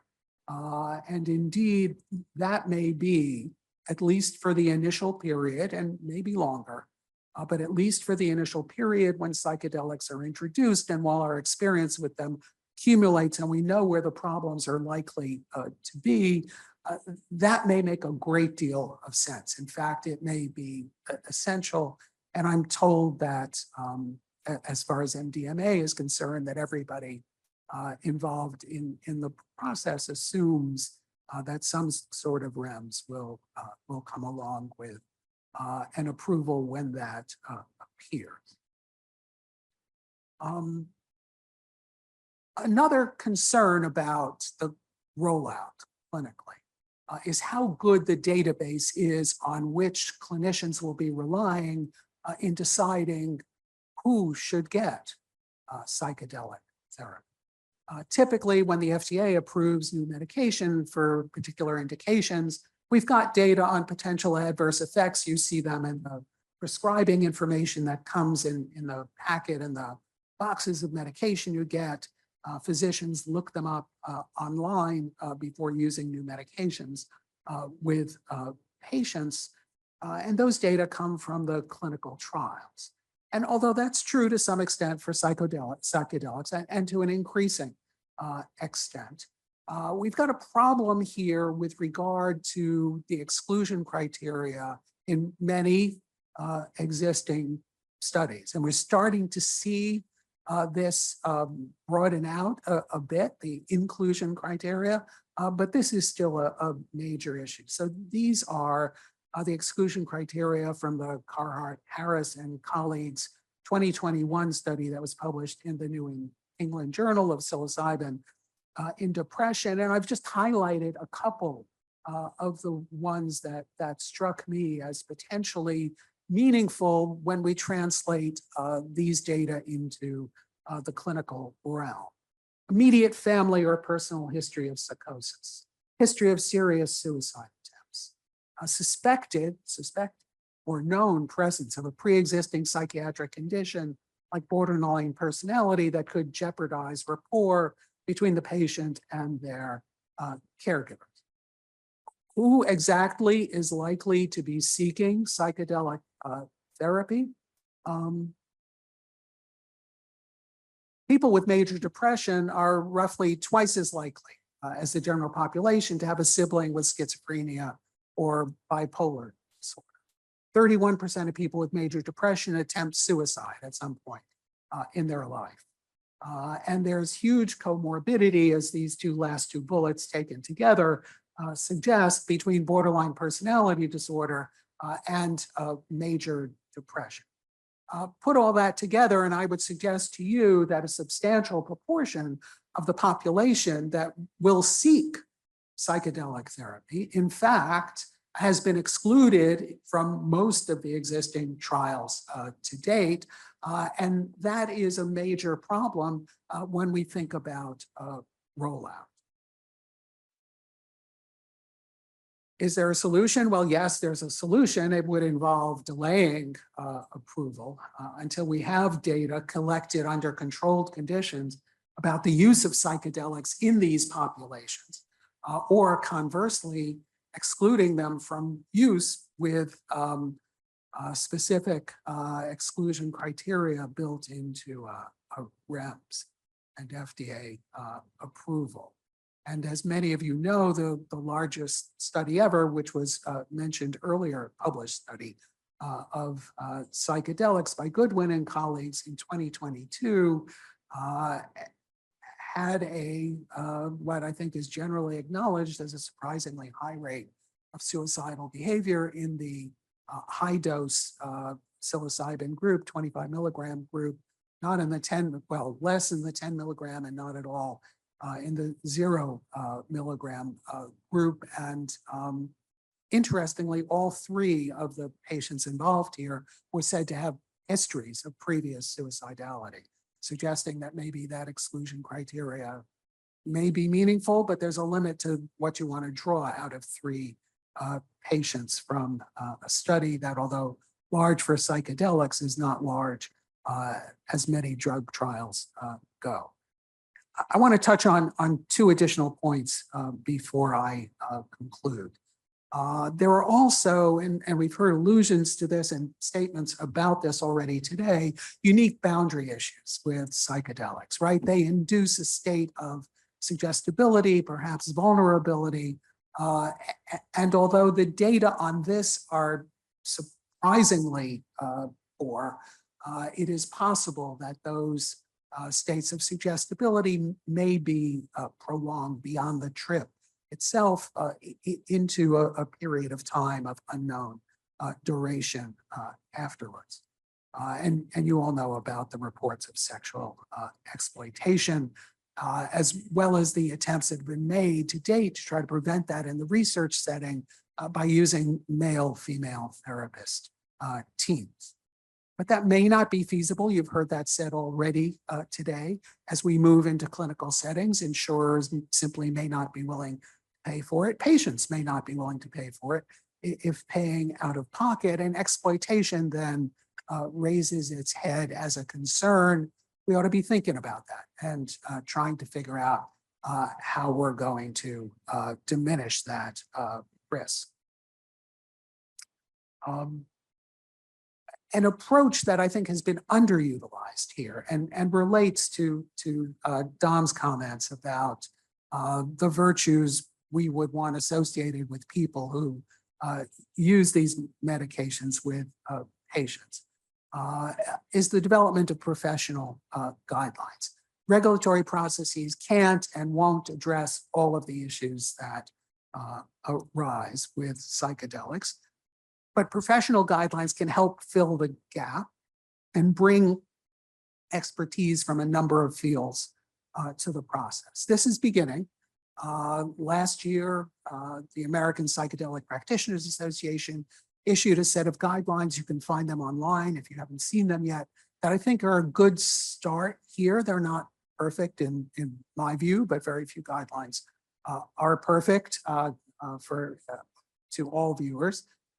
They're, for example, I think overly permissive on the categories of practitioners, but there's obvious guild interest there. But that's something that major organizations in psychiatry, psychology, and other mental health professions should be thinking about. So let me just conclude this way by saying that I think the ethical concerns that we've had in the research setting are going to be magnified as we move these medications out to clinical use and potentially to public availability. We'll see if Glenn's predictions about what the impact down the road of FDA approval on other models of availability will be. Regulatory restrictions like training requirements may be needed. In fact, they may be critical. I don't think that's something we can leave to the involved professionals and professions to come up with by themselves. But professional organizations could be very helpful here in developing clear guidelines to mitigate the risks of, in particular, ethical improprieties. So let me stop there and turn it over to Amy.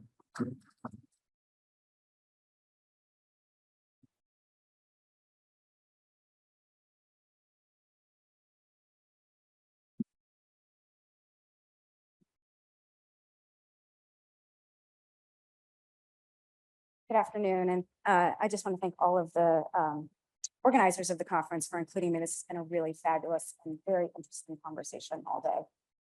So in 1995, I was a junior in college, and I was studying psychology at the University of Pennsylvania, and I had a very, very deep interest in just indigenous cultures for some reason. I had been planning to go study abroad in Australia to study Aboriginal cultures and some of their belief systems. So my father, who's a medical doctor and was kind of having a midlife crisis at the time, he was in his 40s, and he calls me on the phone. He says, "Hey, do you want to go to Ecuador with me and go to the rainforest?" And I was like, "Sure, why not?" He was going to say no to that. I had no idea what I was getting into. So he had found and connected with John Perkins, who some of you may know. He was one of the co-founders of Pachamama Alliance subsequently from that, but this was early days. And John had spent some time in the Amazon in the 60s when he was in the Peace Corps, and he had lived with and spent time with the Shuar Nation of the Amazon jungle, and had maintained really good friendships and relationships with them for many years. And in about the late 80s, he said to them, "You know, I see what's happening with your culture. I see what's happening with your community. What can I do to help?" And they said, "We would like you to bring people down who want to learn from us. All of these white people keep coming into our, into the rainforest, into the jungle. They're trying to take our land. They're trying to be missionaries and teach us their way of life. But we feel like we're losing our culture and we're losing our belief systems, and we want to share that outside of our community." So he started bringing small groups of people down. And when my dad found him, this was the trip that he invited me to go on with John. And so I went into the jungle as a 20-year-old, having no idea what I was getting into, and spent about 10 days with the Shuar community and learning from them, learning about their culture, and importantly, learning about their use of ayahuasca as a healing modality, something that I really knew nothing about. And I had a very, similar to Marcus, a very profound and spiritual experience, which I was not expecting while I was down there. And in fact, one of the most surprising things to me is that the shaman who was leading the ayahuasca ceremony that we all participated in on that trip said to me the next morning, he recounted to me exactly what I had seen during my journey the previous night, even though I didn't speak his language and we never had talked about what had transpired. And he said, I saw that you did this. I saw that there was a jet, there was a whole, he went through the whole experience that I had had. And he said to me, he's like, I'd like you to come back and I'd like you to bring people down.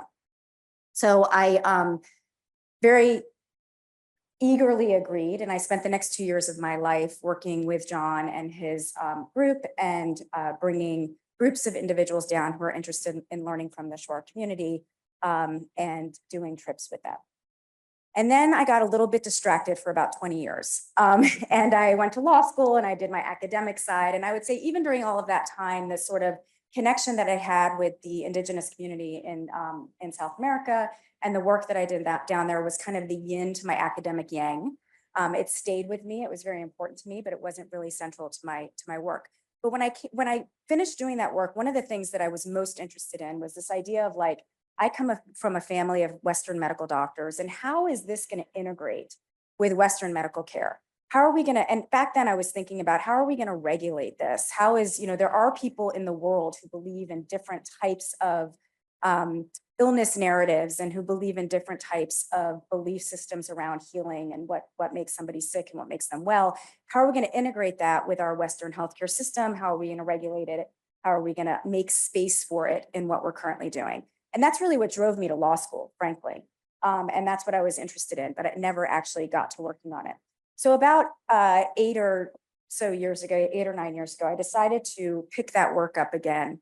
And I started working with our partner in Ecuador, Daniel Cooperman from Andean Pathways, and leading trips back down. And this time now we're working with the Achuar Nation, which is next door to the Shuar Nation, because Pachamama Alliance built a beautiful eco lodge there. And we have another trip coming up in September. If anybody's interested in learning more about the Achuar culture, please come talk to me. These are mostly cultural plunges, but they offer ayahuasca experiences. And it got me really interested in these sort of psychedelic experiences that people are interested in and seeking all over the world. So today I'm going to talk about psychedelic retreats. And I guess you could characterize what we do as a psychedelic retreat. It is not solely for the purpose of doing psychedelics, and the psychedelic experience is optional.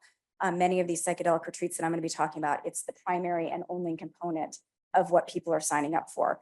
But I got very interested in these psychedelic retreats and how they function.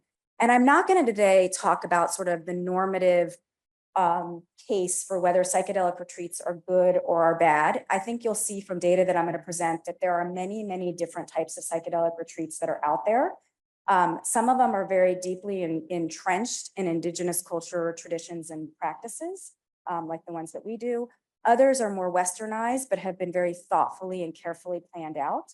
And then there are many that I would argue that are out there that are offering psychedelic retreats in unsafe settings with questionable or dubious practices. So there's a variety of things that we're going to see. What I'm interested in is sort of how do these psychedelic retreats intersect with our Western healthcare system as psychedelics kind of is on the edge of potential FDA approval, right? But is certainly starting to emerge into that space.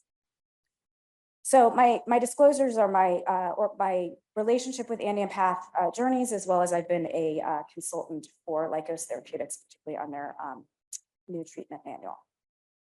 And one of the other reasons I'm really talking about psychedelic retreats today is because I think we were talking a little bit about this idea and debating a little bit, Glenn got into a little bit about the issue of diversion, and is FDA approval going to drive people more into the medical model, or is it going to drive them out of the medical model because the costs are too high and things like that? But I think we're already seeing that because of sort of public awareness of the high profile promising research and the pending FDA approval, there's increased interest in psychedelics for a variety of different things.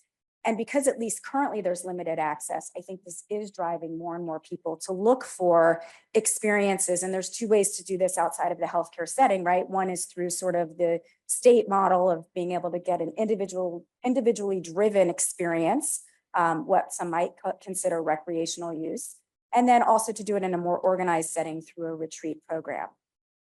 So we've seen a huge increase in the number of retreats, at least anecdotally, that are being offered. There's lots of luxury retreats that are being offered. They have now these concierge services for very wealthy, famous people, so you can find the right retreat for you. And so there's a whole sort of profession being built around offering these retreat programs. So we have a project that was funded by the Ortis Foundation that's looking at trustworthy, responsible integration of psychedelics in society, the TRIP study.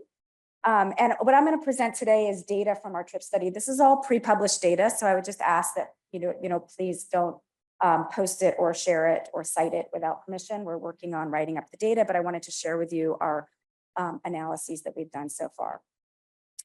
So we were really interested in sort of what's being offered and what's kind of out there, and we wanted to do a landscape analysis. So this was based solely on an online search of retreat programs, psychedelic retreat programs that are being advertised in the United States through some mechanism or another. We identified 338 potential retreat organizations and excluded 40 of them because when we dug a little bit more into them, they weren't actually offering psychedelic retreats. So we ended up with 298 retreat organizations that are currently advertising in the United States. And this may not be entirely exhaustive, but I think we did a lot of work to try to get as many as we could. It's quite a much larger number than I actually thought we were going to find. It's kind of interesting. Many of these retreats operate outside the United States, as you would expect, because the legal landscape outside the United States allows for the use of psychedelics much more freely. But surprising to me, 85 of the retreat organizations that we identified are based in the United States and they're headquartered in the United States. Interestingly, about half of those in the United States hold themselves out as some sort of religious organization. And they probably don't have, or the vast majority probably don't have religious exemption in order to operate in the United States. But I think it's interesting that they're holding themselves out as a religious organization, potentially with the anticipation that they can make that argument. This is where they actually hold their retreat, their actual retreats. And you can see that it's all over the globe. But many of the retreats are actually being held in the United States and all over the United States. So not just in Oregon and Colorado. So these are happening in states where the psychedelics are illegal, but these are what you would consider to be underground type of retreat settings. And in terms of the type of psychedelics that they're offering at these retreats, the vast majority that we found online are offering ayahuasca retreats. And then there were also 26% of our sample was offering psilocybin and 20% were offering San Pedro. Many of these retreat organizations offer retreats with different types of retreats. So they may have an ayahuasca retreat and they have a psilocybin retreat. And then interestingly, many of them offer multiple substances in the same retreat. And I think this is a very interesting question to look at. Anecdotally, we heard from many of them that they'll do like a 3-day retreat and they'll do ayahuasca one night, San Pedro during the day, ayahuasca, San Pedro, ayahuasca, San Pedro. I've spoken to some of my colleagues in South America who thinks that's absolutely bananas and can't imagine why you would do that. And what the effectiveness of that is. So I don't think that has been studied at all, but I think it's something very interesting to look at. The length and cost of these retreat programs varies considerably from being a day-long experience with no overnight, oftentimes in somebody's backyard or at a campsite or something like that, to programs that run greater than 2 weeks. And the cost ranges from $335 to $500,000. So very, very variable in terms of what is being offered to folks who are interested in these retreats. So we wanted to dig a little bit deeper on this question of how are these retreats intersecting with Western healthcare, Western medical system. So we did more informational interviews with 50 of the retreat organizations that we identified. We contacted 81 of them. We got no response from 26. 5 said, no, thank you. We're not really interested in talking to you. But the remaining 50 that we spoke to were incredibly generous with their time and information. And we were able to get a lot of information that wasn't available online to better understand what their offerings were, particularly as it related to healthcare gatekeeping in the United States. So we asked them if they screened individuals who wanted to participate and if they excluded people from the retreat if they had certain medical conditions. And of the 50 organizations we spoke to, 36 said they do screen out individuals if they have particular medical conditions. The majority of them, 72% said they screen out for mental health conditions. And of those, 92% of them screened out for people who had a history of schizophrenia or psychosis. 62% screened out people with a history of bipolar disorder, and 24% screened out people with personality disorders. And then just under 50% said they screen out people who have heart conditions that report that. This is all, somebody asked earlier, how are they knowing this? This is all self-report. It's not like a doctor's confirming these diagnoses. So somebody could, in theory, not disclose a particular condition and still participate in a retreat. Interestingly, I was particularly interested in this question of, are they requiring medication washout? So there's been a big discussion around the use of psychedelics, the theoretical concern about serotonin syndrome for individuals who are on SSRIs.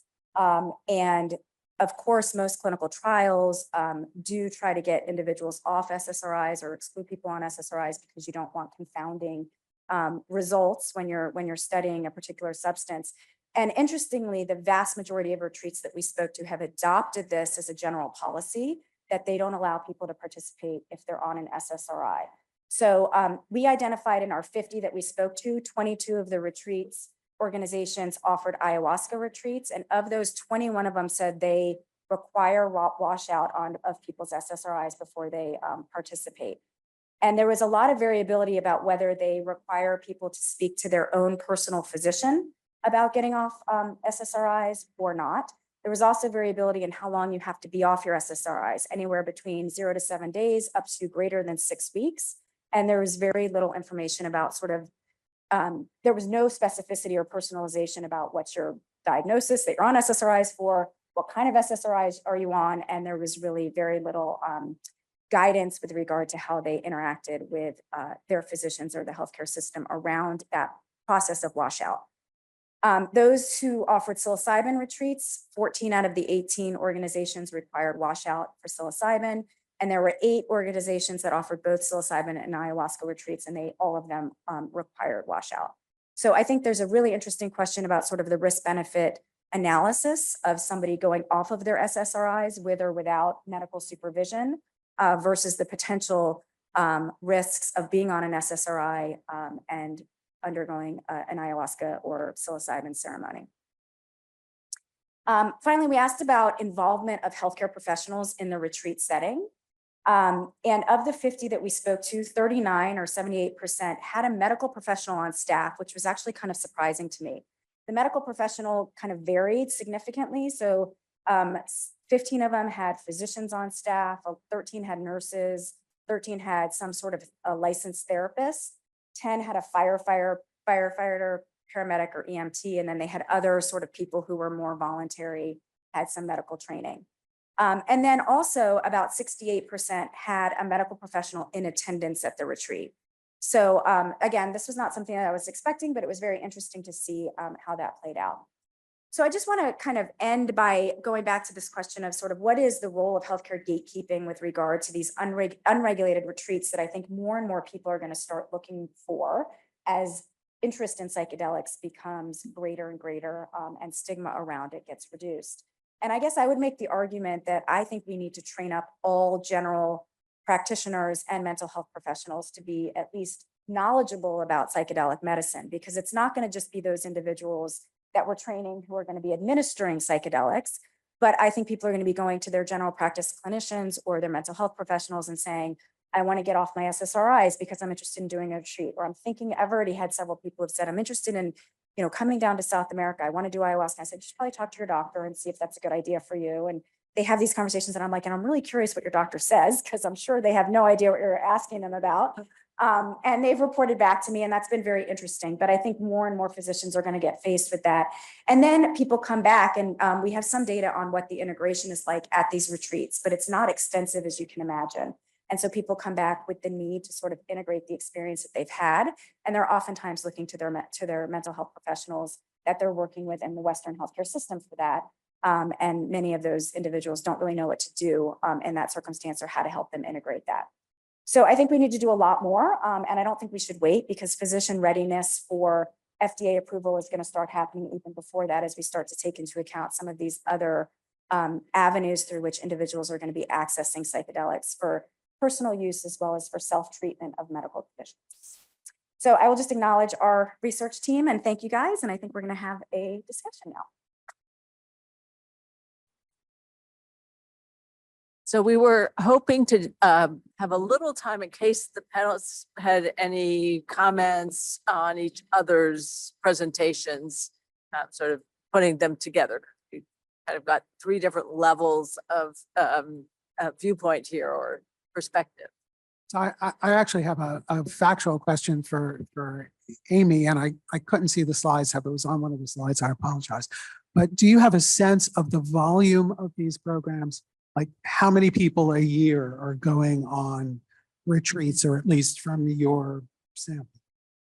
I don't know the exact answer to that question. I do know that each retreat organization, the average number of retreats offered by each retreat organization per year was 2.7. So there was like over 600 actual retreats that they reported or that we saw. So I think usually these retreats, I mean, they vary in the number of people that are involved, but they're typically anywhere from 6 people up to 20 or 30 people. So if you can do the math, that's probably what we're looking at.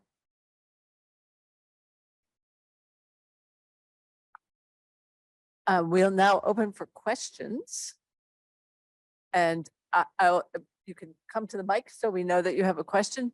And I'll start with the first question, which I'm a law professor and a lawyer. And one of the things I really hear strongly all day, and especially in your presentation, is the relationship between law and regulation and the underground, right? So regardless of what law says can or can't happen, there is going to be a sort of, self-driven human beings are going to do what they want to do, and they're going to. So I'm wondering if you have any thoughts about that in terms of ethics and being able to regulate the ethics or provide guidelines and standards for ethics, and the problem of driving activity underground if it's overly regulated.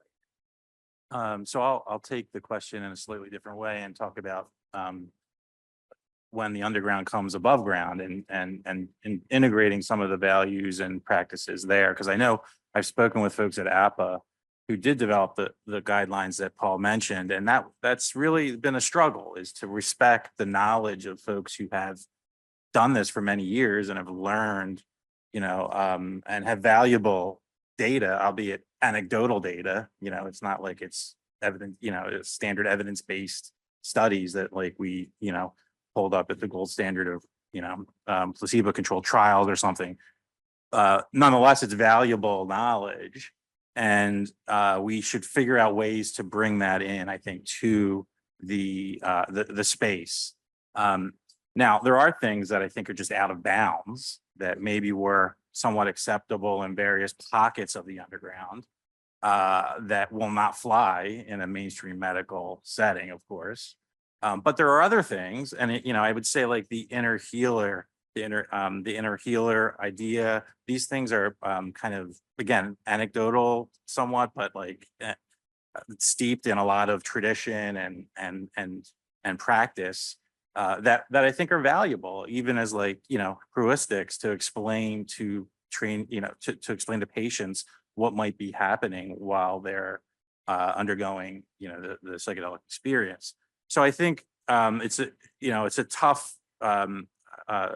question, because we do have these cultures that are somewhat clashing, and we need to figure out how to take the best of the underground and bring it to mainstream medicine, while also recognizing that there's certain things we want to leave behind, and then sort of reciprocity there, I think, is important. Yeah, I guess I would add to that 2 things. One is I don't think there's one underground, right? So I think it's hard to talk about like the underground. I think if you're thinking about sort of unregulated use, which might be a better way to think about it, because it could be above ground or underground. There's many different cultures, traditions, practices, motivations, types of use, that sort of thing. So I think we need to be careful about that. The other thing I'll say is there's a distinction between regulation and enforcement. And I think that drives how underground some of this is, right? In terms of use that's unregulated.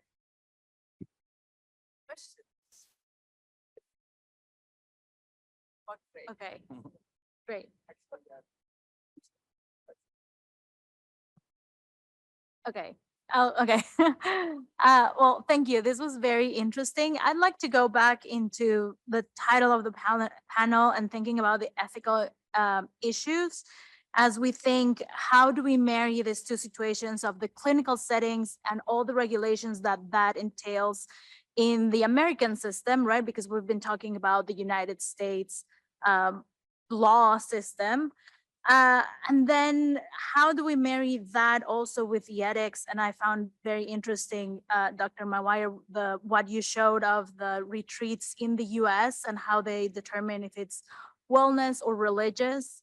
And in the rest of Latin America, for example, some of the ones you showed were mainly wellness oriented, not religious.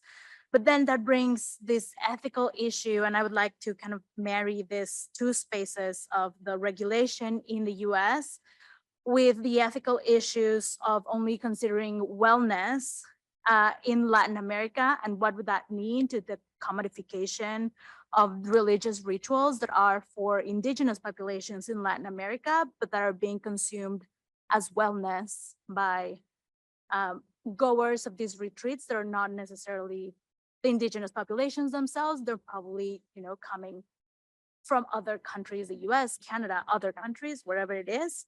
How do we merge those two ideas of these ethical issues abroad, and how do we consider that wellness versus the clinical settings and all the regulations that are required in the US?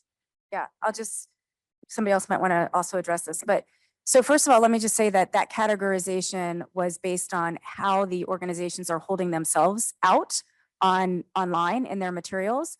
And I think that the religious category in the United States is probably very strategic and intentional, but it also might reflect sort of the idea that organizations in the United States are trying to draw on this spiritual component that maybe some of the Latin American and other international organizations feel like is just implicit in what they're doing. So I don't know how much it's actually different if you go to a religious, an organization that says it's doing religious retreats versus wellness retreats. I'm not sure, and my hypothesis would be that they're not that different from each other. It's just the way that they're holding themselves out, but I think it raises some really interesting questions. I forgot the other component. Retreats that claim religious exemption to run the retreat just as like a. So we haven't looked into sort of the legal status of them, but I suspect because of what Glenn was saying earlier, how it's like so difficult to get religious exemption in the United States, that I expect most of them don't have an actual religious exemption. I'm forgetting, was there another part of your question that I didn't just answer? Oh, let me say one other thing. Also, wellness is super vague, right? So I think people are very careful, especially in the United States, to not call it a medical retreat because they know that they'd be in violation of the FTCA if they, or they could potentially be, right? So they're not calling it a medical retreat. They're calling it a wellness retreat. What does that actually mean? We actually just did this really interesting study. We're in the middle of collecting data, but we're working with a group that's doing like this huge genetic study of OCD. Internationally, they have 54 countries, a lot in South America, as well as some in the US. And as part of the intake form, we started to ask their participants if they've ever used psychedelics to treat their OCD as one of their managements. And so far, we've gotten results from 1,500 respondents, and 10% of them have reported using psychedelics to treat their OCD themselves without, we haven't looked more specifically at the data, but I suspect most of it is without their clinician. On their own. So this is another reason why I think, people might say I'm going to a wellness retreat, but they're actually going to treat a diagnosable condition in themselves because they can't get access to it elsewhere. It's another reason why clinicians really need to be aware of what their patients are doing outside of the healthcare system. Yeah, and let me just add for a second, if I can, that wellness category is a very blurry category, right? If you look at Oregon and why people in Oregon say that they have sought facilitated psychedelic experiences, it's not generally to enlighten themselves. It's because they talk about depression, they talk about anxiety, they talk about PTSD. So, the two where your wellness stops and your anxiety begins is not at all clear. I would also note that although we heard a lot about the data of the efficacy of psychedelics for depression, PTSD, and other defined mental disorders, I don't know any comparable studies that look at wellness in a controlled fashion. And there's sort of a general assumption that, yes, this would be a great thing. It will improve wellness, happiness, gross national product. But the data on that, are as important or more important to be gathering as the data on depression and PTSD, because there may be an even larger pool of users out there who could be influenced by those data. I just want to add, sorry, one other quick point, which is we're doing a similar study as Amy at Penn, but with ketamine clinics in the US, and looking at wellness versus medical, trying to kind of phenotype them in a way. And we're seeing a lot of ketamine clinics use wellness language, but it's kind of weird because they're using wellness language to talk about helping with diagnosable medical conditions. And they're doing a lot of off-label ketamine infusions. Now, the ones that use Spravato are using medical language, which makes sense. There's a REMS, there's a whole medical kind of the trappings of medicine are around that. But it's a really interesting question, and the distinction is not very clear. Okay, hi. Well, wonderful presentations, very interesting points. So I guess my question has to do with informed consent and like the freedom to draw. So as we know, not much is known about the risk-benefit ratio of psilocybin. And obviously when participants are going to be in studies, even the clinicians or researchers aren't really aware of, what can happen. So I guess I want to know, like, what is your perspective of like how you can even, have the informed consent be done when you don't really know what's going to happen? And like, how can participants have the freedom to leave, especially because, well, they don't really know, you don't know what's going to happen, and neither do they. So Glenn referred earlier to the paper by Eddie Jacobs, who questions the possibility of getting consent to these kinds of transformative experiences in the usual sense of informed consent. Yeah, you can get consent, but he would argue that it's not really informed consent. When you think about it, though, that's true of a lot of medical procedures, right? You really don't know what it's going to feel like, after, if you've been depressed for 20 years and you're having deep brain stimulation or ECT, which you've never had before. You don't know what it's going to be like if you have inflammatory bowel disease and you have a colectomy and you have to wear a bag on your side for the rest of your life. So you're often in that position of needing to give consent in a less than fully informed fashion. And I'm of the school of thought that says we do the best we can with that. We try to be honest, transparent, as fully informative as we can possibly be, recognizing that there are unknowns and letting patients know about those unknowns. For psychedelics, for example, there are a lot of unknowns, right? How long does the effect last? Do repeated doses restore the effect if it begins to fade? Or you get one shot at this? Those are important questions, and we really don't have the answers yet. Hi, thank you for your comments. I think my question is primarily for Dr. Applebaum. My name is Jackie Berman. I'm an attorney who represents companies trying to get approval of psychedelics. So I'm coming at this from an industry perspective. And you seem to be talking about, with concerns with off-label use, using the REMS system to prevent off-label use. But at the end of the day, legally, FDA doesn't regulate the practice of medicine. So how would you reconcile the restrictions on FDA's regulatory authority while trying to shepherd the industry and medical practice into what you would refer to as like an ethical use of psychedelics once approved? So the FDA folks here, are probably in a better position than I am to answer part of that. But let me say, yes, it's true, and FDA will be, the first to tell you they don't regulate the practice of medicine.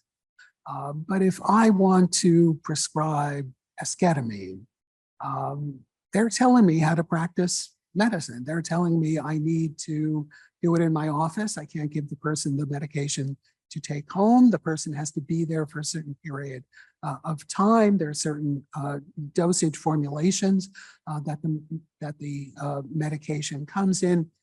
Yes, I've got discretion with regard to a number of aspects of administration, but word formulas aside, it's clear that the practice of medicine is being regulated in those cases.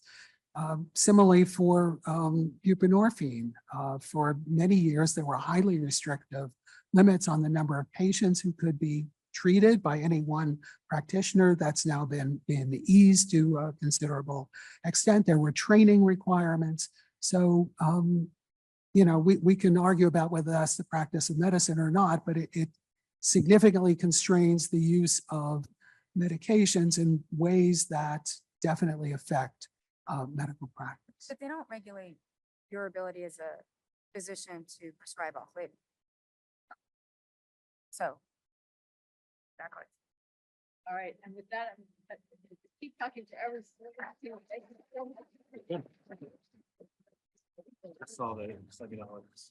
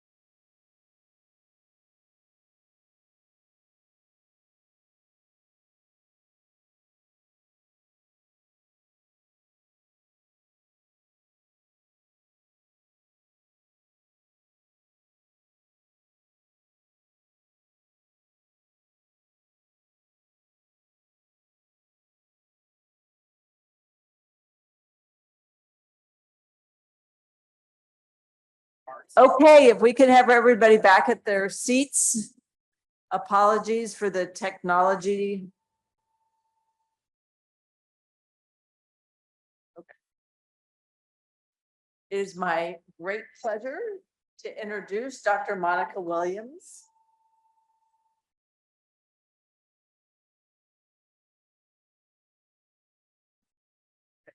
Testing, testing, 1, 2, 3. And her talk will be on psychedelics and racial justice, which is an enormous topic. So we'll just get the highlights and take them back, think more about them, because definitely something we need to be thinking a lot about. Dr. Williams is a board certified licensed clinical psychologist specializing in cognitive behavioral therapies. She is a tenured professor in the School of Psychology at the University of Ottawa, and she is the Canada Research Chair in Mental Health Disparities, as well as the Director of the Laboratory for Culture and Mental Health Disparities. She is the Clinical Director of the Behavioral Wellness Clinic in Connecticut and the Behavioral Wellness Clinic in Ottawa. She has founded outpatient clinics in Kentucky, Virginia, and Pennsylvania, including a mental health clinic for refugees. Dr. Williams conducts clinical research on psychological and pharmacological treatments for OCD, PTSD, and anxiety disorders. Her research interests also include the role of culture and race on mental illness.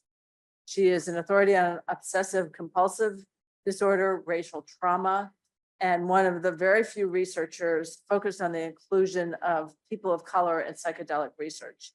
She's published more than 150 peer-reviewed articles, many book chapters and scientific reports in a wide variety of leading journals. And she has been, her research has been funded by a wide variety of local and federal competitive grants. So I'm very pleased to introduce Dr. Williams to you. Thank you so much for that wonderful introduction. It's really exciting to be here and have an opportunity to share some of my work with you. Today we're talking about psychedelics and racial justice. And I don't really need to say too much about myself after that great introduction, but here I am with some of my fantastic colleagues in the psychedelics world.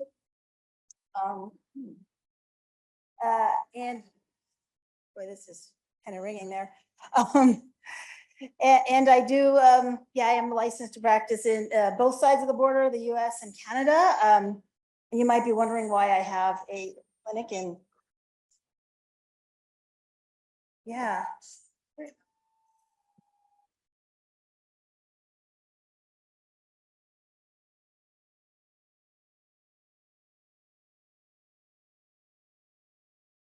turn that back on. Is this good? Okay. Oh, maybe it's that, I don't know. That was kind of hard to focus with that noise. So you may be wondering why I have a clinic in Connecticut, and that was because I was at the University of Connecticut for 3 years, where I was also the PI on one of the MAP sites for MDMA-assisted psychotherapy at UConn. We only got one patient through that before the Office of the Vice President of Research was able to shut down our study, which is how I ended up in Canada. I figured since they legalized cannabis, maybe I'd have a better shot of getting my psychedelic research done there. So they've been very tolerant of my work. Health Canada, on the other hand, that's another story. But anyway, so I'm here to talk with you about racial trauma. Racial trauma happens to affects people of color at many levels. So we have individual trauma, which is, maybe when a person has a very frightening or upsetting discriminatory experience. But people also suffer as a result of community trauma. So there could be communities that are oppressed by, over-policing, for example, or poverty. It also includes cultural trauma, where whole cultural groups or ethnic groups are experiencing or recently experienced a traumatic experience, as well as historical trauma. For example, Native American trauma or indigenous trauma around residential boarding schools would be an example of that. And also, in addition, trauma is heritable. And so environmental experiences of a prior generation can be passed down to their descendants via two routes: social transmission, but also biological inheritance through epigenetics. So racial trauma is real, and it can persist, and it can be handed down. And so racial trauma happens across America, and I apologize to give trigger warning for these images. These are actual Black people who were lynched in the United States. Black people weren't the only ones being lynched, by the way. Many Mexicans were lynched as well. And these lynchings have created their own symbols of terror that are still being used to traumatize people of color today, including symbols such as the noose, also weaponizing law enforcement against people of color, and racial epitaphs, as well as more overt types of aggression. So this is an example of some of the ways, some individual traumas that can result in PTSD. And some of these traumas, you may not think about these necessarily as traumatic, but they can be traumatic, and including some of these traumas that may be more likely to happen, for example, to immigrants and refugees, such as immigration difficulties or even deportation. So people of color, in addition to all the other traumas that people deal with, such as assault, rape, and combat, they're often dealing with additional stressors. And in fact, we have research over the last 20 years that connects racism to a host of mental health problems. Some of these mental health problems are worsened by experiences of racism and discrimination. Some of them can even be caused by racism and discrimination. And we can think of these collectively also as racial trauma. And there are many other, and this is just a snapshot. There's much more research than just what I have listed here. And so one question that I have wondered about, because one of the things I'm interested in is what can we do about the impact of racism on people of color, is can psychedelics help people of color with racial trauma? And there's many obstacles for people of color to getting good help for racial trauma. For example, they may not be able to find help. We know that, first of all, many racialized groups have higher rates of trauma due to all of these factors that I've discussed. Also, there aren't really enough therapists of color to meet the demands of people from all of the ethnic groups in our society. And there's not enough training. There's not enough training for mental health professionals to work effectively with people of color. And also there are financial barriers, right? So sometimes people can't afford to get the treatment that they need. And the more traumatized you are, the more disabled you are, and the less likely you are to have the resources that you need to even find the help. And so this has been the thrust of my research for a while. Can psychedelics heal racial trauma? And we have new research that's emerging from my lab that shows that psychedelics can help to heal racial trauma. However, randomized controlled trials are still needed, with some of the hype coming in advance of the science. You can imagine my chagrin when I saw my research slightly misrepresented in the media. So no, we did not say racism victims should drop acid. That being said, we have published a number of studies which have shown that, that psychedelics can be helpful for racial trauma, and they can heal under the right circumstances. And certainly, as I mentioned, we need a lot more research in that area. But another question that is the flip side of the coin is, can psychedelics harm people of color? And I think it's really important that we think for a minute about the potential for abuse and weaponized medicine, because this has been happening to racialized to Black and brown bodies now for centuries, right? And so, so we would be naive not to consider this as well. As has been mentioned already here, psychedelic medicine is not a new thing. Apart from Timothy Leary, LSD and other psychedelic drugs actually were used experimentally and clinically in psychiatry. And between the 50s and the 60s, there were more than 1,000 clinical papers that discussed over 40,000 patients, several dozen books, 6 international conferences, and so forth. And a lot of that, much of that research happened here, happened in Europe, happened in Canada. And in addition, indigenous cultures all over the world have traditionally been using plant medicines to remediate illness and enhance health in their communities. And in fact, much of what we know about how to do psychedelic therapy, we owe to the legacy of indigenous healing that was appropriated often.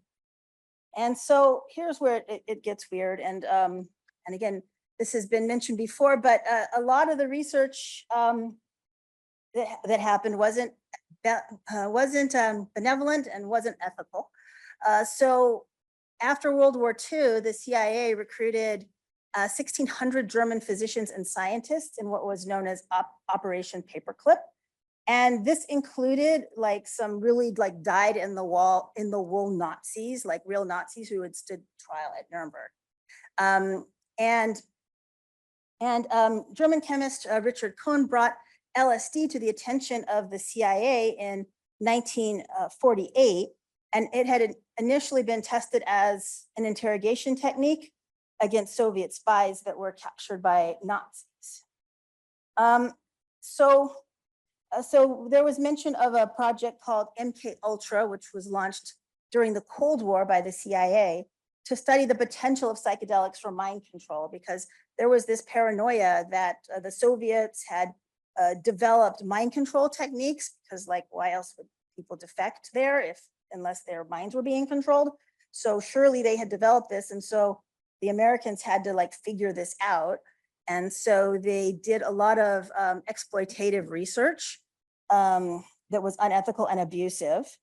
Hundreds of people were given LSD along with amphetamines, opiates, and other psychedelics in extremely high doses, and using dosing schedules that would be considered unsafe today, and often without the individual's knowledge or consent. And so we actually did an investigation of the Addiction Research Center and several other facilities. And our lab, we found that this included many vulnerable populations. And of the studies we reviewed, of the 48 studies we examined, 70% had multiple ethical violations, 20% had one violation, and only 11% we identified no ethical violation. So, and by the way, many of these studies took place at again, this Addiction Research Center, which was also affectionately called the Narco Farm. And once they were no longer able to use inmates for their experiments, they shut down and moved here and became NIDA. So I know, right? Now here's another example of, of a case that happened to a real person. The U.S. Army conducted these Cold War drug experiments, and there was a program called Operation Third Chance, which was used against unknowing Europeans.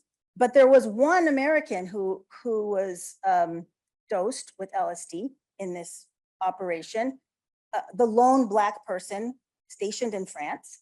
And he was accused of stealing classified documents and interrogated for over 3 months, during which time he was physically and psychologically abused.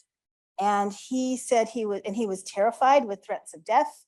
He was degraded by a steady stream of verbal abuse, including racial slurs and accusations of sexual impropriety. And then after they were not able to get any kind of confession from him or learn of any secrets that he had given away, they let him go. Now, he wasn't even given an honorable discharge. But afterwards, he was severely traumatized, and he became, in his own words, like an emotional cripple. And it was 16 years before he learned what the Army had done to him. And in 1978, he filed a lawsuit, and he described a life of headaches, depression, and nightmares. And in 1980, Congress publicly apologized to him and granted him a payment of $625,000. But then 4 years later, he drowned after a suspected epileptic seizure.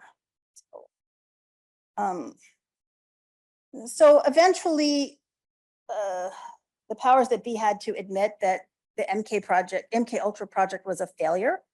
The head chemist said that no effective knockout pill, truth serum, aphrodisiac, or recruitment pill was found to exist. In 1971, Richard Nixon launched the war on drugs through the Controlled Substances Act, making psychedelics Schedule I drugs, classifying them as having no accepted medical use.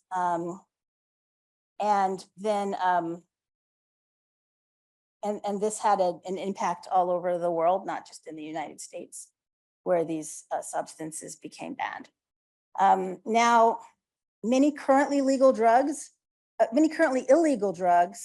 such as opiates and psychedelics, have been used for thousands of years for both medicinal and spiritual purposes. And why some drugs are legal and some are not legal is not really based on science at all, but it's based on politics and who these drugs are associated with, rather than any actual medical risks.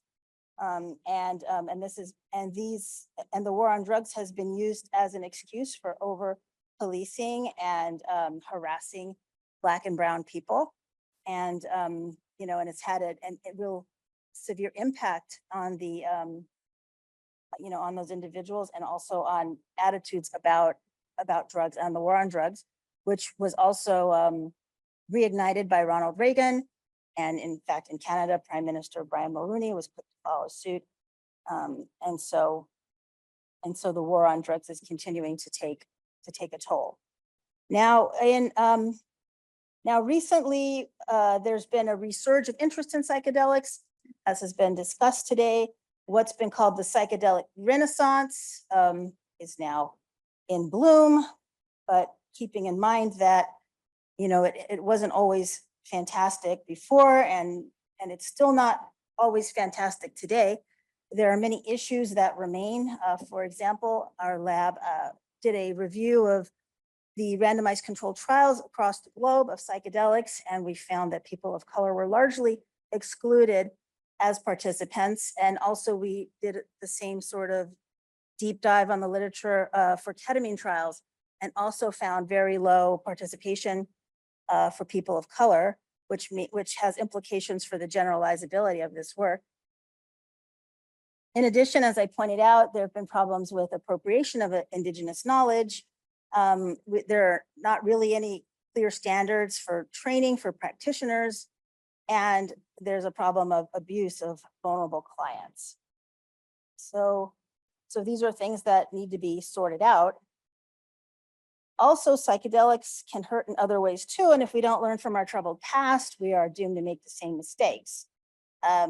Now, as one example, in 1928 in Hawaii, an ethnic Japanese handyman and chauffeur called Kisan was arrested as the chief suspect in a kidnapping and murder of a young white boy. The police surgeon injected him with a substantial dose of hyoscyamin to obtain a confession. And supposedly he confessed to the murder, but then when the drug wore off, he recanted the confession. He said he didn't do it. And he wasn't released until somebody else was found who was the actual murderer. But this case wasn't an exception, and these types of substances, in combination with morphine or alone, became increasingly common in the United States by doctors and law enforcement agents who saw these drugs as a means to induce confessions from people, from criminals, right? And so,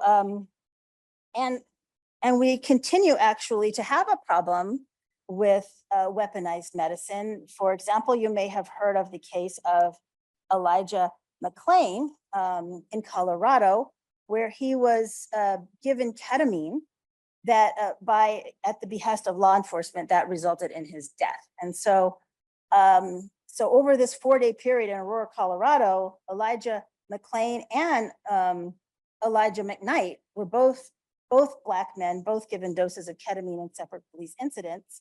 And McClain went into cardiac arrest and died several days later. McKnight was hospitalized and on life support, but survived.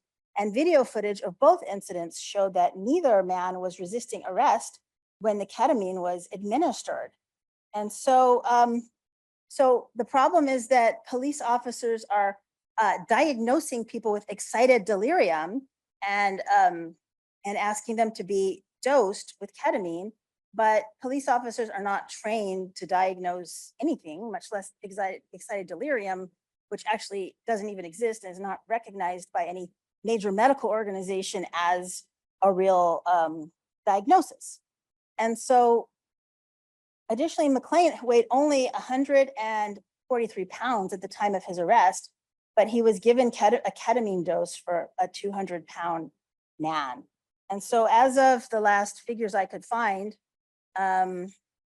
Colorado medics had injected over 900 people for excited delirium, leading to serious complications in 17% of cases before they finally got rid of that approach. However, ketamine is still being used, and it's legal for this use in most states, and it's used more often on Black people. For example, Greenville, South Carolina has used the drug over 200 times in 2021. So additionally, and negative experiences can occur even within a therapeutic setting. And so I was actually very excited to write this article, which had emerged out of the training experiences our team at the University of Connecticut had with MDMA. And this is actually the first account in the literature that we know of focused on the psychedelic experiences of Black women. And in all of these cases, cultural themes emerged. And psychedelics certainly can heal and certainly can be helpful. But one of the women had a bad experience due to prior racial trauma because her therapist didn't know how to properly work with that material. And she had some difficulties that required some more intervention to get her stable. So, so again, so important to keep in mind that there are many factors that impact individual responses to psychedelics, and these include race, ethnicity, and culture. And if you think about what goes into a psychedelic experience, we have set and setting and biology, and all of these pieces have cultural components that I won't go into now, but you can see that they do and read the paper. So so I like to imagine what if we lived in a world where psychedelic healing was there for everyone? You know, what would that mean and what would that look like for traumatized communities of color? You know, and here we have a young Black woman getting psychedelic therapy, and she's talking about what she's going through, and she says, I feel a heavy weight on me. It's the weight of centuries of hate and oppression. And there's white people's hands coming from all directions, grabbing and pulling at me, right? And so, you know, sometimes I pose this scenario to, you know, to my students, and most of the time they just look panicked and have no idea what they would say or do.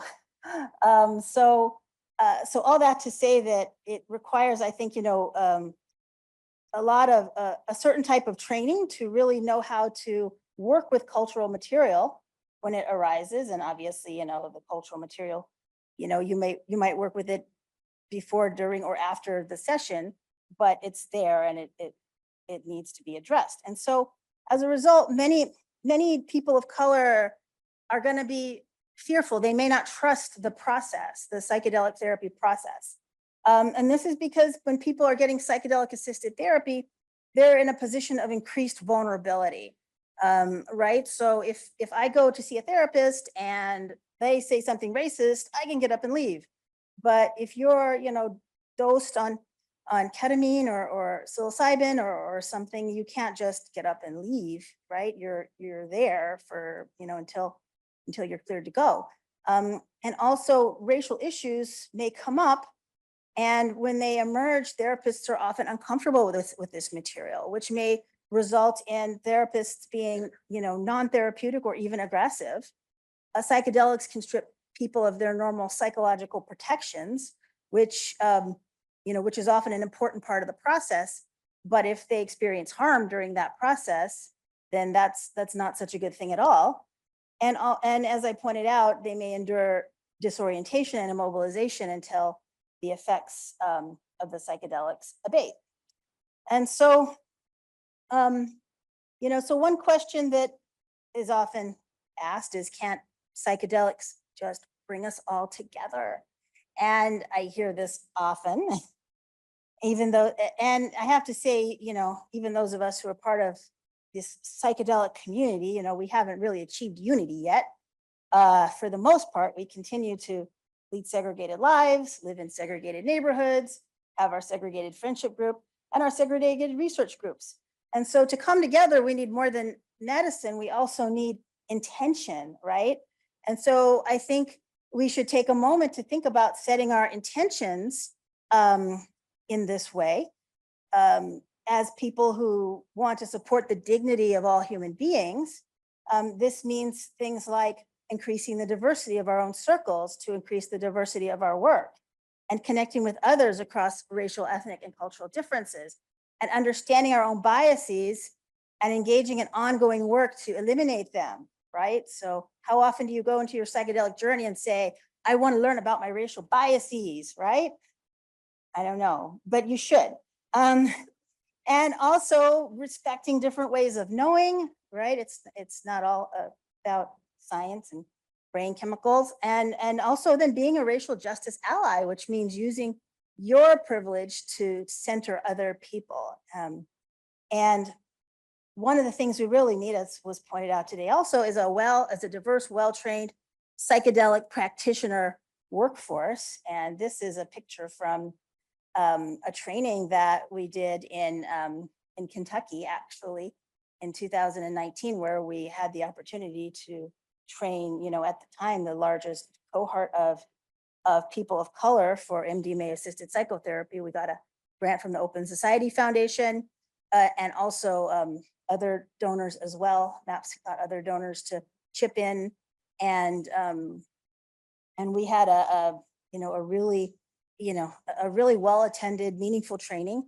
I mean, it was not easy, and unfortunately, there wasn't as much local participation as we had hoped, and no local Black people participated. We had people coming from all over the country, but no Black people right there from Louisville, despite vigorous community outreach efforts. And we later learned this was due to the legacy of the abusive research that had happened at the Addiction Research Center in Lexington. So these are things that we need to be thinking about as we are moving forward, is how can we engage people who may have historical and cultural traumas and who may need psychedelics more than anyone, but have more reason to fear than anyone, right? And so here's a little bit about what we're doing at the University of Ottawa. We do need more training programs. We're actually launching some fantastic training programs. We have already 2 micro programs running in psychedelics and spirituality and psychedelic science. And we're going to be launching a master's degree in psychedelics and consciousness studies for the fall. And so that's very exciting, as well as a graduate diploma or certificate in psychedelic therapies. So this year I taught at the graduate level in psychology, psychedelics and psychedelics for mental health, which I'd also taught the year before. Real class in the catalog, not a special seminar. I know, I never thought, but it's very cool. And we need resources for clinicians and educators. And so we've been publishing textbooks. Can you believe it? We have a textbook coming out now that's published by the American Psychological Association for psychedelic assisted therapy, right? So this is very cool. We're getting the tools that we need to train people. And so I'll stop here and leave us with, where do we go from here, right? So psychedelics, again, they're not new, but integrating them into current Western medical paradigms is new. And psychedelics can be beneficial for mental health and well-being, and the public wants them. But there are many concerns and caveats. They're not a panacea. We still have a lot of things to work out. The research is promising, but more is needed to unravel the mysteries of psychedelics and promote equity. So thank you. And there's my contact information if you'd like to reach out.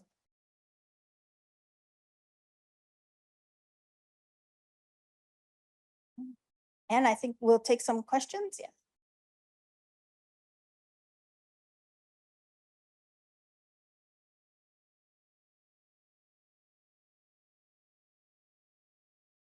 Hi.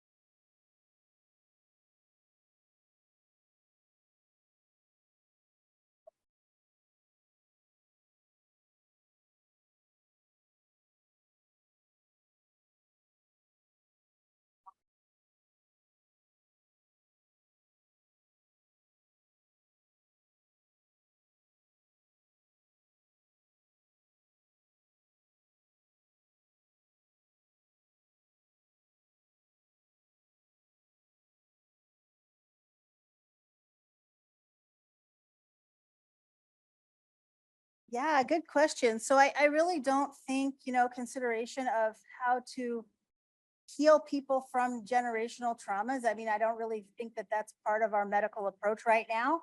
I think it needs to become part of that approach. However, I do see this work being done a lot more in sort of ceremonial and group settings where where there may be more of an openness and maybe a little more technical skill in working with these generational traumas. Although I can just say for myself personally that that I've one time had the opportunity to work with oh no, that's more than one, maybe twice, had the opportunity to work with a Black woman in a plant medicine ceremony. And I think for me personally, it did touch on the generational trauma came up for me, and to the point where it's actually like looking back at generations of people before me, back as slaves. I have slaves as ancestors. And so I think, to me, that speaks to the need for being able to have people to work with who may have a shared culture and heritage. It was really nice to have someone who just understood what I was experiencing without having to explain it. And so I think that's one approach. I don't think that's necessarily the only approach, but I think we need to definitely, have a lot more thought and conversation about that.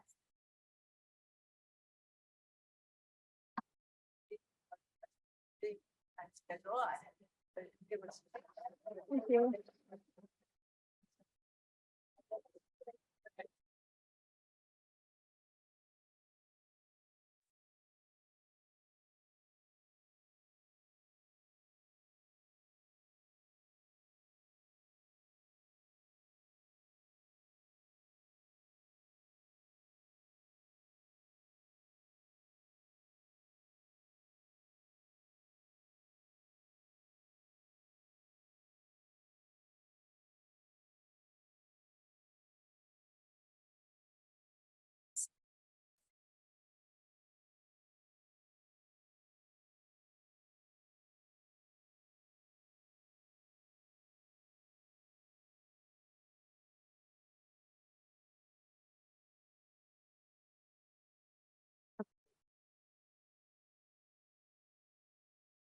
This is on.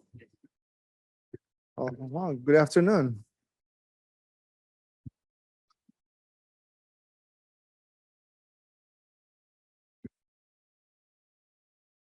Hello, my name is Erdal Tekin, and I'm a professor in the School of Public Affairs here at American University. I'm an economist by training, working on questions in the intersection of health and risky behavior.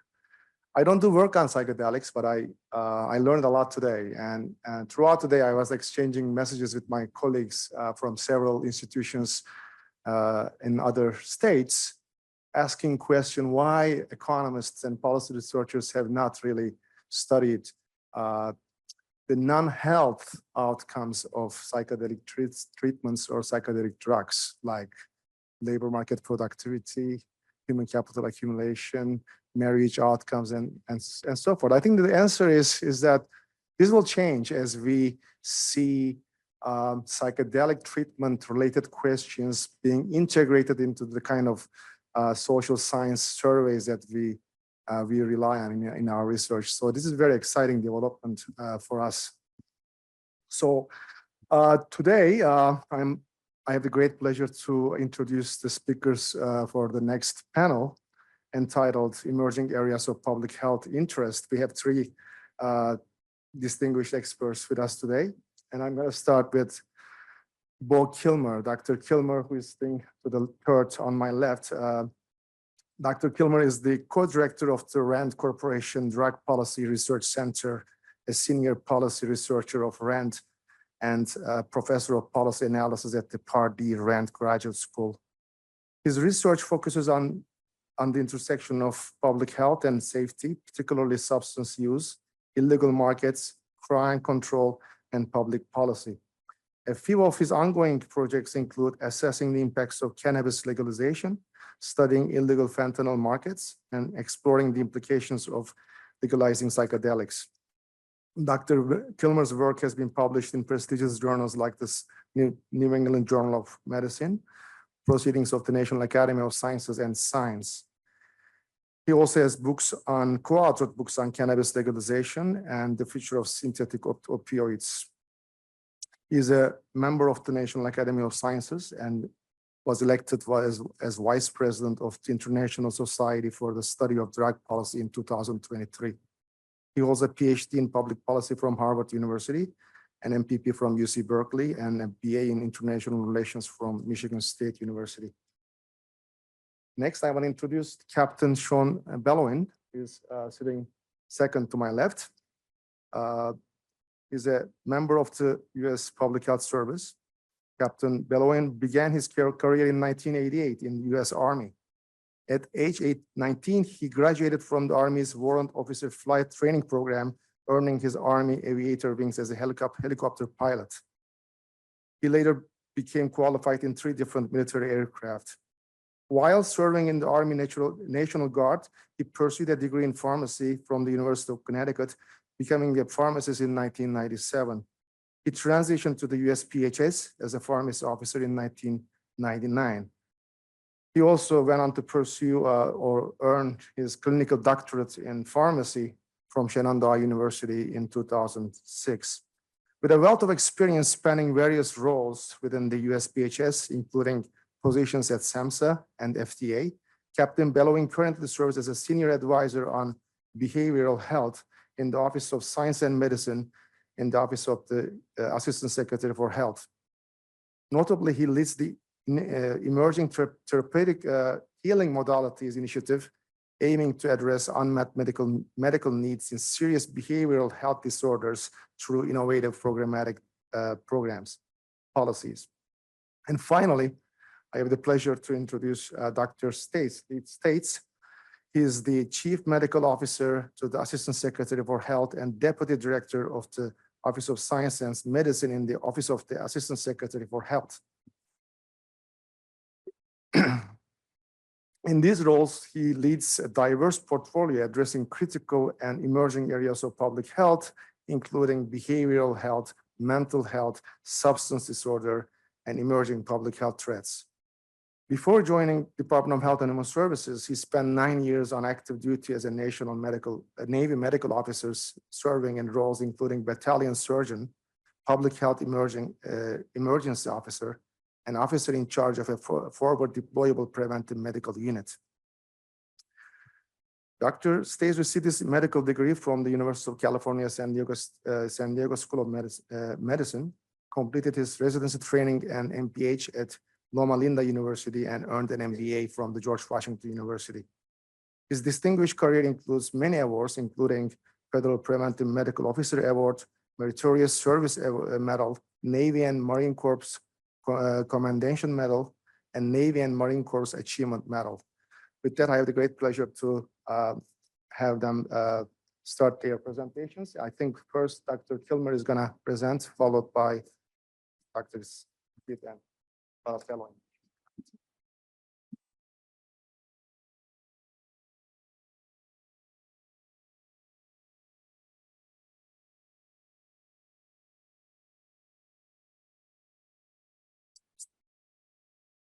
Good afternoon. I want to begin by thanking all of the organizers, and Rachel, especially you, for bringing everyone together. And I've learned so much, not only from the presentations, but just also the conversation. So thank you.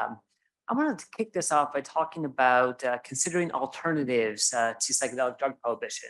So if we go back to Glenn's presentation, kind of that third pathway, recreational, spiritual, I think it's best to think about this as use outside of FDA approved kind of protocols, outside of the labs, outside of the clinics.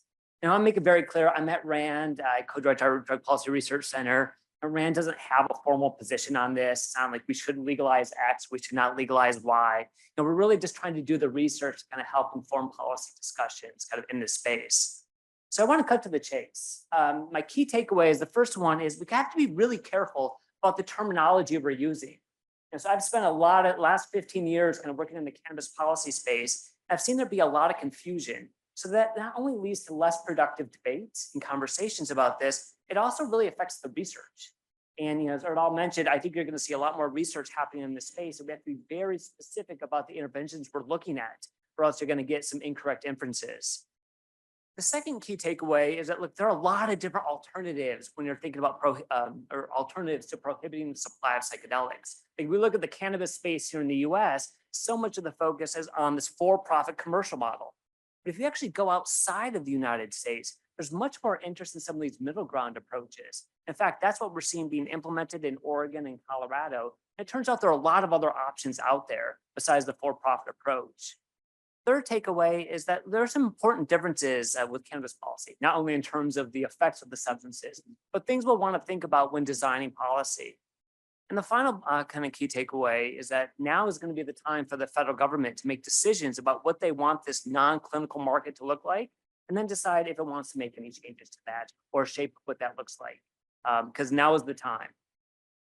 And this is based on a few different presentations with a number of RAND colleagues, and also a report that we have coming out in a couple of months where we've been doing our own surveys and our own qualitative work on this. And I'm going to share some of those insights with you today. But in terms of thinking about the scope of the policy changes that have happened just since 2019 in the United States, one thing I think we need to be careful about is the use of the word decriminalization. Especially in the media, you hear the word decrim used to describe a lot of these interventions, but it turns out most of them aren't actually decriminalization. And so when we think about decriminalization, at least in kind of an empirical drug policy space, we tend to think about this as reducing or eliminating the criminal penalties for possessing small amounts. It doesn't make it legal, but if you do get caught with it, it could be like a civil fine or some other type of civil sanction. That's typically how we think about decriminalization. It actually involves changing the law.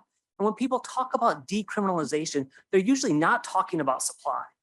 So that's especially, there's sometimes could be confusion. People will use decriminalization as a synonym for legalization. No, they are very different concepts. I think this is going to be important. As I said, we want to be precise so we have better policy conversations, but we also have better policy evaluations. So in terms of what we've seen so far, and this is something Glenn had alluded to earlier, we've had more than 24 places throughout the United States implement what we would call deprioritization. Here, they haven't changed the law, but essentially either there's been a ballot initiative passed at the local level or something at a city council, where essentially they say, look, enforcing certain laws with respect to psychedelics will be a low or maybe the lowest priority for law enforcement and prosecution.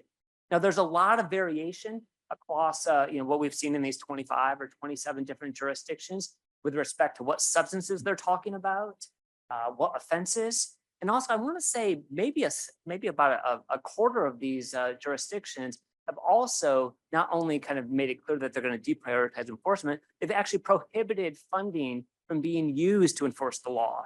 I want to say in probably five or six of these locations. So even within this particular category, there's a lot of variation. I think that's going to be really useful when we start seeing these policy evaluations because they aren't all the same. But this also raises the question, well, how many people actually get arrested for psychedelic offenses in the United States? And, it's not a lot of people. We don't have good data on this. The FBI, they'll typically report how many people have been arrested for cannabis, how many people have been arrested for cocaine or opioids, and they've got a few other categories, but they never report this for psychedelics. And so I've actually been kind of digging into the data, trying to figure this out. So those who do crime research, really getting into the NIBRS data, looking at the seizure data.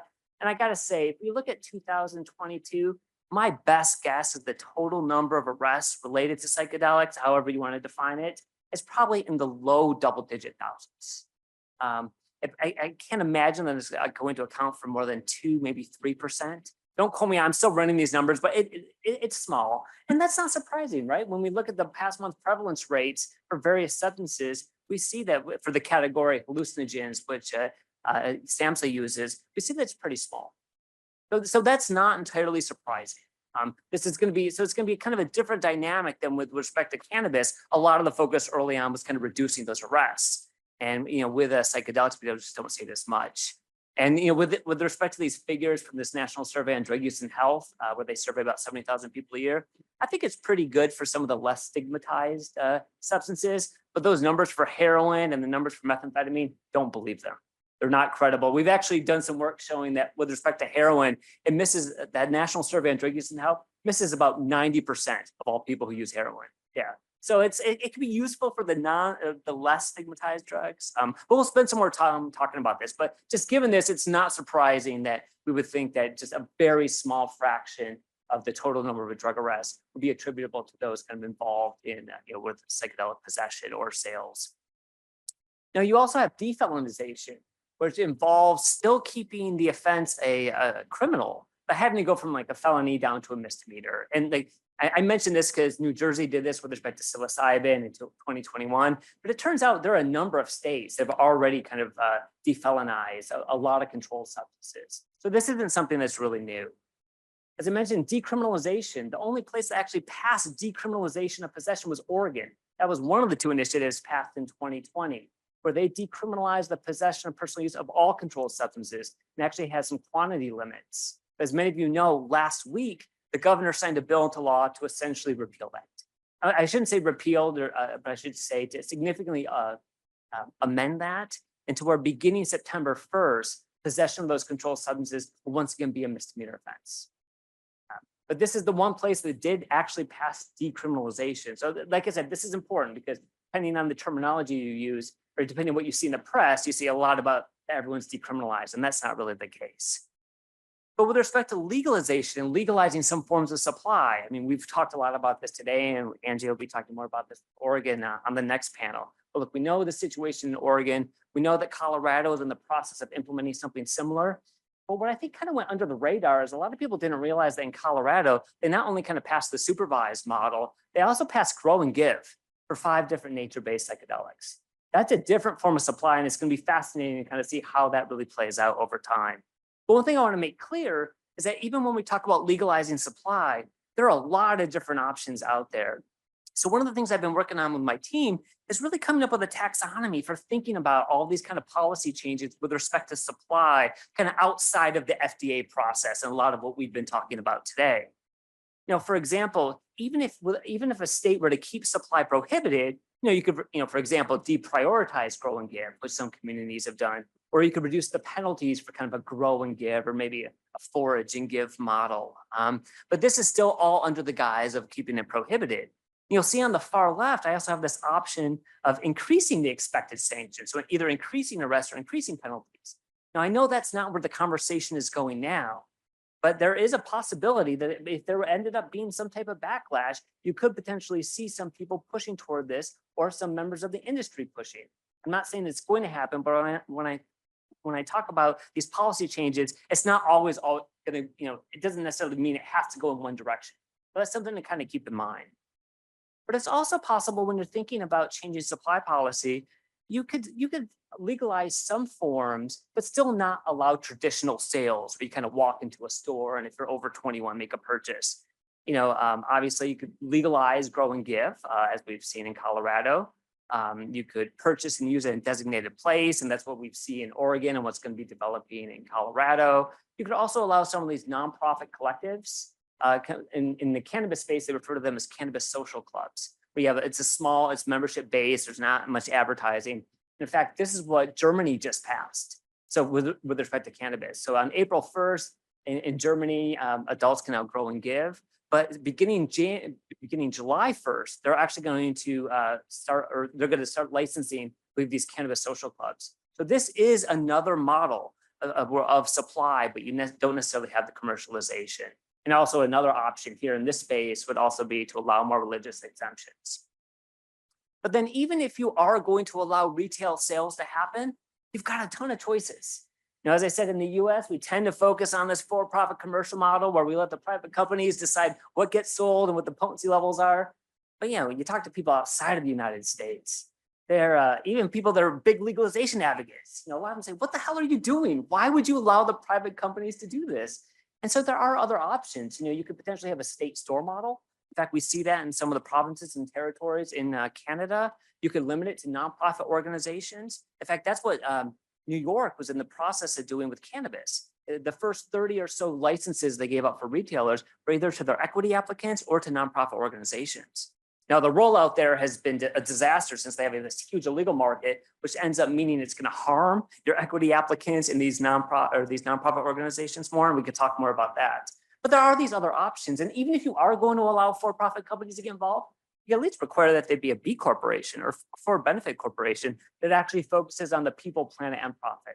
So the point here is there are a lot of different options. You may not hear a lot of these being discussed now, but as conversations really evolve over time, and especially as you see more with some of these ballot initiatives, there are going to be other options out there that could be pursued. Now, in terms of the big differences with cannabis, outside of the effects that it has on individuals, is thinking about the role of price, right? When we talk about regulating cannabis, we talk about regulating alcohol, so much of the focus is on is using different policy levers, whether it be taxation or minimum prices, to essentially affect consumption, right? Because we know that for cannabis, it's Pareto's law, is 20% of users that account for 80% of the consumption. These are your heavy users. And so if you really want to affect that group, you're going to be focusing on price. It's the same thing with alcohol. Now, it's different when we talk, at this point, it's different when we talk about most psychedelics. So some of the work that I've been doing is not only analyzing those NISTA data, we've also been doing our own surveys and finding, and it won't be surprising to anyone here, that it's the opposite when we talk about psychedelics. It's those that use very infrequently that actually drive the market. And so that's a big difference. And so even when I look at total expenditures for people over the course of a year, it's not a lot of money. And so that means that the goal of potentially using price to kind of influence consumption behaviors may not matter as much. Now, I don't want to say, especially with early, I don't want to say it doesn't matter at all. In fact, I've never seen any price elasticity estimates for various psychedelics, but this is something to keep in mind when you're designing these regimes, is that you may not necessarily have those same levers. The second thing that's different is with respect to supervision. We've talked a lot about this today. If you're going to go down this pathway, is supervision going to be required? As we see in Oregon, as developing in Colorado, will it be regulated? Will it be incentivized? So I think the thing to keep in mind is even if you were to have this for-profit commercial model where people could walk into stores, you may still want to have some type of regulation or some type of incentives for people to make sure that their consumption is supervised. So that's a little bit different than, people are talking about cannabis lounges, but it's very different when we're talking about most of these psychedelics. So that's something that's going to be different when we think about the policy conversations as they evolve. And the other part is with the role of social and racial equity. And so I'm so glad I'm kind of following this last presentation because, being part of these cannabis conversations, 15 years ago, racial and social equity wasn't really part of the conversation.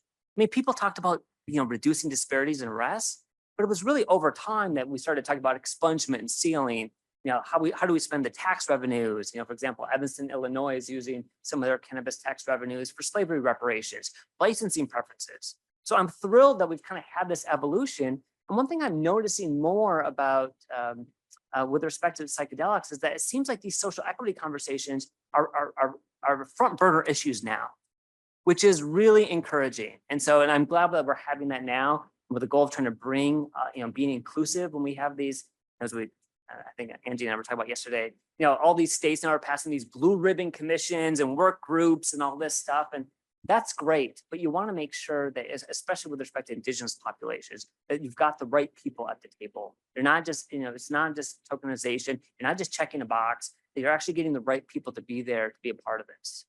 And I think those are the conversations and things that we need to be doing right now. And the final thing I want to talk about is with respect to some of the federal options, for non-clinical supply. We're in a somewhat different situation than when we were in 2013, right? When Colorado and Washington passed legalization in 2012, no one was quite sure what the federal government was going to do. And it wasn't until, I want to say, August of 2013, the Department of Justice released what was known as the Cole Memo. It essentially came out and said, hey, look, this is all illegal under federal law, but as long as you follow certain guidelines, it won't be an enforcement priority for us to go after. And even though when Trump came in and that memo got rescinded, for all intents and purposes, things haven't changed. But at that point, really the federal government sat on the sidelines and just watched this commercial industry develop state by state.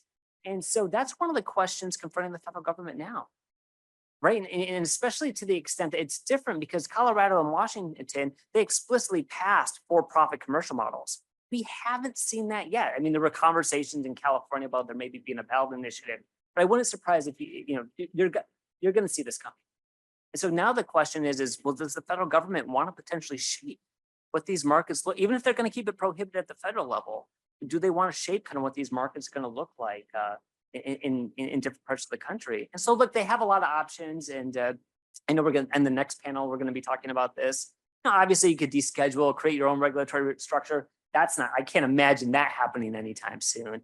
You could also imagine, there potentially being budget riders. So this is what we have for medical cannabis. So essentially, there's a federal budget rider that says that we can't use federal resources essentially to shut down state legal medical markets. And so you could imagine having a budget rider like that, where it could be specific to different supply regimes, saying, hey, if you're a state and you've got clinical supervision, or if it's just grow and give, we're not going to spend any enforcement resources on that. But if you're going to start selling substances that are prohibited by the FDA, we might make you a priority. And so you wouldn't be exempt from that. And that's kind of similar to what you could think of with respect to the DOJ. As I said, with that Cole memo, they came out and said, hey, cannabis, this is all illegal under federal law, but here are some different guidelines. You can imagine the Department of Justice doing something very similar with respect to psychedelics, saying, look, hey, if you're a state and you're doing, you've got supervision model or grow and give, you won't be a priority. If you are going to start selling these substances that are prohibited by the FDA, you will be a priority for enforcement. And if they wanted to go down that pathway, getting that out now could really potentially shape, whether or not something even gets on the ballot. So anyways, we're at a point to where it's now time, whether or not you want to deal with it, the federal, and I say the federal government, obviously it's the different actors as well as Congress. They need to start giving this thought now. So if they just sit and wait and don't get involved, you can imagine this rolling out very similar to what we see with cannabis and all the promotion. So once again, those are the key takeaways. Thank you very much for this opportunity. I look forward to hearing from my panelists. So thank you.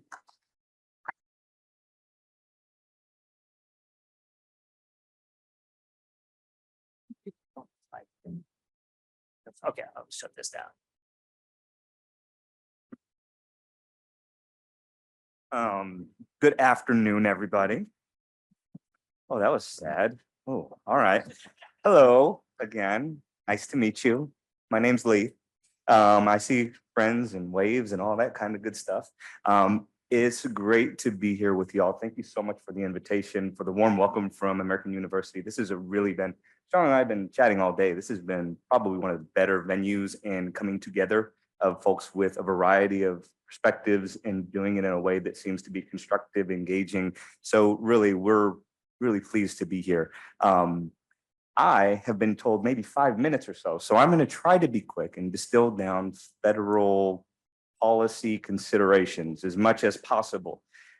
So let me step back and do my quick, and Angie, you'll remember this. I have no conflicts of interest. And what I'm saying is not representative of HHS, OASH, FDA, NIH, any of the federal family that I am part of, but am not speaking on behalf of right now. So with that said, don't go tell on me to my bosses about anything I said right now.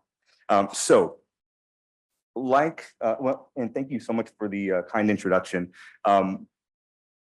Like Marcus, at one point, we used to wear a certain uniform. And I'm just giving you this because I want you to know why I'm up here and what brings me to the actual fight that I feel that I'm part of right now.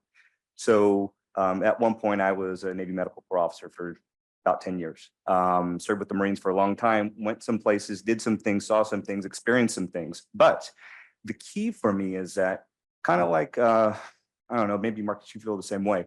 That was tip of iceberg for me. So everything that happened prior to traumas from childhood, from adolescence, the things that built up that I never recognized or understood for a variety of reasons, those are the things that really helped derail me, and military service just sent me into a bit of overdrive, as it were, because I wasn't certain about how, what to do, or what I could be doing to manage what should be a life of restoration, of fulfillment, of thriving, of wellness. So that's what brings me here, is that wellness for all, right? So the thing that I'll maybe clarify is, veterans are by far the folks that get the most attention in Congress, the most attention from all manner of government agencies, because they're veterans. We're bland for the most part, and we're good for their polling numbers, right? But we represent 7% of the population. And that leaves a lot of people with wounds, a lot of people that aren't healed, and a lot of people that need to be addressed, that going through the VA and focusing on the VA and focusing on those arms and opportunities are not necessarily going to address in a meaningful way.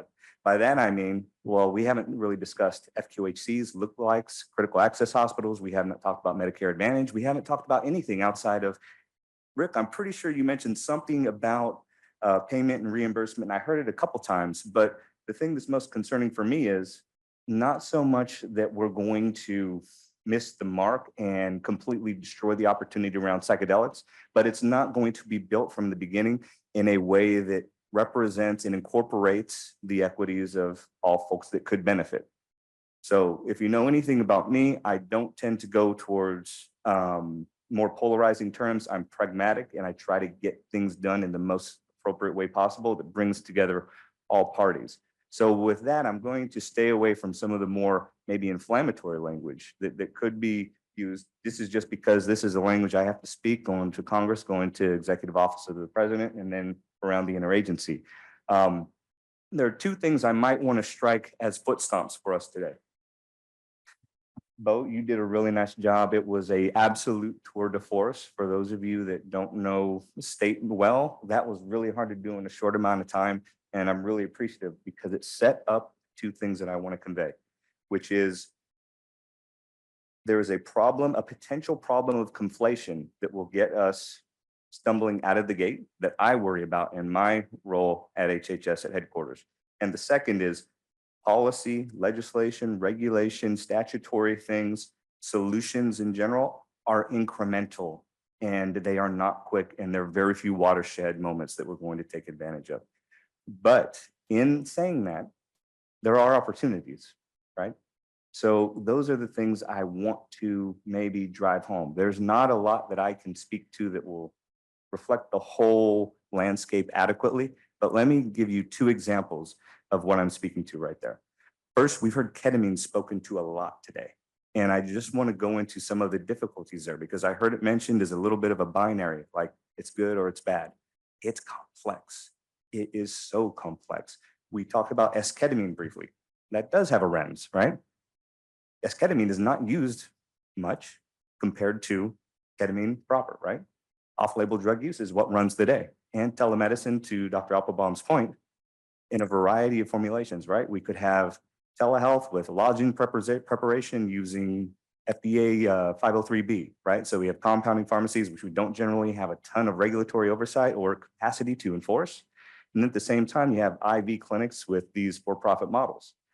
That does not extend to the coverage of REMS. So this idea of practice of medicine and psychotherapy truly is a limiting factor. And Tiffany, I won't steal your thunder, but there is a recognition that there is a gray space where we don't cover right now.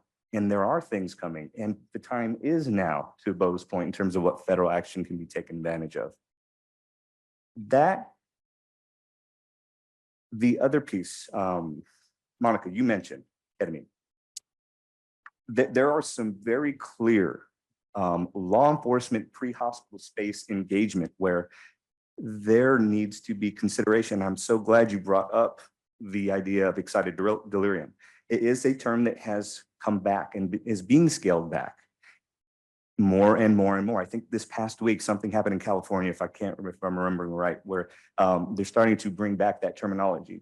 That, as Monica was saying, is, you know, it does give Leo that capacity to reach out to like first responders, to EMTs and whatnot, to administer ketamine in the field.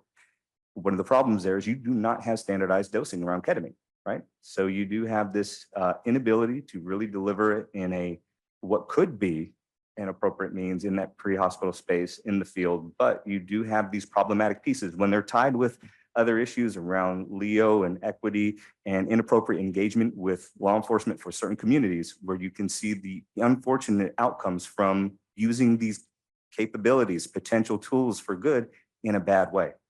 The second one I'll say, and then I'm going to pass to Sean, I promise. Sean and I are fortunate to work on cannabis a bit from time to time. And I'm not going to talk about cannabis flower, right? The thing that's the elephant in the room that folks don't generally dive into is the intoxicating hemp products, right? Delta 9, Delta 10, Delta 8, right? These are the problematic things that are escaping at the moment regulatory oversight and being able to address from DEA and FDA, right? It's just falling into a space with gas stations and smoke shops where if you are under 18, that's probably what you're going to go to, right? This is one of those things where we have a tension between the state, local, federal, and it's not aligned. And part of it is because we missed the window with cannabis. And we got into a situation where we had this advancing, and let me try to talk to it this way. We had this advancing and developing industry based on the state levers being put in place, which in my mind helped facilitate the capacity to get the 2018 Farm Bill Act at its place, because you were able to get a lobby that was strong, that was able to, you know, get things to go a certain way, where we had these hemp products and then capitalization on that. And now we have to, unfortunately, go back and try to correct things once things are already out of the barn, once the horse is already out of the stable, whatever other adage we want to talk to, right? But psychedelics are that as well, right? So there are things to do to right size and to ensure we protect public health and public safety, but it will require us taking advantage of the time, which is now. With that, I will transfer it over to Captain Boulogne, and then I would really look forward to the discussion. Thanks. So can everybody hear me okay? So for the sake of brevity, I'll try to keep this pretty short. I just also equally want to comment. This is probably one of the best experiences I've been at in terms of the venue, the level of coverage by everybody here touching on the major themes. What really heartens me is how consistent these themes are being repeated by all the different members who've been participating. And I'm sure we're going to continue to hear this in the final panel discussions. So, I mean, as Leith has talked about, I mean, what, you know, really keeps me up at night is how do we protect public health and safety? And so much about all of this, if we really want to engender these potentially significant positive outcomes that has been commented on, it really comes back to protecting public health and safety.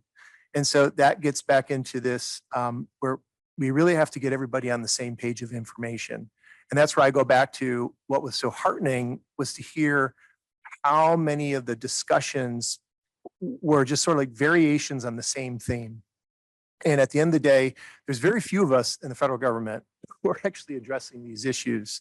And so it's really going to take my sort of like takeaway that I want to share back with you all is please don't look to us to try to solve all this. It's like, it's really going to take all of you to co-create this reality. That's what it's going to take. And you're going to have to be out there to all the states and to all the local jurisdictions to reiterate these same messages. And I mean, we've been jotting down notes throughout the whole day. And I wanted to leave a few key points. We do a lot of discussions internally. We do a lot of briefings.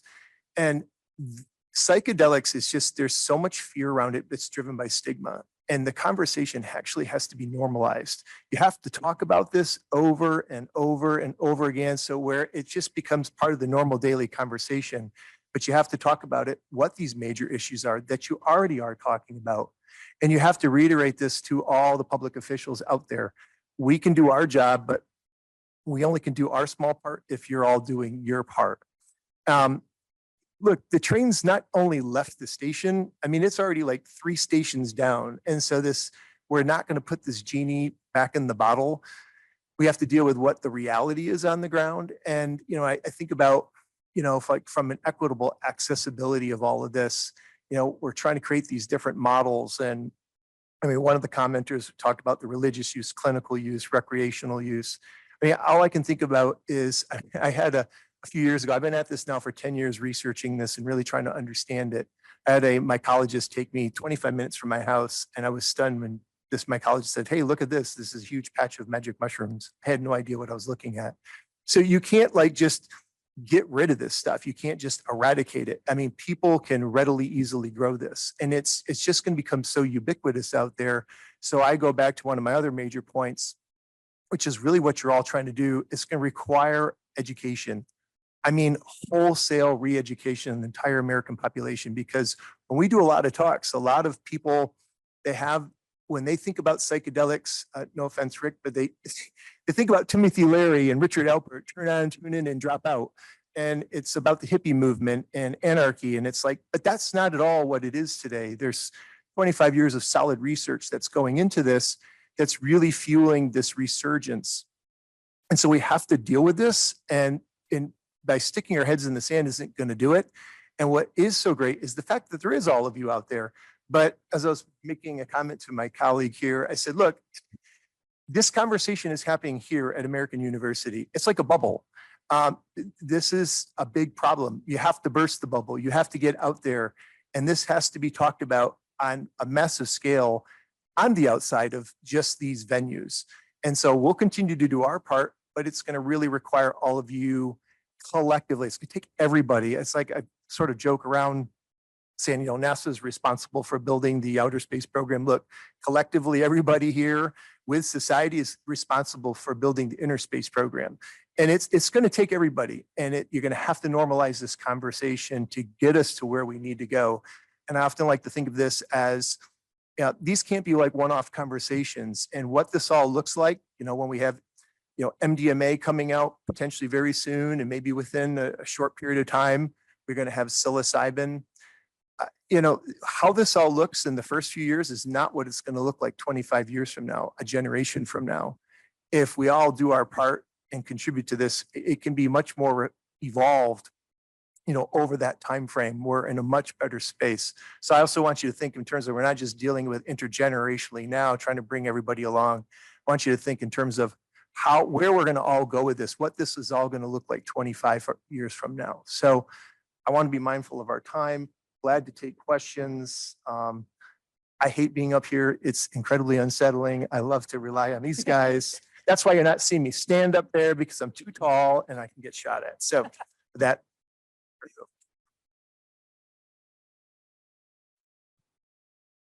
And we have time for questions.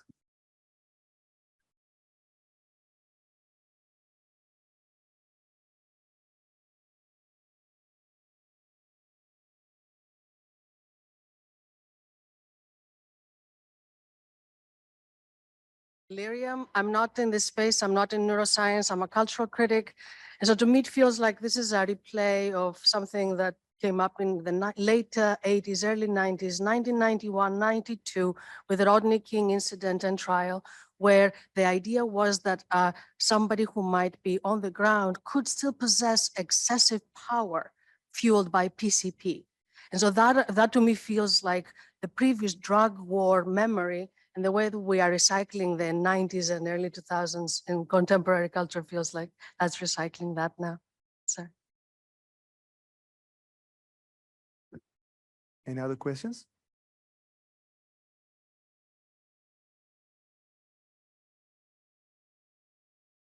So I'm taken with your comment around our ownership. And I guess I wonder if you have thoughts around collectively how we reclaim narratives around psychedelics, because it feels like a really important normative piece of how we structure and shift the regulatory landscape, and also how folks who maybe live on the margins think about its use in their daily lives and as a corrective mechanism.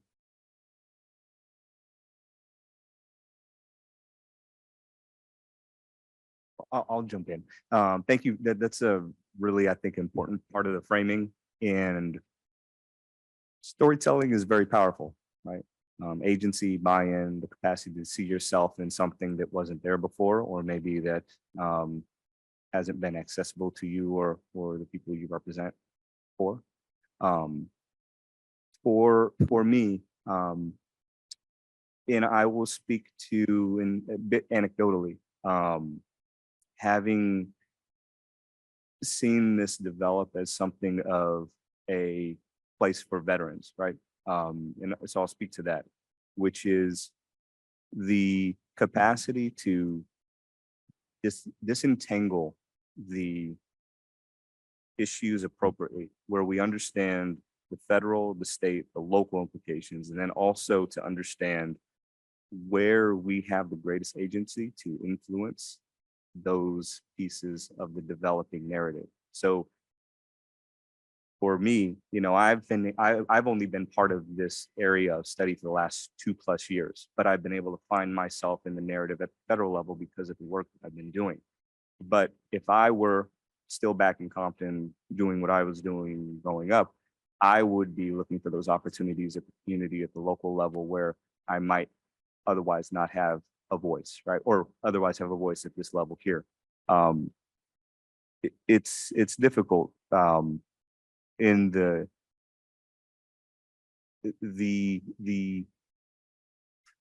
I'm not going to waste too much time on this, but the reason I'm struggling with this is because it's not in a silo, because it comes with a history of war on drugs. It comes with the history of criminal justice issues. It comes with the history of disenfranchisement that's really been perpetuated across a variety of areas. And this is just the most recent iteration, right? So I struggle with it because I don't know what the right answer is, but I have some thoughts.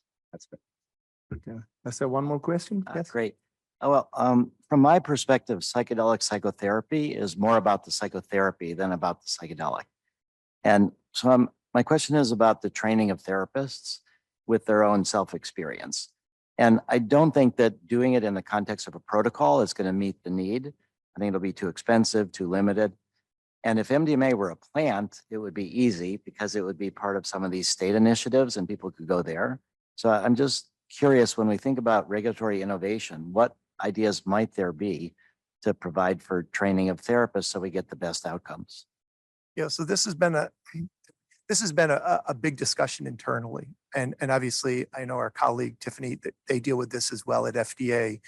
And, this is complex. As when we do a lot of these briefings, what do you do when suddenly you have approved MDMA and you got not just millions of people who want it, you got millions of people times the number of sessions that they want it. Well, you're going to need an army to do that. Guess what? We don't have that army today. So I often use the analogy of the palliative care model. Why? Because we got to start somewhere. And with the palliative care model, it's something that's well established throughout the whole country, for treating not just the end of life, but for people who are suffering a lot of diseases that they're just suffering miserably. And they're trying to come to a way to accept that and using whatever tools.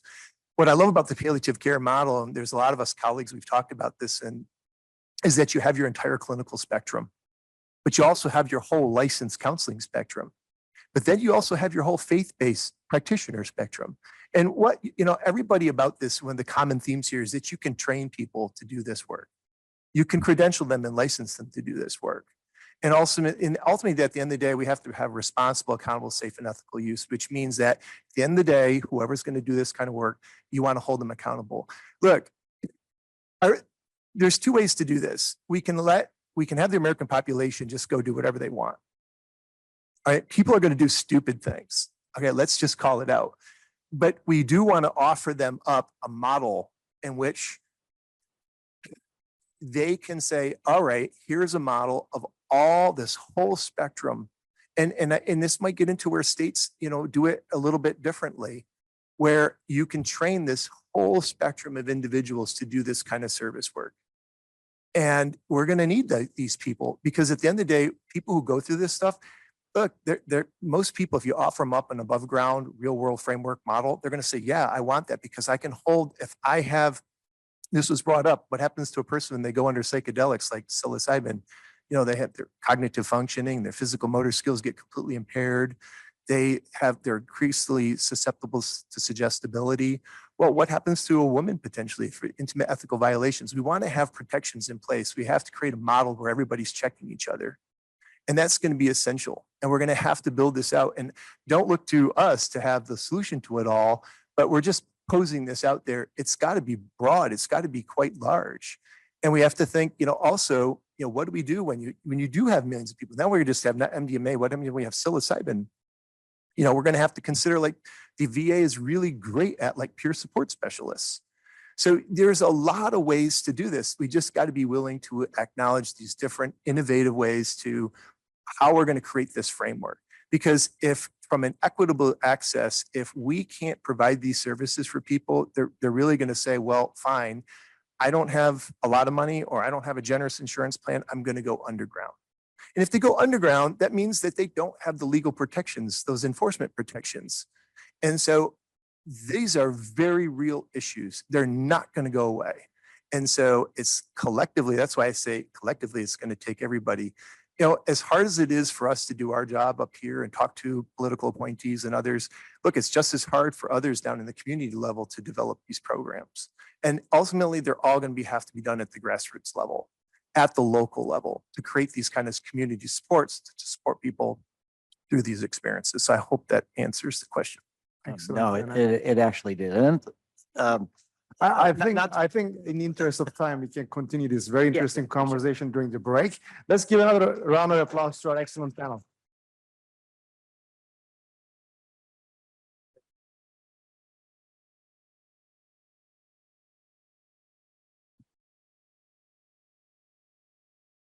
Okay, we are close to being on schedule.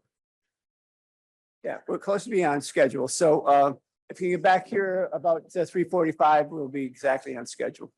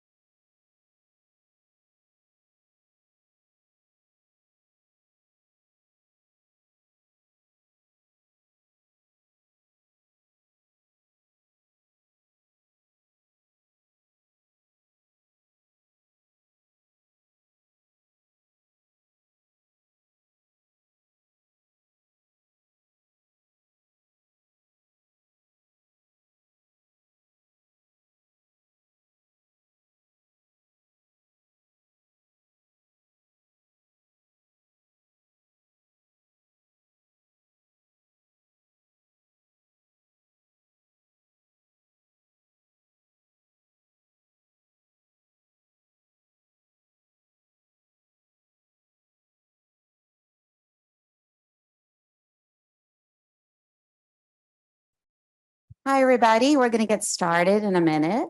Going to take your seats. Of course, please help yourself to some coffee and cookies. We'll just start in 30 seconds while people find their seats.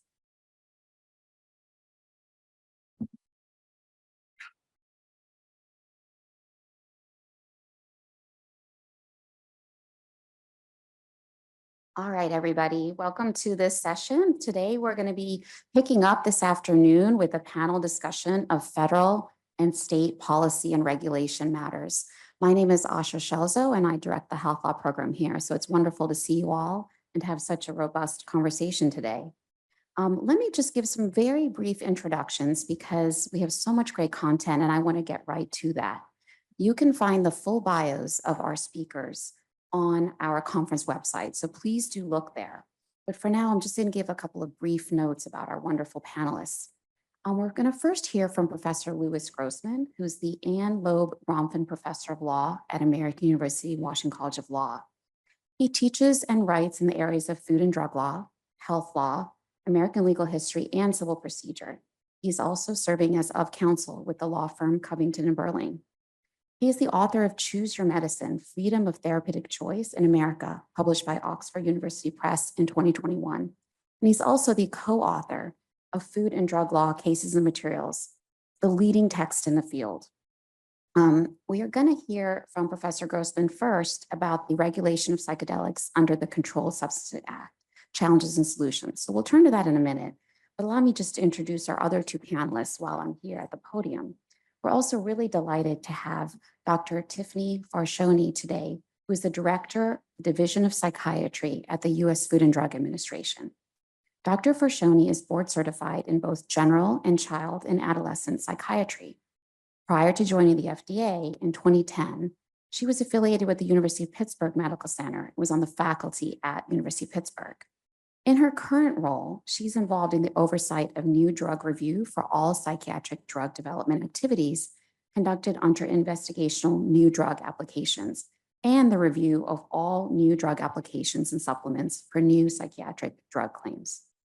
And third, we will hear from Ms. Angela Albee, who joined the Oregon Health Authority Public Health Division as the Oregon Psilocybin Services Section Manager, after working to shape legislative policy for nearly a decade. After serving as Senior Policy Advisor for the Oregon Health Authority Government Relations, she served in policy roles with the Oregon Department of Human Services, the Oregon Criminal Justice Commission, the Oregon House Majority Office, and Legislative Assembly. Prior to policy work in Oregon, Angela spent nearly a decade in the nonprofit sector, serving older adults, individuals with disabilities, refugees, asylees, veterans, and survivors of domestic and sexual violence. Again, please take a look at our conference website for the full bios. But now let's turn our time over to Professor Grossman. Thank you.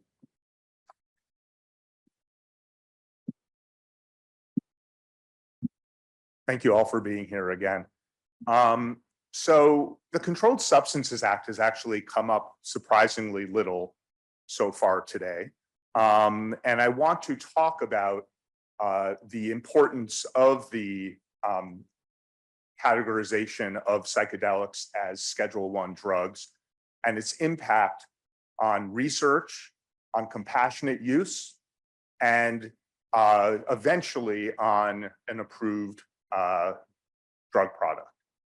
I'm sure that most of you are generally familiar with the fact that controlled substances are regulated by the FDA pursuant to 5 different schedules, with Schedule I being the most rigorous regulation and Schedule 5 being the loosest. Schedule I drugs can only be used for research purposes. And what makes a Schedule I drug is a high potential for abuse, no currently accepted medical use in the United States, and a lack of accepted safety for use of the drug under medical supervision. As I'll talk about in a few minutes, the key issue for getting out of Schedule I for a psychedelic, like for cannabis, is the no currently accepted medical use in the United States requirement. So Some of you out there have actually done research on psychedelic substances, and so I'm going to probably be telling you things you already know and that you may know better than I. So feel free to correct me afterwards if I get any part of this unbelievably complex process wrong. But the bottom line is that a Schedule I substance is hard to research. And I've put together a list of steps that a researcher who wants to research a Schedule I psychedelic has to go through. They have to, first of all, get FDA approval of an IND. And I say approval in quotations because FDA doesn't approve INDs, rather they go into effect after 30 days unless the agency puts a clinical hold on them. And an IND is a detailed document including a lot of information about the protocol and a lot of information about the investigator.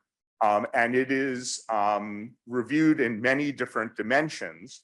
And if it is a psychedelic or a scheduled substance, as I understand it, FDA at this point also consults with DEA on diversion prevention measures, either simultaneously or before or shortly after. The researcher also has to get IRB approval of the protocol, which protects the ethical character of the study and ensures informed consent and so forth.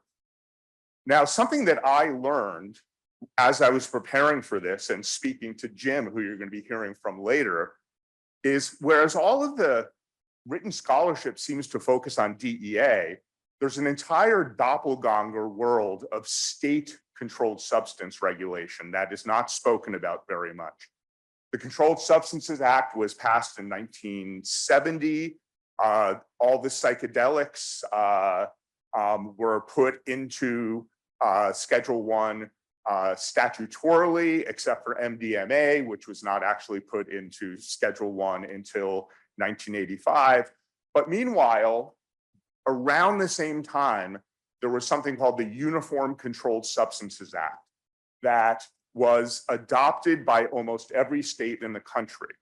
But different states adopted different elements of it. And in some states, there is an entirely separate review procedure for researchers and facilities that they have to go through in order to perform research. I'll say a little bit more about that in a second. You have to take care of that before you seek DEA Schedule I researcher registration. And you're also going to need a DEA facility license. You also have to separately get your research protocol approved by DEA. Now, while preparing for this talk, I learned, at least according to the letter of the law or the regulation, DEA is supposed to pretty much follow FDA's IND approval with respect to the design of the protocol. But DEA can intervene here and reject a protocol based on the researcher's record, a criminal record or a record of violations or so forth. Then there might be a possible inspection by the DEA field office, and then you need your product, and you're going to have to file a DEA Form 222 to obtain the product, no matter who you obtain it from, and that has a lot of attachments. A little bit more on the state doppelganger regulations. Right here is a division between the states on the left that don't really get involved in an additional layer of registration, which they usually call licensing, and the states on the right, which do require a whole separate approval mechanism. And when I was speaking to Jim, he was talking about Michigan, and you'll see that Michigan is indeed on the right and caused Jim some of the problems that he confronted. In addition to, labor burden and time delay, there is also cost involved in this. And this is the price list for getting a DEA registration. And you'll see that while it's only $244 to get a Schedule I researcher's registration, to actually be a manufacturer of it, which sometimes the researchers themselves want to do, is $3,000. So once you've gone through all that, you have to obtain the product for research.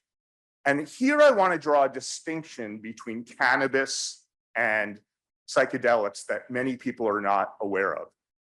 The United States drug manufacturers and distributors are subject not only to the requirements of the Controlled Substances Act, but also to international treaties. And the United States regulators are supposed to comply with those treaties. And cannabis is subject to the Single Convention on Narcotic Drugs of 1961, whereas psychedelics are subject to the Psychotropic Convention of 1971. They actually have different requirements. For cannabis, there must be a single government agency that exercises complete control over the production and distribution activities and have title to the crop. The way that the US government implemented this was in a way that didn't seem to comply with the single government agency requirement, because DEA has long worked with NIDA in terms of supplying the marijuana for research. Licensed manufacturers are supposed to deliver the entire crop to a single agency within 4 months of harvest. Now, the way this has actually played out is there's only been one grower of research marijuana for many, many years in the United States. It's the University of Mississippi working under a contract with NIDA. In 2016, DEA announced a policy that allows additional growers outside the NIDA contract system. But then in 2018, the Office of Legal Counsel, which is at the Justice Department and is the main legal advisor to the president and the executive agencies, said not only would this new system violate the Single Convention on Narcotic Drugs, but what you've been doing for years and years, using both DEA and NIDA, violates the convention. And so that entire sort of possible expansion of sources of supply has ground to a halt. Here's good news for psychedelics, is that the Psychotropic Convention has no single agency requirement. It requires merely close supervision of production and distribution activities. Licensed manufacturers do not have to deliver product to the government, and various entities are already registered as manufacturers of psychedelics and ship the product directly to researchers. That said, most researchers still get their psychedelic substances from the NIDA drug supply program. Yes, if you want Schedule I substances, there is a catalog, a NIDA catalog, the drug supply program catalog, and here's the cover and here is the page where you can find both psilocybin and psilocin for order. Another aspect of being a controlled substance is that if it's either a Schedule I or a Schedule II controlled substance, DEA imposes production quotas on those substances. And so, as you can see, the DEA has acknowledged the growing interest in researching psilocybin and psilocin by increasing the quota regularly in recent years. There's a little line you can't see, 2020, and you'll see that it went from 30 grams to 5,000 grams or 6,000 grams in just 1 year. So there's been a recent huge expansion there. Now I want to talk about how a Schedule I controlled substance, or being a Schedule I controlled substance, inhibits compassionate use, pre-approval treatment access, where you're not getting a control, you're not getting a placebo, you're not getting an active control. You know you're getting the substance, and so it's for treatment use. And there's two main gateways to treatment use in the Food and Drug Act. One of them is Section 561, which provides expanded access to unapproved therapies for what are generally called treatment INDs. And there's individual patient INDs, intermediate size patient INDs, and treatment INDs, which are kind of full size INDs. The point here is FDA is your partner in this. You file an IND with a protocol, and you also agree to report data to FDA concerning efficacy and safety. And FDA is very, very cooperative in approving requests for treatment INDs. But a few years ago, we got a new path to access called the Federal Right to Try Act. And I don't want to dwell too much on the similarities. I want to focus on the big difference between Federal Right to Try and Section 561, which is it cuts FDA out of the process. You don't have to file an IND. It has been a completely moribund program because researchers don't necessarily want to cut out FDA, especially if they're ultimately hoping to seek FDA approval. And plus, FDA is always willing to play ball with treatment INDs. So a dozen people or something like that have used this mechanism since it went into effect. So there's a doctor in, I believe, Washington named Sunil Agarwal, who sought DEA authorization to obtain psilocybin for use in terminally ill cancer patients suffering from anxiety or depression, pursuant to the Federal Right to Try Act, and sent DEA a letter saying, what's the deal? Can I get this pursuant to Right to Try? And the DEA responded with a letter in 2021 basically saying, no. The Right to Try Act does not waive the requirements of any provision of the Controlled Substances Act or its implementing regulations. They suggested that a potential avenue for Dr. Agarwal was to apply for a Schedule I researcher registration with DEA to conduct research with psilocybin. An open question for me is, could a registered researcher use a Schedule I substance pursuant to a 561 treatment IND rather than a classic IND? I don't know the answer to that question.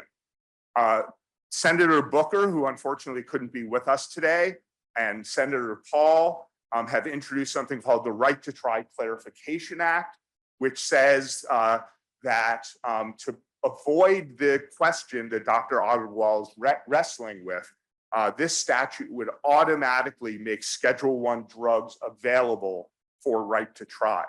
One question I have for them is, why did you make it available for Right to Try rather than available for treatment IND expanded access, which is really where we'd want to be funneling this compassionate use in the first place. Rescheduling psychedelics.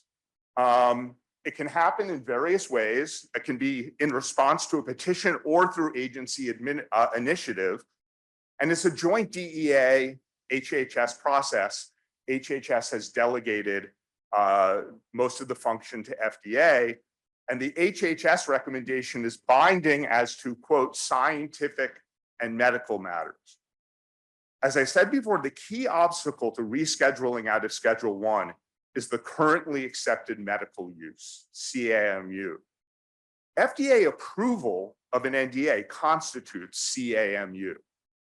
But when a drug is rescheduled after getting approved, the rescheduling tends to be very, very narrow. Look at the rescheduling, for example, for Marinol or for Epidiolex. These aren't kind of like broad deschedulings of THC or CBD. Rather, they're very narrow reschedulings for the specific product in question. But here's the real issue. In the absence of FDA approval, what type of evidence is required to support a rescheduling to Schedule II or Schedule III by showing currently accepted medical use? And for a very long time, and as affirmed by a court, the test is, it's a 5-part test, but it includes evidence of efficacy of the type sufficient to support FDA approval. That is, adequate and well-controlled clinical trials. But to little notice, something very dramatically happened last August. FDA recommended that DEA reschedule cannabis to Schedule 3. And in doing so, it applied a new standard for currently accepted medical use. Some credible scientific support, which is way lower than adequate and well-controlled clinical trials, and widespread current experience with medical use of the substance by healthcare providers operating in accordance with implemented jurisdiction authorized programs. That seems like a very cannabis specific thing. It seems to be drafted in a way that limits it to cannabis, but as more and more, I didn't see, I'm sorry. I just got to stop. And so I'm going to stop. But if you have any questions about about rescheduling by statute, which is on the table, I'd be happy to answer them during the question and answer period. Great. All right, thank you, Professor Grossman. I know we will definitely have some questions for you, and I know there's more you would like to share. So we're next going to hear from Dr. Farshoni, who's going to talk about, of course, psychedelic drug development with the regulatory perspective from the US FDA, which is a great transition from what we just heard from Professor Grossman.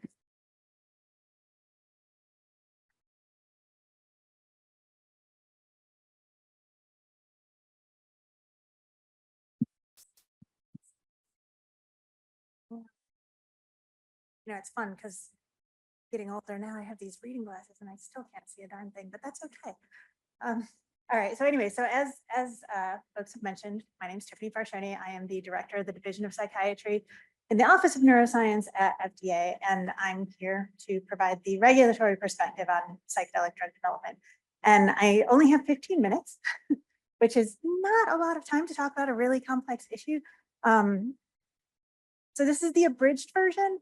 And I promise I will do my best to not talk too fast, although I tend to talk pretty quickly at baseline. So we'll see how that goes. In any case, all right, so given that we're near the tail end of an entire day focused entirely on psychedelics, I don't think I need to do the why are we talking about psychedelics shtick. But you know, the interest in these compounds obviously goes way beyond academia and industry at this point. And just to give you some idea, like this is just a small sampling of recent headlines related to the perceived promise of psychedelics for treating psychiatric disorders. But, you know, and I say this all the time. Anybody who's heard me give this presentation before has heard this same line and seen the same slide. All this hype is putting the cart before the horse. Is this a promising area of research? Absolutely, 100%. Everything that we've heard today tells us exactly that. But the tenor of the coverage in popular media is really one of inevitability. And, you know, these are still investigational products. They're still under development. The studies are still underway. And when those studies are done, the data still has to be submitted, as we know, to the FDA for our review. Which leads me to my key take-home point for today, which is the bottom line up front. Psychedelic drug development programs are subject to the same regulations and the same evidence standards as every other drug development program.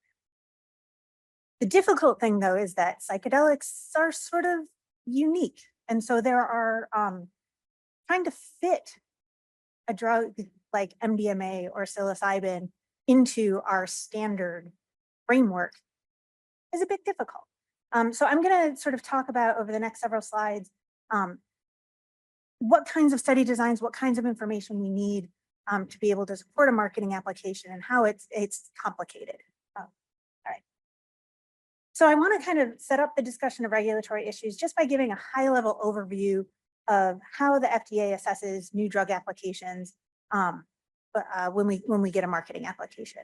And basically what we're always doing is we're considering, you know, the available treatment options, the indication under review. We're looking at the evidence both for effectiveness and for safety. Safety is a big important piece of this. And we're trying to determine whether the benefits outweigh the risks. And if we think that that's true, then we have to figure out how to write a label, how to tell people how to use the drug safely, and so that there's a favorable benefit risk profile, supports marketing. But, to support a marketing application, a company has to provide what's called substantial evidence of effectiveness. That's the standard for our regulations. But, what does that mean? Typically, that means 2 adequate and well-controlled trials, which we've heard a little bit about. But, and I'll get into more about what that means in a moment and how designing adequate and well-controlled studies for psychedelics can be difficult. But for now, suffice it to say that the bar of evidence is the same as for every other drug. And, we have this lovely guidance document that tells you all about how you demonstrate substantial evidence of effectiveness. Once you have that, then once we've determined that the benefits outweigh the risks, then we need to be able to write a label to ensure that that label includes the essential scientific information that you need in order to be able to use the drug safely. So it includes information about the disease or condition that it's intended to treat. And so that's the indications and usage section, the dosing and the frequency of administration necessary to achieve the therapeutic effect, a description of the risks and benefits of the drug and how those risks might be mitigated, as well as information about adverse reactions that were observed in the clinical trials. And of course, we need to be able to describe the clinical studies that supported approval, including a description of the design, the endpoints, and the results. And then all of these and other things and how it applies to psychedelics are, covered in the lovely guidance that we put out last year that we are currently working on finalizing. We've received all of the public comments and we're working on incorporating feedback from the public into the final version now. All right, so let's start with the clinical trials, the adequate and well-controlled studies that serve to provide substantial evidence and will ultimately be described in the clinical studies section of the drug label if the drug is approved. So the features of an adequate and well-controlled study are actually described in the Code of Federal Regulations, and that's the citation you see at the top there. So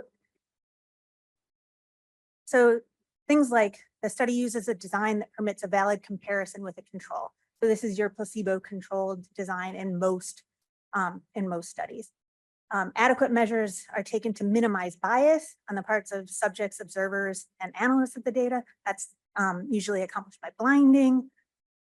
The methods of assessment of a subject's response are well-defined and reliable. So this is not just like, you go in and say, well, do you feel better? Yes or no. It's not that simple. We talked about earlier about the MADRS and the CAPS-5 and these different endpoints that are used to actually measure improvement on various symptoms of a disorder. And these are just some of the examples of characteristics, but these are some that I want to focus on and in the case of psychedelics. So let's start with that first element from the previous slide, the design that permits a valid comparison. So there's a number of factors associated with psychedelic treatments that make this more difficult, more complicated. So for starters, you have a highly engaged therapist or a monitor in the room. There are significant patient and therapist expectations, possibly fueled by favorable media coverage or books like How to Change Your Mind.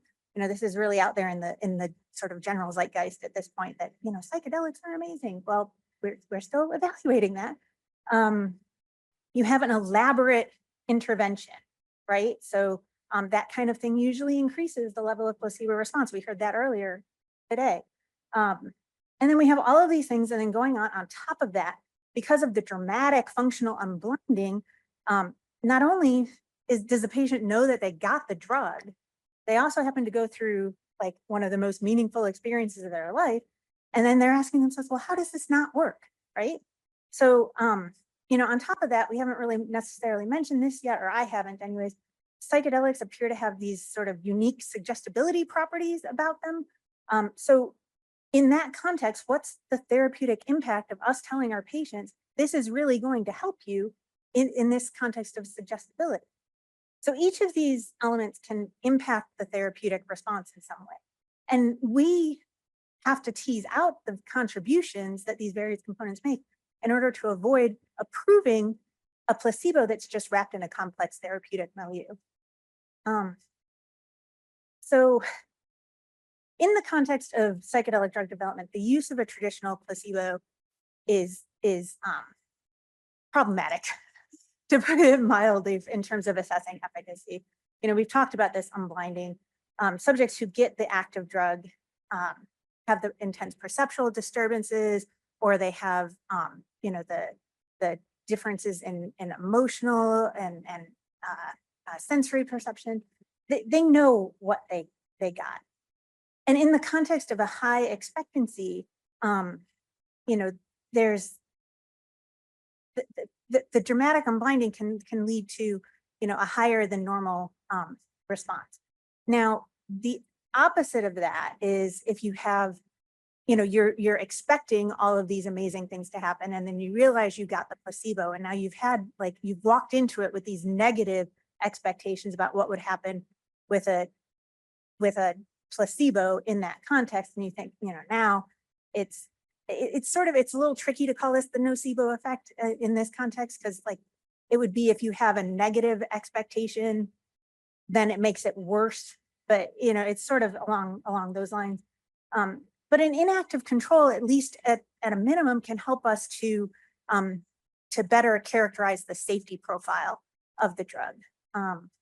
So there are some alternatives that people have tried to use, and we saw this in some of the earlier slides and some of the earlier presentations about using other psychoactive drugs as something that can help kind of mask that you're in the non-active treatment group, but trying to identify something that has an effect that mimics an aspect of the psychedelic experience without actually providing a therapeutic effect is really difficult. Another option is sub-perceptual doses of psychedelic drugs, but we haven't actually demonstrated that those don't have a therapeutic effect. So it gets really tricky. But these are all things that, you know, you can kind of design around things in different ways. So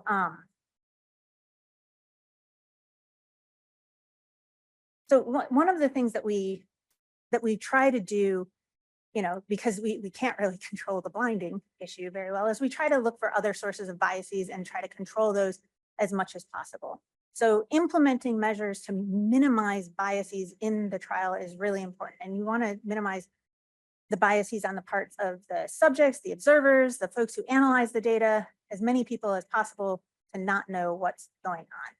So, you know, blinding questionnaires can be helpful. I mean, they don't do much in terms of necessarily minimizing the bias, but at least then you can, you know, do some analyses to see the impact of the biases, right?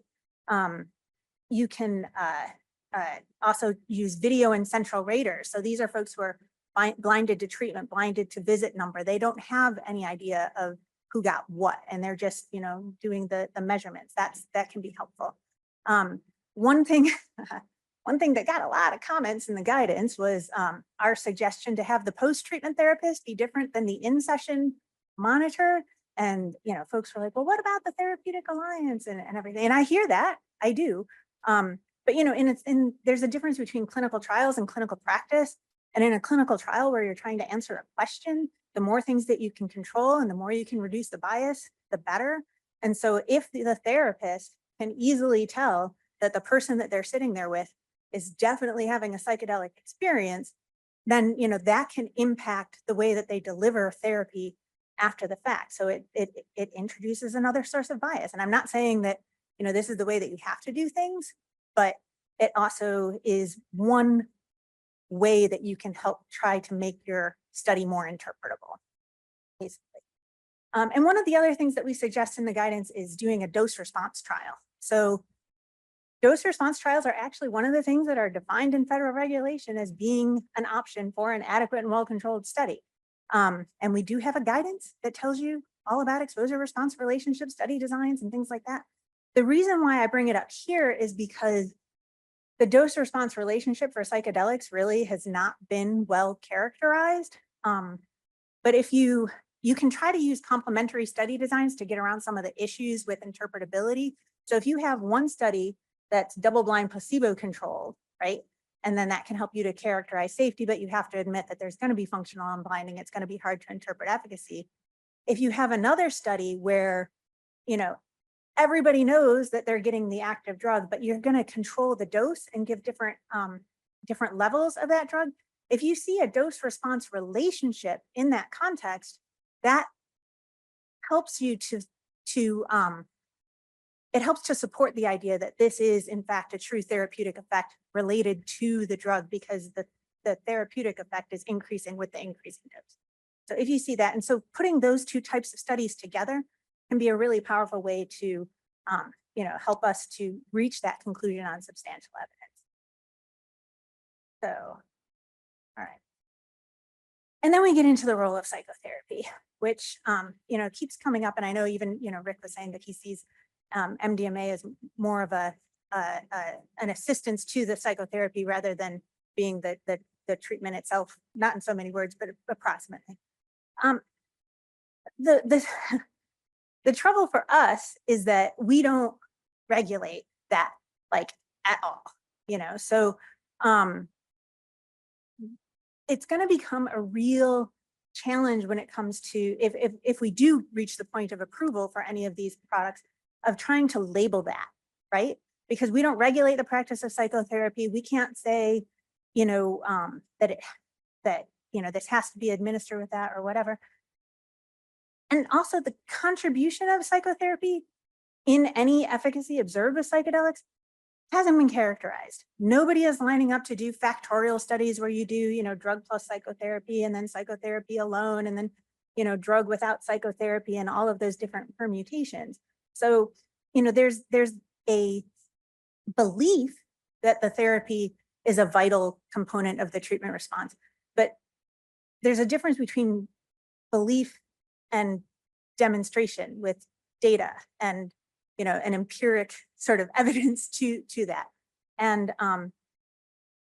so that it becomes a challenge in labeling. So in part because our labeling does, we have to label the product to ensure it contains the essential information to assure safe use.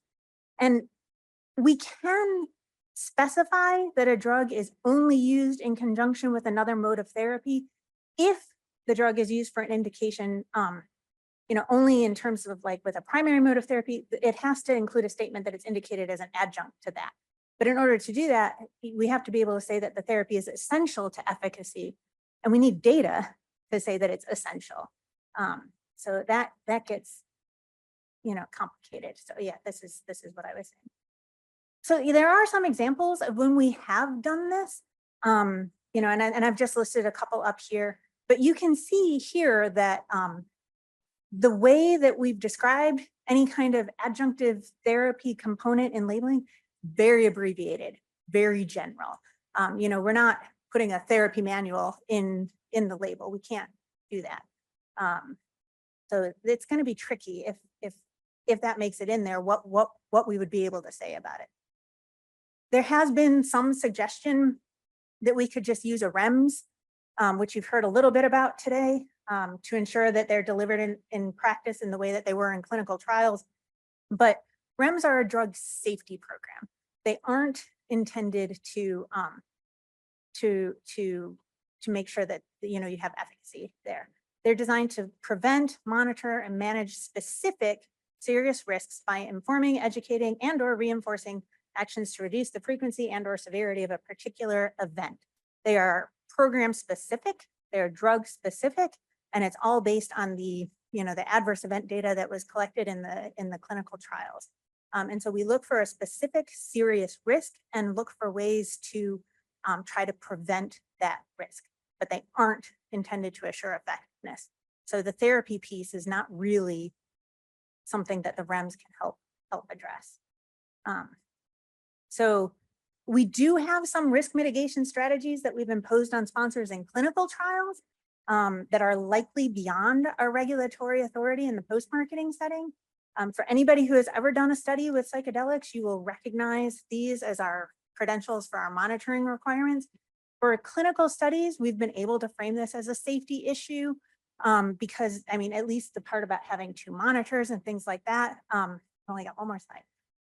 But, for that, we will put studies on clinical hold if they don't adhere to these monitoring requirements. And ultimately, we're worried about patient vulnerability. We want to make sure that, the person who is in charge in the session has their license on the line. So if anything bad happens, that person is going to have consequences. And having that second person in there can help to sort of add that level of safety that, like nobody's going to do something while somebody's watching or whatever. It's just an added level of yeah. So and then this is my last slide, just talking about some additional challenges. We've talked about the challenges in demonstrating acute efficacy and how complicated the trial designs can be. But beyond that, that's just the first half of the story, right? Most of these studies are being done, they are acute treatment studies evaluating an effect on a chronic illness. So MDD, PTSD, all of these things, these are chronic conditions. And you're talking about giving one dose or a few doses. What happens if you need to redose? What happens if, the effect wears off? All of these things. We don't really understand the durability of effect yet. Again, like in the data that's published, it looks promising. But if the effect wanes, can you redose? Those are questions that have yet to be answered. So again, like asking trial design to include open label extension of 6 months or 12 months, and to continue to monitor the clinical effect over that time, so we can at least begin to characterize durability is where we're at this point. And if it does end up looking like, the effect wanes after a time, then we'll probably require redosing studies. But again, like so far we're seeing 6 months, 12 months looks pretty promising, at least from what's happening. So I know that's a bit of a whirlwind, and I know that I'm out of time and probably over by about a minute, but when we get to the Q&A session, I'll be happy to answer any questions. So thank you. Thank you so much, Dr. Frashoni. I mean, it's just a tremendous amount to unpack, but you really gave us a terrific framework. We're now going to hear from Albie about the implementation of the nation's first regulatory framework for psilocybin in Oregon. So we'll look forward to that. Thank you. Oh, hear me. Yeah. Hello? Okay, great. I like to move around, so here I go. I hope you can keep up. No, I have a lot to fit into a very short period of time. Again, my name is Angie Albie. I'm the section manager for the Oregon Psilocybin Services section at the Oregon Health Authority Public Health Division's Center for Health Protection. My role is to lead the implementation and ongoing administration of the Oregon Psilocybin Services Act, which is now codified in Oregon law in Oregon Revised Statutes, Chapter 475A, if you want to read it. And so ultimately, I also serve as the ex officio executive director of the Oregon Psilocybin Advisory Board, which is a 16 to 18 member governor appointed board. Lots of fabulous professional and lived experience that make recommendations to our agency on both administrative rules and also statutory changes, which, by the way, we are unable to make those changes. That's up to the legislature. So we have to work within the statutory authorities granted under ORS 475A. I manage a team of about 22 positions, and we are 3 program areas. We have our policy and engagement program, our licensing program, and our compliance program. And our mission is to create safe, effective, and equitable psilocybin services in Oregon while centering justice, equity, diversity, and inclusion in our work. So I should mention, as part of my introduction, we align with our state agency strategic plan goal to eliminate health inequities, as well as Oregon's State Health Improvement Plan. Please check this out. It's fascinating work. It's called Healthier Together Oregon. It's a strategic planning process with communities around the state that represent diverse communities, vulnerable communities, that tell us how to improve the health of our state based on what their needs are. And the priority areas that we're aligning with as we roll out this work is addressing institutional bias, addressing adversity, toxic stress, and trauma, behavioral health, economic drivers of health, and access to equitable preventative health care. We want to know how to serve communities, and we know that many people have been harmed by institutions, and so we're looking at ways to address that as we roll out this work, and that can come in the form of public engagement as well as the way that we set up our model.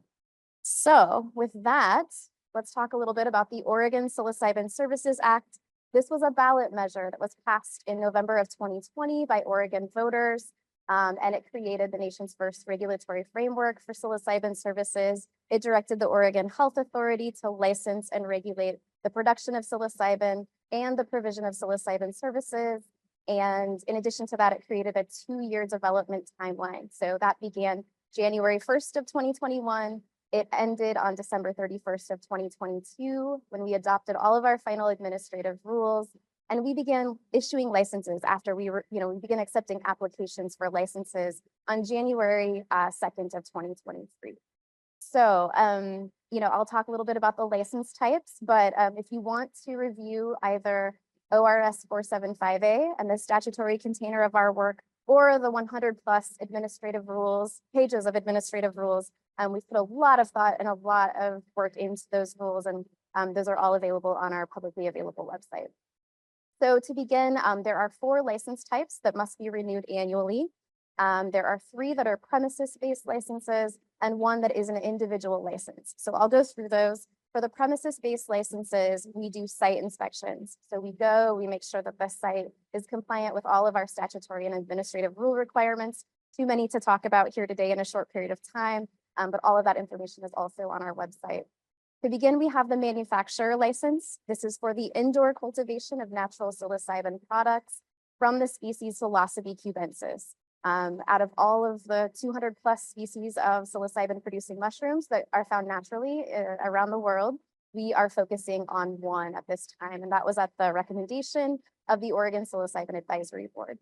We can get into that if you have any questions, but ultimately all of the products have to be packaged and labeled before they can be transferred to a licensed service center, and manufacturers can have 1 of 3 or all of 3 endorsements, which include psilocybin fungi cultivation, extraction, or edible food products. And it's important to note that there is another state agency that has oversight over edible food products and extracts in Oregon, and that's our partners at the Oregon Department of Agriculture. So we share an oversight over some of this work. The next license type is the laboratory license. All laboratories have to be accredited by the Oregon Environmental Laboratory Accreditation Program prior to applying for a license. And these labs test for speciation, so the presence of Psilocybe cubensis in the product, and they also test for potency. We measure potency in psilocybin analyte in milligrams in Oregon, and we do that because it's tied to administrative rules about the length and duration, the minimal amount of time a client has to stay at the licensed service center, as well as client facilitator ratios that are determined by the amount of dosage consumed. And I have to say, I could talk about products for a very long time, but products are both subperceptual dosage amounts all the way up to higher dosages. So clients can have both a subperceptual experience, a lower dose administration session, or a higher dose administration session, which is determined in the preparation session, which we'll talk about in a little bit. So once those products are tested, then they are transferred by the licensed service center or the licensed manufacturer to a licensed service center. This is the premises where psilocybin services take place, specifically the administration session. This is the only location where a client can access psilocybin, the only place they can purchase or consume products, and they have to stay at the licensed service center for a minimal duration of time based on the doses that they consume. Service centers can offer varying client experiences. You could have an individual one-on-one session, you could have a group administration session, or you can have an outdoor administration session. Oregon, we love our nature, so you can go out and put your feet in the grass and connect if that's something that you want, and if that's something that the service center offers. And so service centers are the only licensee that is allowed to transfer products to clients. So that's important to remember. Next, we have the individual license for a licensed facilitator. These are the individuals that support clients in a non-directive approach and a client-centered approach throughout all 3 parts of psilocybin services. So the preparation session, administration session, and integration session. A licensed facilitator is very important in Oregon. This new workforce creates opportunities for facilitators that represent diverse communities to actually provide culturally specific psilocybin services to their communities. It gives an opportunity to fulfill our goals with our state health improvement plan, and it also offers clients the ability to not be re-traumatized and to have someone that understands their identity and won't harm them while they're in the middle of a session. We all hope. And so that's important to note. Also, facilitators can be licensed. They can hold other professional licenses in Oregon. There's nothing in our statute that prohibits us from also issuing them a facilitator license. However, under our model, because it's non-directive, that's statutory, They cannot practice on other license types while they're providing preparation, administration, or integration sessions. The important thing to note, however, is that many people who are licensed, counselors, therapists, social workers, have decided that we need to figure out a way to make this work and have come together and are kind of bridging the gap. And so there is a possibility for pre-screening prior to that preparation session where clients with complex diagnoses that are working with physicians or providers can be pre-screened and then referred into services. And that way they've gone through a separate process outside of this regulated model. The preparation session we'll talk about in a little bit, but then there's also the follow-up. So creating a continuum of care between the people that serve clients is really important. I could talk forever about licensed facilitators, but the last thing I'll say is that licensed facilitators, any individual that wants to be licensed as a facilitator in Oregon has to go through and complete a psilocybin facilitator training program. And that's completing core training hours, practicum hours, as well as a comprehensive skills exam. In our administrative rules, we've adopted rules on what the curriculum has to focus on. So ethics, safety, cultural competency, there's quite a list there. And we're still going to be evaluating those requirements and to see where we need to adjust, change, increase, et cetera, over time. There's a big conversation about CEUs for facilitators. And so as we open administrative rules this year, we'll be having those conversations as well. In addition to all of this, those individuals have to also take a regulations exam that's administered by our section. We also evaluate and review training program curriculum to make sure that it meets our administrative rule requirements. And although we don't have the authority to license and regulate training programs, we do evaluate and review and approve those training program curricula. There's another state agency, our partner at the Higher Education Coordinating Commission, that actually licenses and regulates training programs that meet the definition of career training school or degree granting programs. So there's another relationship where two agencies are sharing in regulatory activities together. Finally, I'll say that under this model, clients who are 21 years of age or older can access psilocybin for any reason. This is not a medical model. I'm sure you've heard that already. But that client does have to complete a preparation session with a licensed facilitator and may be found ineligible during that preparation session to continue on. Facilitators can decline services to a client for any reason. And so that process is very important. A preparation session is a time for a client and a facilitator to meet. They do a thorough intake process. There's a client information form. All of these forms I'm talking about are on our website. You can go under I want to access psilocybin services, and you can see these forms. They're available in English and Spanish, and we will also translate accordingly with any language requests that we receive. But ultimately, the preparation session is also a time for informed consent. And yes, we could debate whether it's informed or not, but with all that we know, the risks, the unknowns, these are all a part of that informed consent review. And that has to happen with a licensed facilitator, along with reviewing client bill of rights.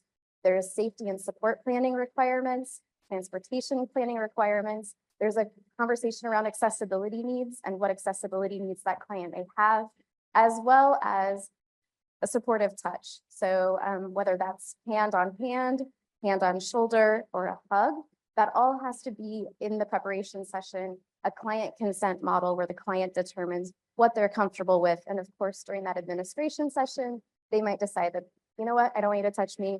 And that's the facilitator needs to embrace that client-led, client-directed experience in that way. So the administration session will occur at the Licensed Service Center. And again, we've talked a little bit about that process, but again, it's the only time a client can purchase or consume products. They have to stay at the service center for a minimal duration of time. There are client facilitator ratios, and there are tons of requirements, especially about having additional facilitators for backup, as well as reporting adverse reactions and emergency reports. We'll get into that in a little bit. But within 72 hours after that administration session, the facilitator will check in on a client. They'll offer integration sessions, and they'll offer opportunities to refer clients to community resources, peer support networks, or other ways to support that client as they're having a discussion. That might include additional safety and support planning. So that's our model in a very, very condensed review. Many people ask, what did the first year of licensing look like? That's it in a nutshell. And all of our year in review can be found on our website under latest news. We will be publishing annual reports. We're going through the process of strategic planning right now. Okay, I got to get moving. Licensing statistics. To date, we have issued 299 facilitator licenses, 25 service center licenses, 9 manufacturer licenses, 2 laboratory licenses, 549 worker permits, and also we've approved the curriculum for 24 training programs. So I'm going to go through that pretty quickly. There are some equity and access issues that I can't get into at the time. One of those is cost. We all know that insurance doesn't currently cover services, and we also are a model that is fee-based. So the cost of licensing fees have to cover the cost of our sections work. What we've done to address this is to require licensees to create and submit social equity plans to explain how they're going to address systemic oppression and give back to the communities. And right now we have licensees that are subsidizing cost of services, providing grants, scholarships, and many people are accessing services at differing amounts. So that can be for free if they're, given a scholarship and they're sponsored, or it can, be up from a couple $100s to thousands of dollars, depending on the service center and the model and the dosage. There's so much to say around this, but I will move forward to say we also allow client support persons to be available to help with clients that need toileting, mobility, medication, assistive devices, and interpretation. A client support person has to go through a preparation session as well. Data collection is very important, as is centering a consent model for the way that client information is collected, shared, etc. Clients have control under this model of how their de-identified and personally identifiable information is shared. All client information is stored at a licensed service center. And there are provisions that actually restrict how we can access client data. That's only through investigations. And it's very limited even for our agency. Last year, the Oregon legislature passed Senate Bill 303, which requires service centers to collect and report certain aggregated client and service center level data. We will be receiving that data, de-identifying it, and making it publicly available after the first quarter of 2025. Some of this data will be why did the client access services, any adverse physical or behavioral or severe adverse behavioral physical responses, and so on and so forth. I wish I had more time to talk about this, but I do want to share compliance and stats. So to date, licensed service centers have sold 6,460 psilocybin products to clients. That might include, a secondary dose here and there, but that is the total so far to date. We have had 30 complaints that we've investigated, 11 of which are open. We have yet to issue a final order for a violation, but we do have 11 open cases. And we've had 3 reports of emergency services being contacted. So that means that, we clearly understand that there are significant amounts of clients that have been supported in this model. And we take complaints very seriously. We investigate any complaints or concerns about safety violations or administrative rule violations. All final orders will be posted on our website, and administrative sanctions will vary based on the severity of the violation. We follow the Administrative Procedures Act, which I don't have time to talk about, but this information will be available on our website. I wanted you to see our beautiful forest and our website, and bring you lots of gratitude from Portland, Oregon. And I also will say, I just want to acknowledge something quickly, and that is that we understand this conversation didn't just begin with the passage of legalized frameworks or this emergence in science. We know that psilocybin has existed, and for thousands of years, indigenous communities have been in relationship with psilocybin. And so as we inform our work and open rules and work with partners and experts in the public, we're also holding space for 2 truths. We have the science and research, and we have the cultural and anthropological information that we believe is very important. So we're holding on to that as we evaluate and inform and change our work and evolve it forward. The last thing I will say is please visit our website. We have over 14,000 subscribers that get our quarterly newsletters and can see data and also have a lot of information shared. And so just really encouraging you to connect with us. Thank you so much. Oh, thank you for that. And so we're just kind of at the end of our time, but if someone does have a question and they want to come up to the mic, I'm just going to take that sort of executive privilege and give you a couple of minutes.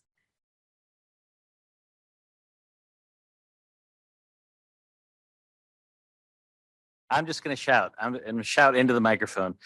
This is a question for Professor Grossman. This is a very practical question that really, unless you're California, maybe you don't care. But right now, California is holding up about 80 studies, Schedule I studies, due to the state body is not approving them. The reasons for that are complicated. Would the DEA care if suddenly a state changes laws to say, you know what, we're not really that interested in reviewing Schedule I research and go forth? Would that change anything from the DA's perspective? I don't know how it could, because I think more than half the states currently don't do those independent reviews.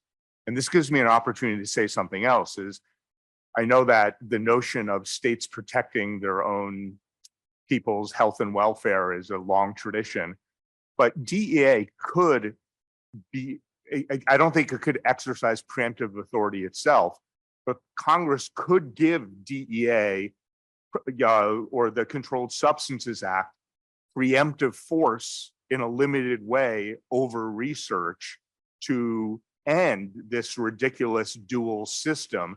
And I say ridiculous, I don't really want to go there because there may be some It's really good ridiculous. reasons I can for tell it. you it's definitely ridiculous. It is ridiculous. Yeah. And I'm on the state panel, actually. Yeah. That reviews research. So it is fixable, but it would require congressional action. But maybe this is something to start advocating for on the Hill.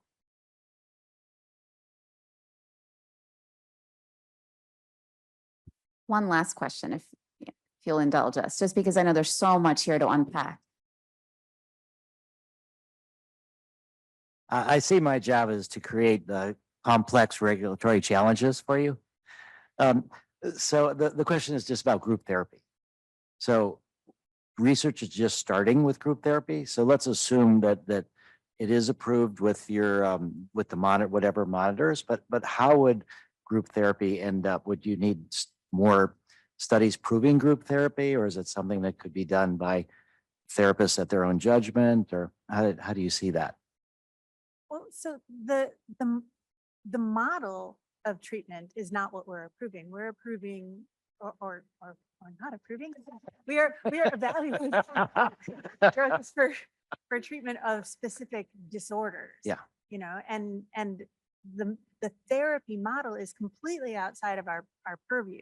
Now, if you wanted to say that, you were looking at, I don't know, I'm just trying to think hypothetically, like if you were looking at the benefits of a, sort of therapy dyad model where, the index patient has a particular condition and you're evaluating improvement in that index patient, maybe something, but, again, we're looking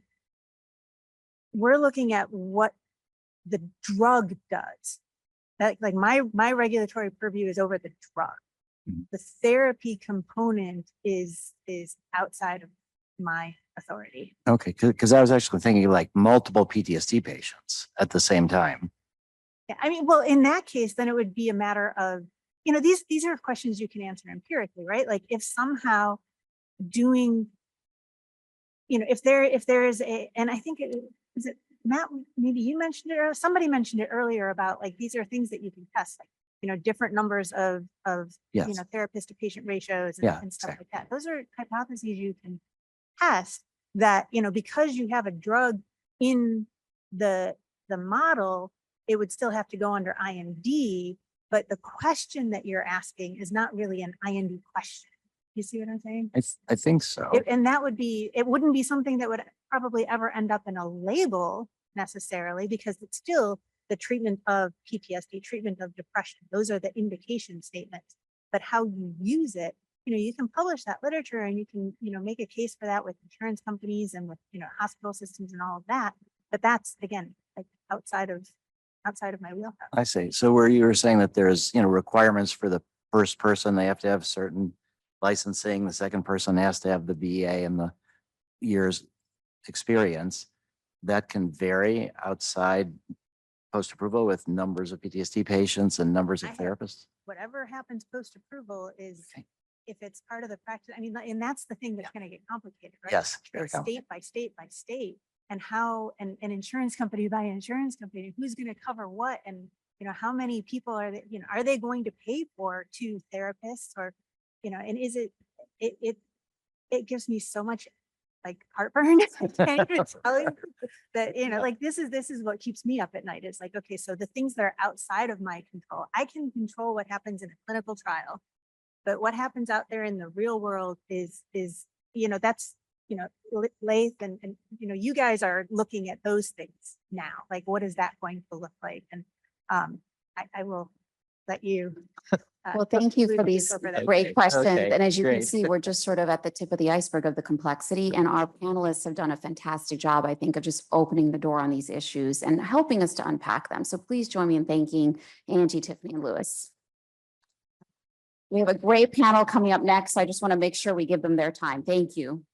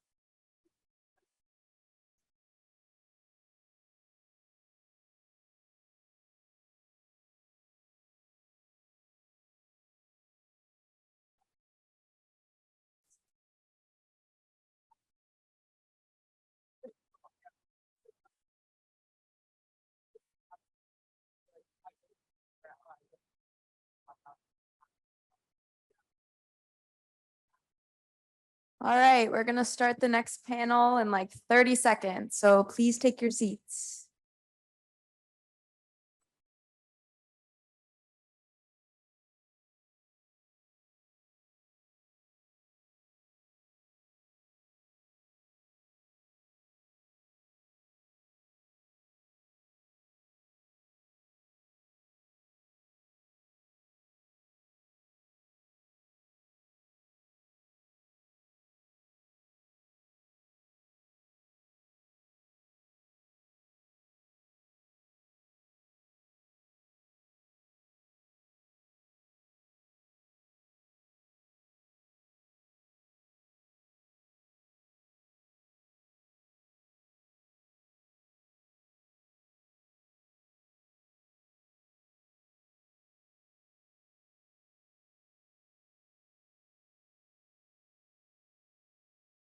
Red means not.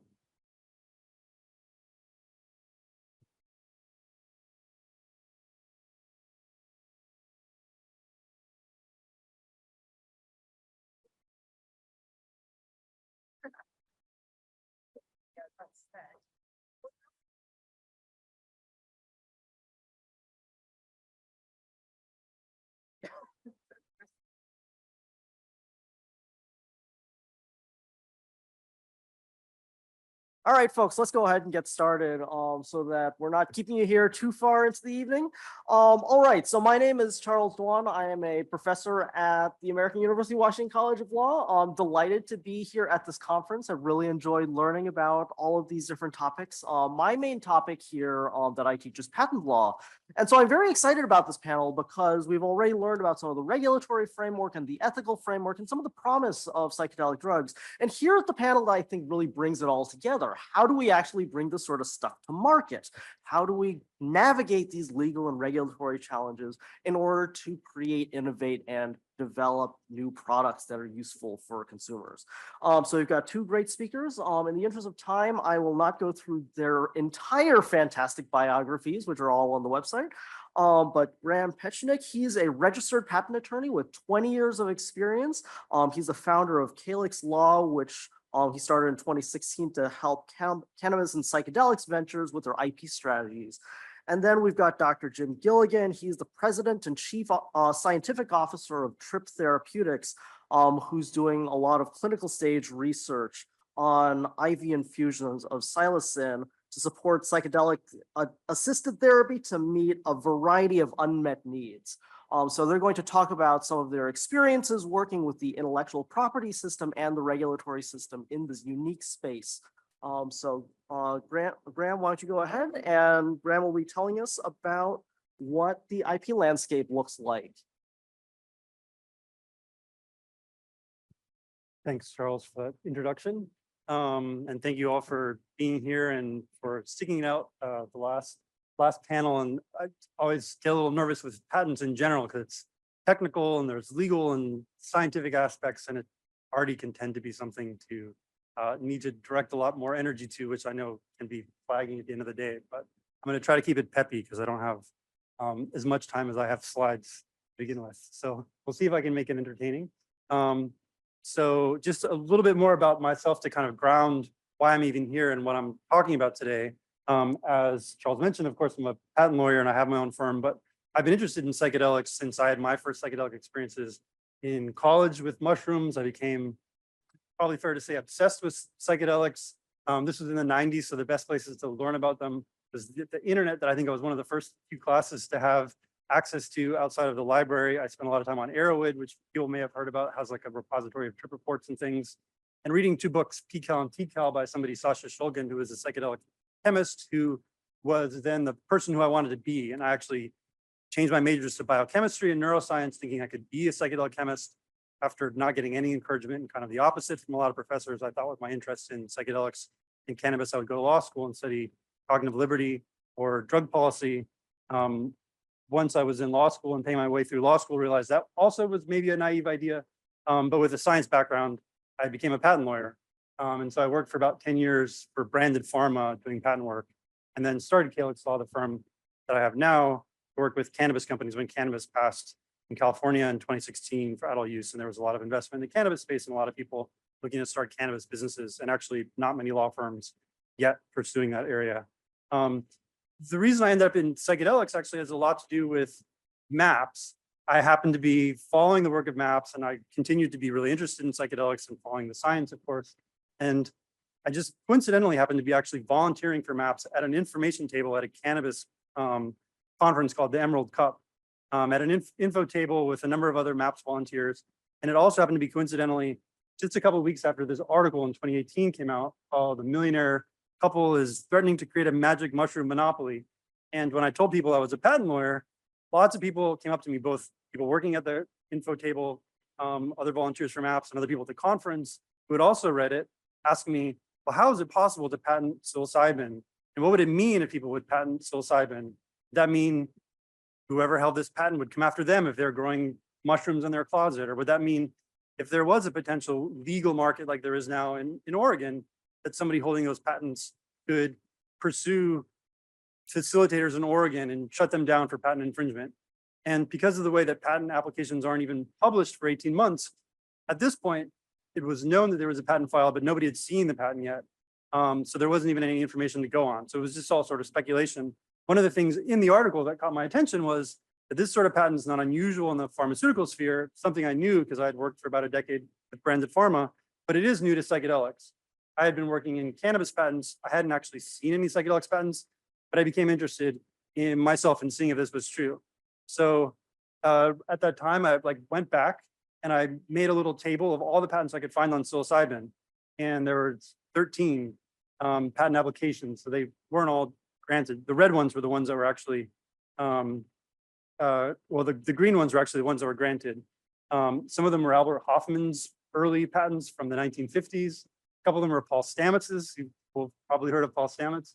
Really not that much else. So at the time, this was true that there weren't very many psychedelics patents that had been filed. 2 years later, I kept following this sort of growth in patents, and it hadn't moved very much. There was not even twice as many in 2 years later. At this time, so actually these tables became tables that are now publicly available on a website that was then psilocybin alpha, now it's psychedelic alpha. And we have a bunch more patent trackers also tracking the kind of growth of patents in the space. And now there's over 1,500 published psychedelic applications and patents. I think this slide actually took me the longest to make because I was trying to be careful to actually copy everything from the Airtable. I probably should have just used one image and copy pasted it 20 times. This is actually all 1,500 published psychedelic applications and patents. So there's a lot of patents that have been published, and these are actually patents that really refer to psychedelics. So we've cut out things like drug testing patents, patents for other things that might just have psychedelics in them. These are things that really are directed to and arguably could cover psychedelics or people doing work with psychedelics, making psychedelics, using psychedelics in therapy.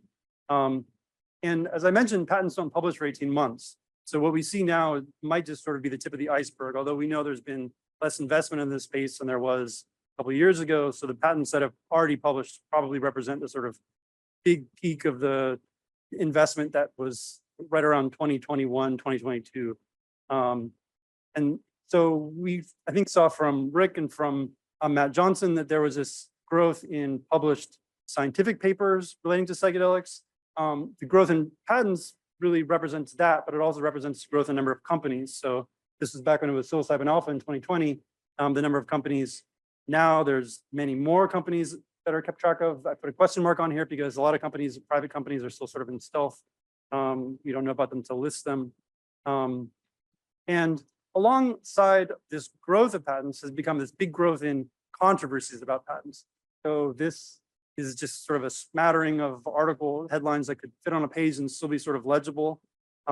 There's a lot, everything from kind of legal academic. Glenn Cohn obviously gave a presentation earlier today. I think his is in the bottom middle with Mason marks and a lot of other ones, everything from like that in Harvard Law Review to ones in people's blogs and Substacks and ones in Vice magazine. There's been a lot published by a particular journalist, Shayla Love, who used to be there, and a number of others. So this has also become this sort of big conversation in this space. What do these psychedelic patents mean?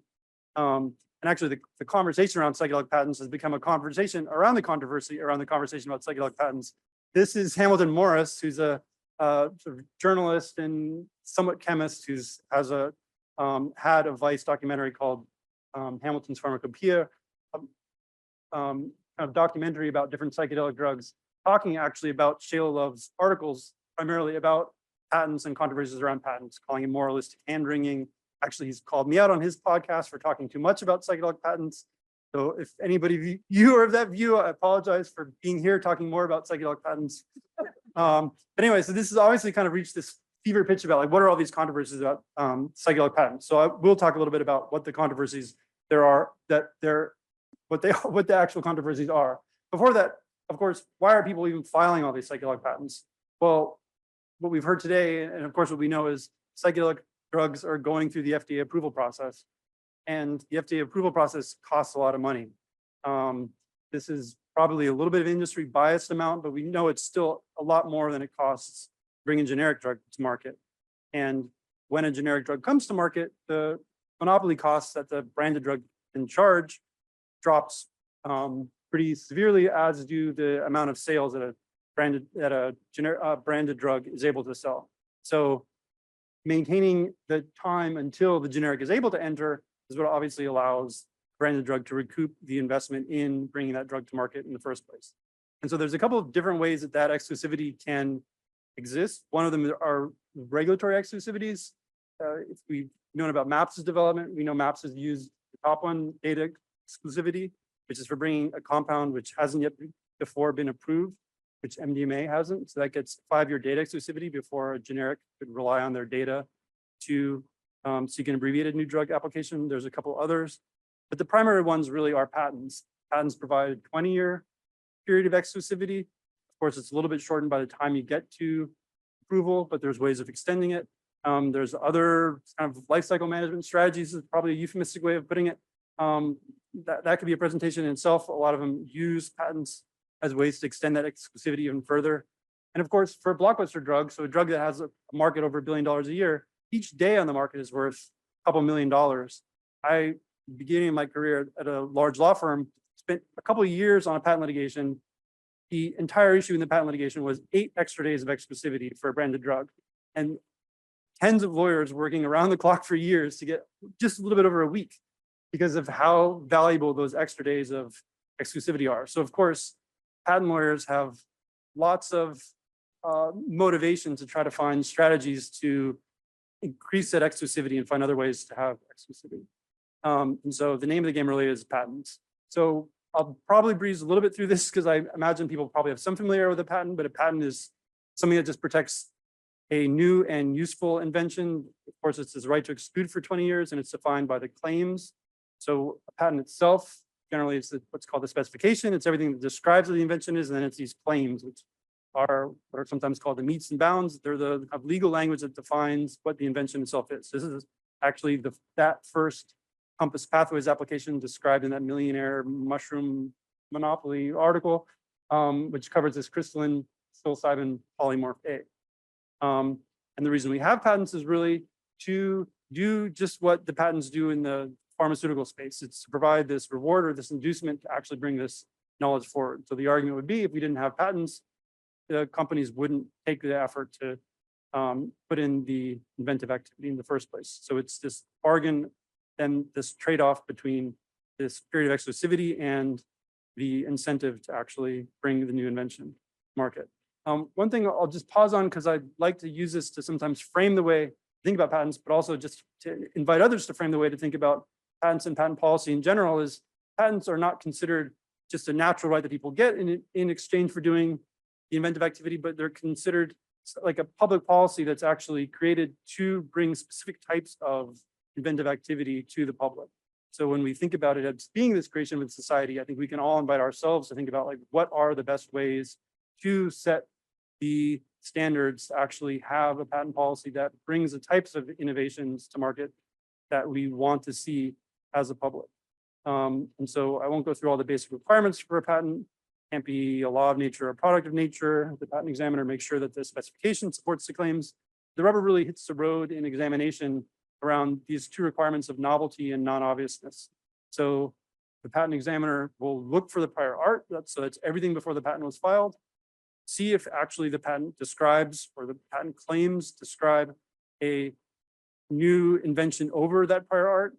And if it doesn't, they'll kind of negotiate with the applicant to make sure that the claims are limited to something that is an invention that is worthy of getting this reward of a 20-year monopoly. One question as we sort of start to get into what these controversies are is patent application or patent examiners can't always find prior art. This is particularly a problem in a space like psychedelics where a lot of the prior art didn't exist in patent applications the way other space that might be evolving naturally as the technology evolves would be based on a foundation of patents that grows along with the technology. So with psychedelics, a lot of the work that was underground, a lot of the work that people like refer to things being done in indigenous communities, there were people that just weren't filing patent applications because there wasn't a value to hiring patent lawyers like there might be if you have a blockbuster drug potentially at the end of it. This is just kind of one example I like because it's a simple example that I think is pretty easy to see how there's flaws in the examination. So this example is for a DMT vape pen, even though it's sort of confusingly titled delivery system for ayahuasca-like substances. And it has what I've boxed there, the priority date. So the prior art is everything before that priority date of July 2020. And so the claim of this was a device with a chamber that holds a vaporizable formulation that can be a substance. The substance can be 5-MeO-DMT, DMT, or 2CB. So it's basically a DMT vape. And so we know that there's prior art on DMT vape pens before this patent was filed. There are things that one could find if one goes online, articles about DMT vape pens from 2018 and 2020. We also know when the patent examiner does their search, the search itself is part of the public record. So we know this examiner didn't search for DMT, didn't search for vape pen, doesn't look for Google, fact, they spent less than 7 minutes doing a search, and they only searched chemical abstracts plus database, which really just has like scientific literature, and they searched for prior patents. There were no prior patents on vape pens. There was nothing on dimethyltryptamine in chemical abstracts plus, and so they granted a patent on it. And so this is representative of a lot of patents that happen to be out there especially in the psychedelic space, because examiners in general, we know, are overburdened. Prior art can be hard to find. Patents across all spaces can result in what are also somewhat euphemistically called low quality patents. So patents that really shouldn't have been granted if the patent examiner could find the prior art. And these, of course, sort of violate this public benefit balance because they offer this market power without public benefit. And actually, this DMT vape pen patent, which also covers 5-MeO DMT vape pens, is of concern to a lot of people now in the psychedelic space. So it's a good example of a bad patent, but also it's a good example of a patent that is troubling people who are working. And I think it's also interesting to think of it because it's not just troubling people who might be pursuing the FDA approval pathway. There's a big underground community of practitioners using 5-MeO DMT vape pens in underground therapy. And a lot of them potentially could be the target of an infringement suit. And you can imagine if you're an underground therapist working in something that's illegal, you probably don't want to be dragged into court and asked to divulge what your financial records are and have to, reveal in public court what you've been doing. So this is people that could be a good target for somebody sending a cease and desist and asking for a settlement of something like $50,000. Just trying to see how much time I have left. And so there are a lot of responses to these low quality patents. I think we had maybe until, there's some people from USONA, and I know there's a organization that has some affiliation with USONA called Porta Sofia, which is a psychedelic prior art library. And so one of the things that they've been trying to do is like make sure that examiners can see all this prior art. So the next DMT vape pen patent, or the one like it that gets to a patent examiner's desk, they'll realize that there's a prior art that potentially applies that they'll want to look into. And also submitting prior art into open applications of things that the patent examiner hasn't found, because challenging a patent is often very successful, but it costs lots of money and isn't something that is available to most people, just given the expensive cost of it. So just a little bit more about like what's in all these published patents. So I don't want to say that all the patents that are out there are just low quality patents. And along with just a number of patents increasing, there's a number of patents increasing on all different types of compounds. These are just 4 I sort of picked out. I think these are 4 that are interesting to look at because all of them, we know those types of compounds themselves have been known for decades. So how are those still patentable? Well, the way the patent system works is people don't just file patents on the chemical compound, as we saw, for instance, with Compass's granted patent on a polymorph, but there's these things called secondary patents that cover all sorts of things. I highlighted just a few because I have some examples of the ones that are highlighted, but there's dozens of different types. And in fact, pharmaceutical drugs in general, any blockbuster drug might have dozens of patents. So the average blockbuster drug has 71 issued patents on it. So patents don't just cover the drug compound, but they can cover all sorts of things. And the strategy of building up a huge patent portfolio around a drug is called patent ticketing. And so sort of talked a little bit about the psilocybin polymorph. The polymorph is just a crystalline structure as the arrangement of the psilocybin molecules in 3 dimensions in a solid crystal. We heard a little bit about ketamine and S-ketamine. So this is another patent strategy a lot of companies have taken. The generic drug is a mixture of these 2 right and left-handed enantiomers of ketamine. Spravato is just the left-hand version. We also heard a little bit from Glenn Cohn about the hand holding and the soft furniture. This is probably the controversy that got the most attention, enough attention that I was on last week tonight with John Oliver, talking about Love's article and making a joke about how potentially there could be a patent on somebody sitting behind a desk making jokes, and maybe he would be the target for infringement if there was a patent on that. And so besides these, there's a number of others. So people aren't just pursuing the known drugs, but are also pursuing a number of other drugs, so novel drugs too. But even novel drugs suffer from some issues in terms of how the patent sort of policy is set. So it's not just low quality patents, but when we think about what kinds of next generation psychedelics we want to see. One of the things that we should consider when we think about the way the patent policy is set is the lower the standards for novelty and non-obviousness are, the easier that is for a company to bring another drug to get another extended period of patent exclusivity with something that doesn't provide that much difference over what's already on the market. So if we want to encourage greater therapeutic advantage or drugs that have some greater clinical benefit, it'd be a benefit to have the standards of novelty and non-obviousness being higher. Given that they're where they are now, a lot of new drugs that come to market don't actually have that much innovation in terms of the benefit they actually bring to patients than the drugs that are already on the market. And in fact, so this is a slide from a McKinsey presentation. This strategy has actually been commended by companies as one of the drivers of pharma growth. They've been able to continue to file all these patents on what are called like Me Too products, things with no real additional benefit to patients, but to have something about them that is at least minimally enough to get past the barrier of being able to get a patent on it as being novel and non-obvious. So perhaps it's not just quality that's also a problem with the patent system, but also policy. Like, do we want to increase the standards of novelty and non-obviousness? And so what advancements are actually worthy of protection? So when we're thinking about this balance or this bargain with the public, like where do we want to set the standards in view of where we think the incentives will lead? So we can consider that specifically for the psychedelic medicine space. And so there are lots of efforts that not really time to get into around patent law reform and regulatory reform that are attempting to do these types of things. Okay, so I know I'm kind of like out of time here. There's a lot of things I wanted to cover that there's not really time for, like traditional knowledge and community wisdom, completely left out of this conversation. But like there are a lot of people that are also considering like the fact that when these new drugs are brought to market, there'll be this huge benefit, potentially a blockbuster drug with a lot of money being made, but none of that being rewarded to people who may have been providing some of the value that underlies that. In some sense, that controversies might even be considered insoluble entirely, because some people think we shouldn't even have patents on things that have this kind of spiritual component. One of the first patent controversies, so this actually dates all the way back to the 1981. Somebody patented an ayahuasca vine. It was called an offense against indigenous people.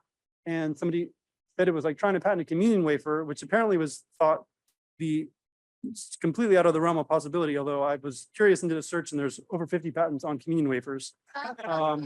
So if you've ever had a low gluten communion wafer, I don't know if the church needs to pay a royalty to somebody or if you could be an infringer. And then, so in view of all this, just to kind of wrap up here, so I don't want to call you out again, Glenn, but one of the things that you made, which I think is probably on the extreme of, and I think called in your own article, a very radical step. Potentially one of the things we could do is just not have psychedelics even be patentable, saying that psychedelics are of such importance to science and public health, no individual company or group of entities should be able to monopolize their production use at all. I sometimes call my mind back to a comment made in a different context, but by Rick, about how psychedelics are tools and that they're not good and bad in and of themselves, but it's how they're used and the relationship you have with them. I sometimes think about that with regard to patents as well. So patents aren't necessarily good or bad, but it's the way that we use the patent system to create the incentives. And so I would come back to a comment about patents being the creation of society. So just trying to leave here, like, I don't have a particular view about like whether we should have anything in particular about how we should set the kind of standards for patentability, or a view that I have other than to invite others to think about like how the patent system should be rewarding invention in the psychedelic space and what kind of innovation we want to have in this space.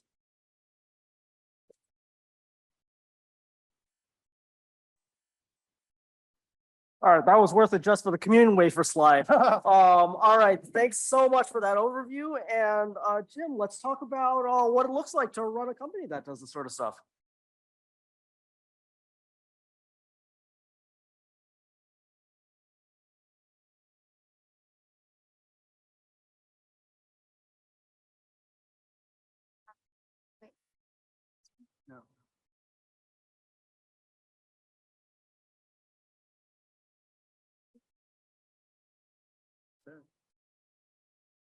You got good eyes. So I was kidding Graham, we saved the best to last, but I don't know if that's the case. I think the organizers done a tremendous job bringing different people in, and I'm going to change my talk a little bit to go with the theme of IP. But, part of it is overcoming the challenges of psychedelic drug development. And, we have luminaries here who have paved the way, but there's still a lot of work to be done. Rick knows that's what I'm talking. So, what I want to do is talk a little bit about how do you establish an IP estate for natural molecules. And then we've talked about a lot today, just the novel treatment paradigms. I've been in drug development for decades, 30 plus years. And, you get used to developing drugs. And now with psychedelics, it's a whole new world as far as the approach. We'll talk about that a little bit. We talked regulatory. I mean, Lewis and I had the discussion. FDA has been great from our standpoint, 30-day reviews, everything. But it's the local DEA and trying to get the drug to the sites. I'll talk about the impact there. And commercial viability. Part of it too is being in a company and raising funds and being able to get investors. You have to have some IP protection in order for them to feel that they're willing to invest. So I'll go through this pretty quickly because I know I'm standing between you and leaving. So when we first got involved, we were behind some of the other groups who were looking at treatment-resistant depression and PTSD and things like that. So our initial IP strategy was to go after different indications and be the first mover, be the first ones in those areas, basically to get a method of use. So we picked two distinct areas: eating disorders, where we focused initially on binge eating, and then nosoplastic pain. Nosoplastic pain, to me, it's a great thing at a cocktail party. I had no idea what it was when we started, but it's pain that emanates in the brain. So phantom limb is a good example of that, where a veteran loses an arm and it has pain in extremity that doesn't exist. So clearly that signal originates in the brain, and we started there in fibromyalgia. So that our initial approach was, let's go into different areas where no one's looked at psychedelic assisted therapy before and establish a position there. So the first is binge eating. And this actually flows into what Lewis was talking about. Florida is in the good category where we were able to get the DEA review within a couple of months. So that ended up being our first study. And part of the approach was that now, as Graham was saying, your IP strategy is first to file. It used to be first to invent, but now it's first to file. But one of the things you do is you file a provisional patent with prophetic claims. Basically, you take your protocol and you say, this is going to work great. It's going to work. It's going to improve eating. It's going to do all these things. And then you hope that the clinical data supports that to support your claims, to enable the claims. One of the things we did here, right before I show some data, is what we did is we did a sort of a 30-day baseline run-in. People, everyone has their phones now, so they did daily questionnaires. So every day was how many binge eating episodes did you lose control, anxiety scores, and things like that. So the first couple of weeks were just to do that and make sure they were compliant. The second couple of weeks was when they had their 8 hours of therapy, fMRI, and all the support. Then you had your drug intervention with integration. And so what we did is the data I'm going to show, and again, it's only 6 patients, was the 30-day average, and then what happened after the drug. So we could look at what happened with therapy, what happened from the brain imaging, and in this very small number, we really didn't see any change. What this just shows, and I'll go through quickly, is that on average, there's an 80% reduction in number of binge eating episodes and an 84% reduction in how frequently they felt they lost control of their eating behavior. And the range was actually pretty tight, it was 75 to 100%. So the point being, we went into an area where we had no idea whether it was going to work or not. And after the first 6 patients, we said, yeah, there's obviously potential, there's obviously a signal. And then this data would enable our provisional patent. So that's the here. And one of the other things we're seeing, it's consistent across a number of our studies, is that you do see an improvement in both anxiety and depression scores. And we're not talking about it now, but when we start talking about pharmacoeconomics and reimbursement in the commercial opportunity, you start seeing that you're having this more holistic benefit for patients, and that, you know, there's a constellation of comorbidities. We often see patients as a single indication, but they have a lot of other things going on. So if we can have a number of other benefits with pharmacologic intervention in this way, I think it'll be significant. So this is what Lewis was referring to. So we're doing the same exact approach at University of Michigan in our fibromyalgia study. FDA was great, 30-day review, allow us to proceed. It took 13 months for us, 13 months in order to ship 10 capsules. Frustrated, you think? I mean, and then think about what I was saying from a provisional patent standpoint. So we lost the 12 months, we had to start over. But I think what's more important here is all of us collectively want to do good clinical research. We don't want to understand, does it really work? Is it safe? What's best for patients? And so we have to come up with a better way to be able to perform these studies. You know, you do multi-site studies, every state is going to be different. How do you coordinate? So it's really quite difficult. The next study we're doing is in abdominal pain in patients with IBS. We're looking at visceral tenderness, abdominal pain. So in a way that fits into the nasoplastic pain space. But this was on the other side of the equation. We were a little over 4 months for Harvard in order to get their state. And that's all done now. We're enrolling and doing things. And again, we had our discussions with FDA here. One of the things that was touched upon is as we go forward, there are a lot of complexities. You know, you have your training manual, you have your therapist trained and all that you put into your IND. But the thing that we keep coming back to is how do you do the gold standard double-blind placebo-controlled study with psychedelics? And so we talked to the FDA, and again, they were great. They said, "Oh, just do, you know, the delayed cohort." We did that, and we were able to do this at least to generate enough data for us to pursue this in further studies. And we tend to interact with the FDA to get a good sense of what to do next. So during this time, we're looking at getting experience with orally delivered psilocybin.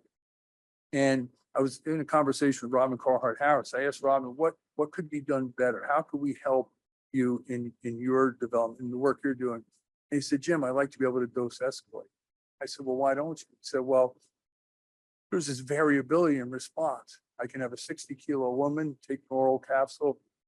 An hour later, she's saying, 'What happened?' And then someone your size, no more than 60 kilos, you know, you have a significant effect." And what it really came down to is looking at the fact that psilocybin is essentially a prodrug that your body needs to convert to psilocin, and psilocin is the molecule that goes to the brain.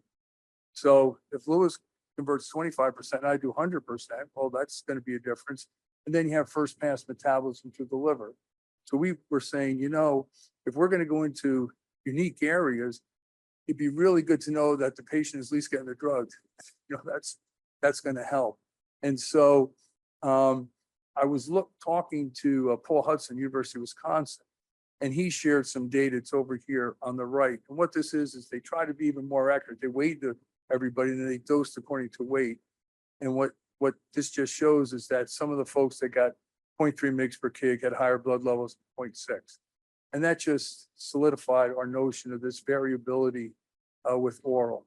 The other couple things that would sort of segue into commercial applicability and scalability is, as we discussed, we believe that the drug should be administered in the context with therapists there.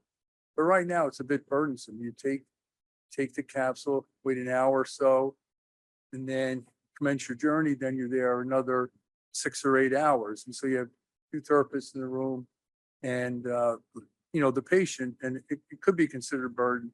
And I was kidding Matt before I said, it's a burden. Then think about if you're dealing with a patient who gets a placebo, what are you going to do? Play pinochle for 6 or 8 hours? You know, so that was part of it. And so what we really want to do is come up with a better way to just handle the drug component.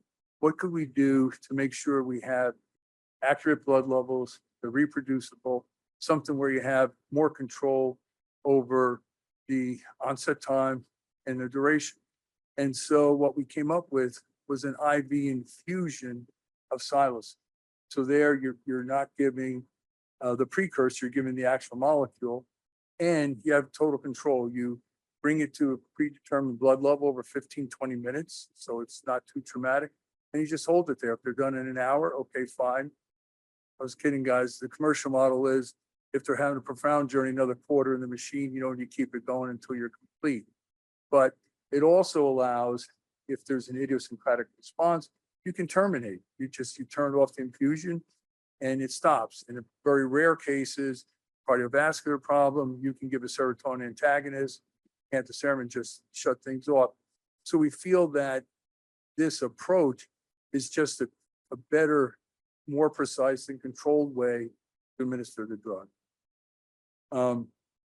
And so this is just a summary slide that says even though obviously oral administration is convenient, if you look at some of what you might consider some of the problems with it, we feel that the IV infused psilocin addresses all those. And then coming back to IP, it gives a much better IP position. You have different molecule, different dose, different route of administration, and a different approach. So it does set things up for having a better IP position.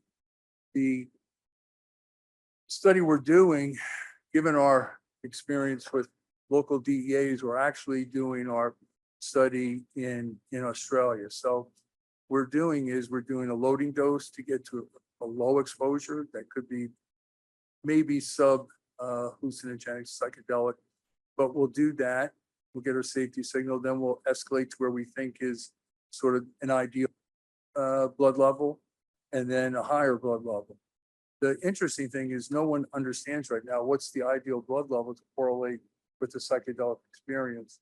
And I think we're going to take it one further in that what's the ideal blood levels that have the best outcome for patients, for the specific area. And so in our discussions with some of the knowledgeable folks, it could be that might work for someone with anorexia nervosa would be totally different for someone with obesity, with chronic pain or whatever. So we'll be able to adjust that dose.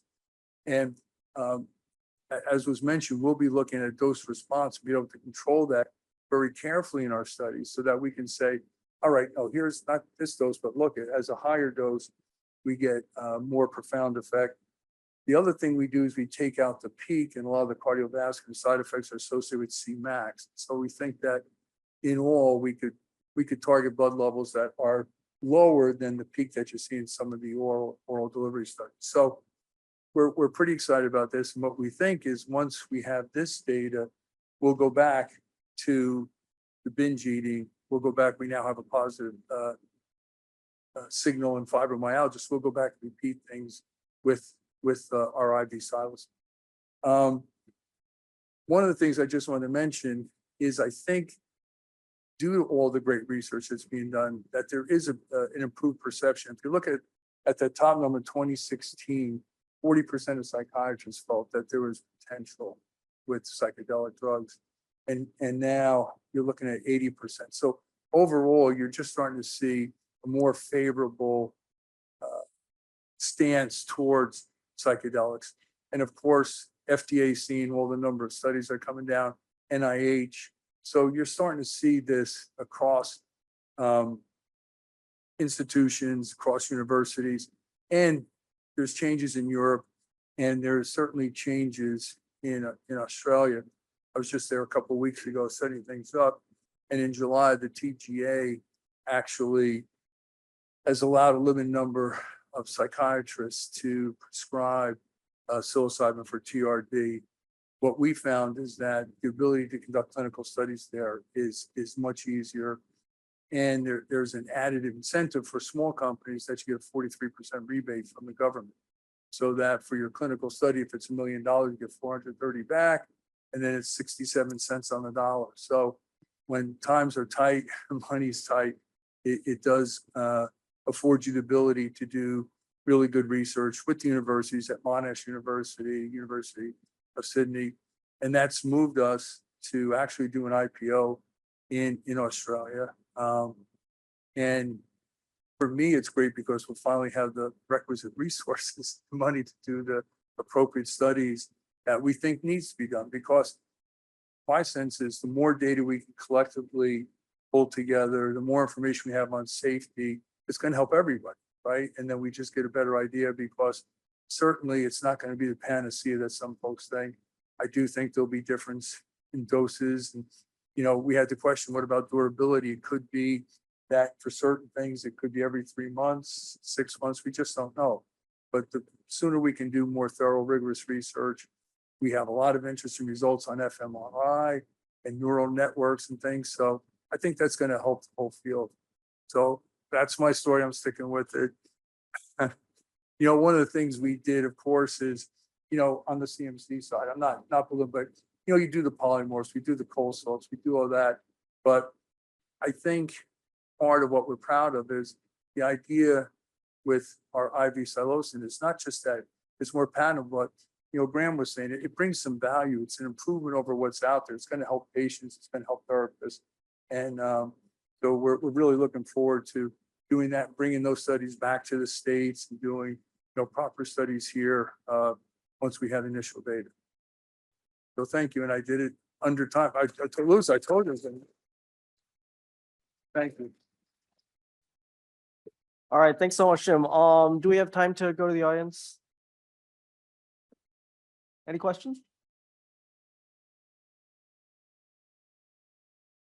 So I had a quick question. Mr. Pechnik, you specifically addressed the issue of like low quality patents and patent thicketing in this area. And I was just curious if you thought that challenges or reexamination filings by public interest groups, particularly for some of those situations where maybe the universe of prior art is larger than the examiner would have seen normally, was a good way to address that, and whether or not you're seeing public interest groups getting involved in that space. Yeah, I definitely think it's a good thing for public interest groups to get involved in. I haven't seen too much of it. Actually, I'm working on one for the DMT vape pen patent.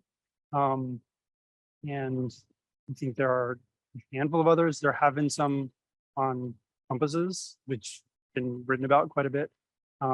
Those, I think, demonstrate, although there may be a special case of how much work went into them, but I think it's in one of the articles written about them, how many millions of dollars were actually spent to gather the research to actually try to show that the polymorph that they claimed was a polymorph that already existed. But even in the case where the evidence isn't as substantial, what's needed, the filing fees alone are almost $50,000. And you mentioned patent ticketing. If somebody files 2 patents, 5 patents, 8 patents, you can invalidate 1, you can invalidate 2 to file multiple post-grant challenges or to try to challenge in litigation. You really can run into the, you know, high hundreds of thousands to millions pretty quickly. And there just aren't that many public interest groups, I think, that have that kind of funding. Yeah, I think, but like Porta Sophia is doing good work trying to get some of that prior art into the actual examination of the time it's in front of the examiner. The examiners don't have that much time. So obviously you saw in one case, they only spent 7 minutes, but even in the kind of best case, I think they may have hundreds of prior art references in front of them that even the applicant themselves submit, and they just don't have time to go through all of it. So like some of the patent reform efforts have actually been focused on trying to address that problem and give them more time and reward them in a different way than they are now, which is for moving through as many applications.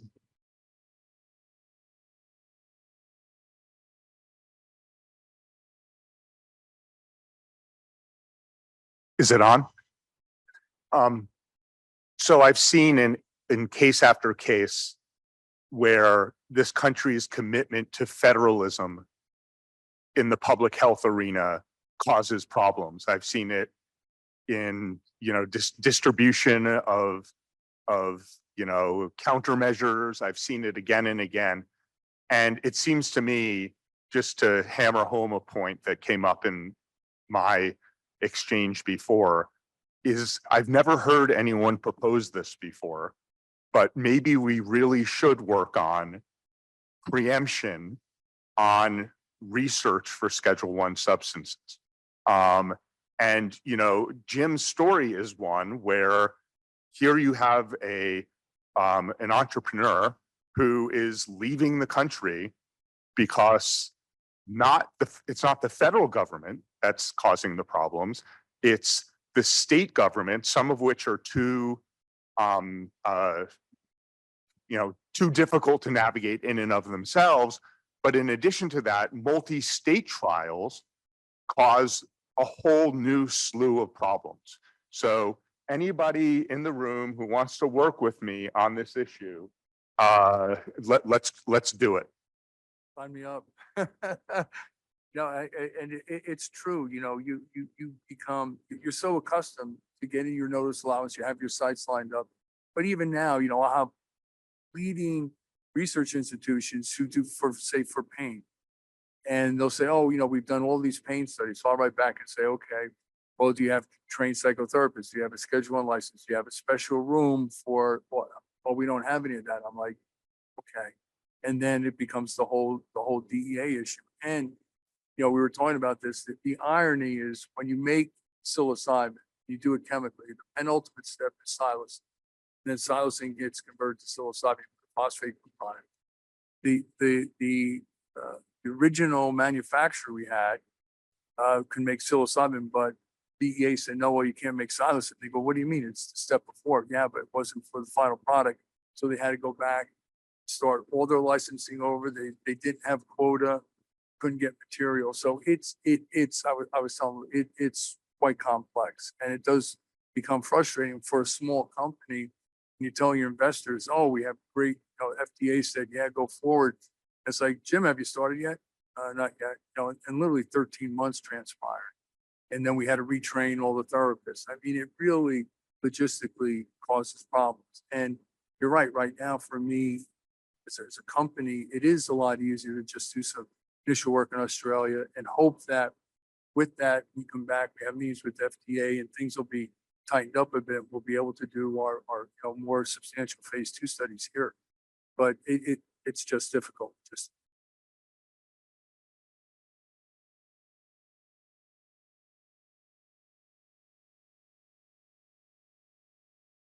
All right, well, I'd like to thank our panelists for a wonderful conversation.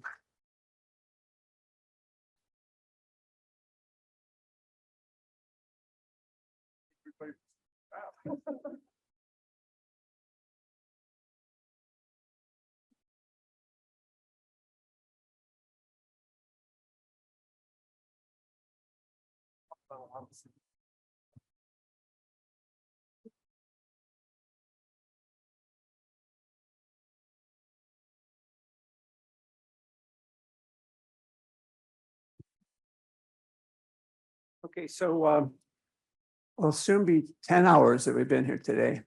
And so let's go for 12, all right? And if the speakers want to say anything more. No, I really appreciate everybody that was here. I do want to, as soon as Rachel gets this slide up here, which actually this will have a lot to do with what I'm going to say. Can't find it.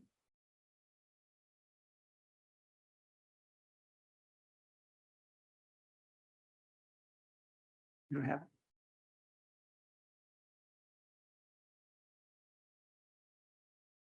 Okay, so in order to, I know people have to catch a van back to the hotel and also airplanes and so on. I just wanted to say thank you and acknowledge the committee. They're not all here.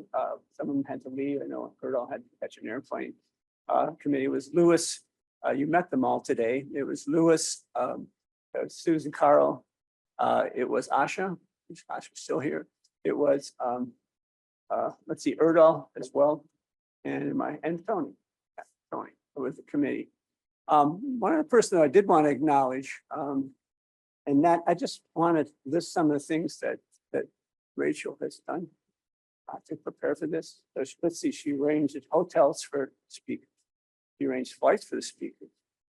She arranged a dinner last night for the speakers. And then she arranged transportation to and from the hotel for the speakers, got parking spots for the parking instructions for the speakers.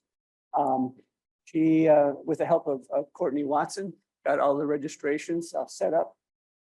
She arranged the breaks and the lunch and the breaks again. She organized the slides. As you can see, she came up here to organize the slide for me as well for every speaker. And she sprung into action several times today when we had, how should I say, oh, there it is, where we had, what should I say, technical difficulties. And she sprung into action those times to try to take care of those. So thanks to so much, Rachel.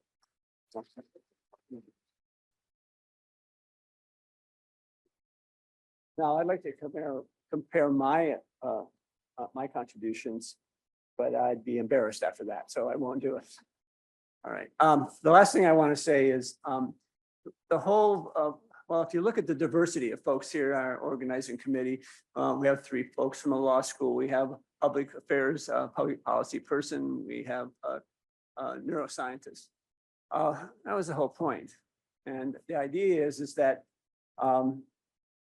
neuroscientists, behavioral scientists, policymakers, legal experts, and leaders of advocacy groups, we all have a common goal, and that is to promote human health and well-being. The problem is that we all have difference in languages, in culture, modes of operation. And for the most part, I assume a lot of the scientists here will know that we often spend a lot of time talking to ourselves, other scientists, but we often don't get a chance to talk with people outside that. And one of the things that we need to do to solve those kinds of problems, for example, I've worked on obesity and dementia for years. All I'm doing is talking to other scientists. We need policies, and we need sound policies to take sound science to solve these kinds of problems. And that's certainly the case that's associated with psilocybin. In other words, there are plenty of problems, and it's remarkable to me. And it's one of the things that we've seen today is the remarkable effects that I know that there are issues that research is needed to help resolve. But and that was part of the thing today, so we could all learn about those issues. But it seems to me that this is one of those things where we really need to bring policymakers together with scientists to create the right of sound science and sound policy is needed to solve the problems. So with that, I hope I'm not forgetting anything with that. Thank you so much to all the speakers and to the audience. You guys stuck around. I did mention the 2-hour thing. Probably Marcus could do that because he got through SEAL training, but I'm not sure the rest of us could do it. All right, so thanks again, everyone.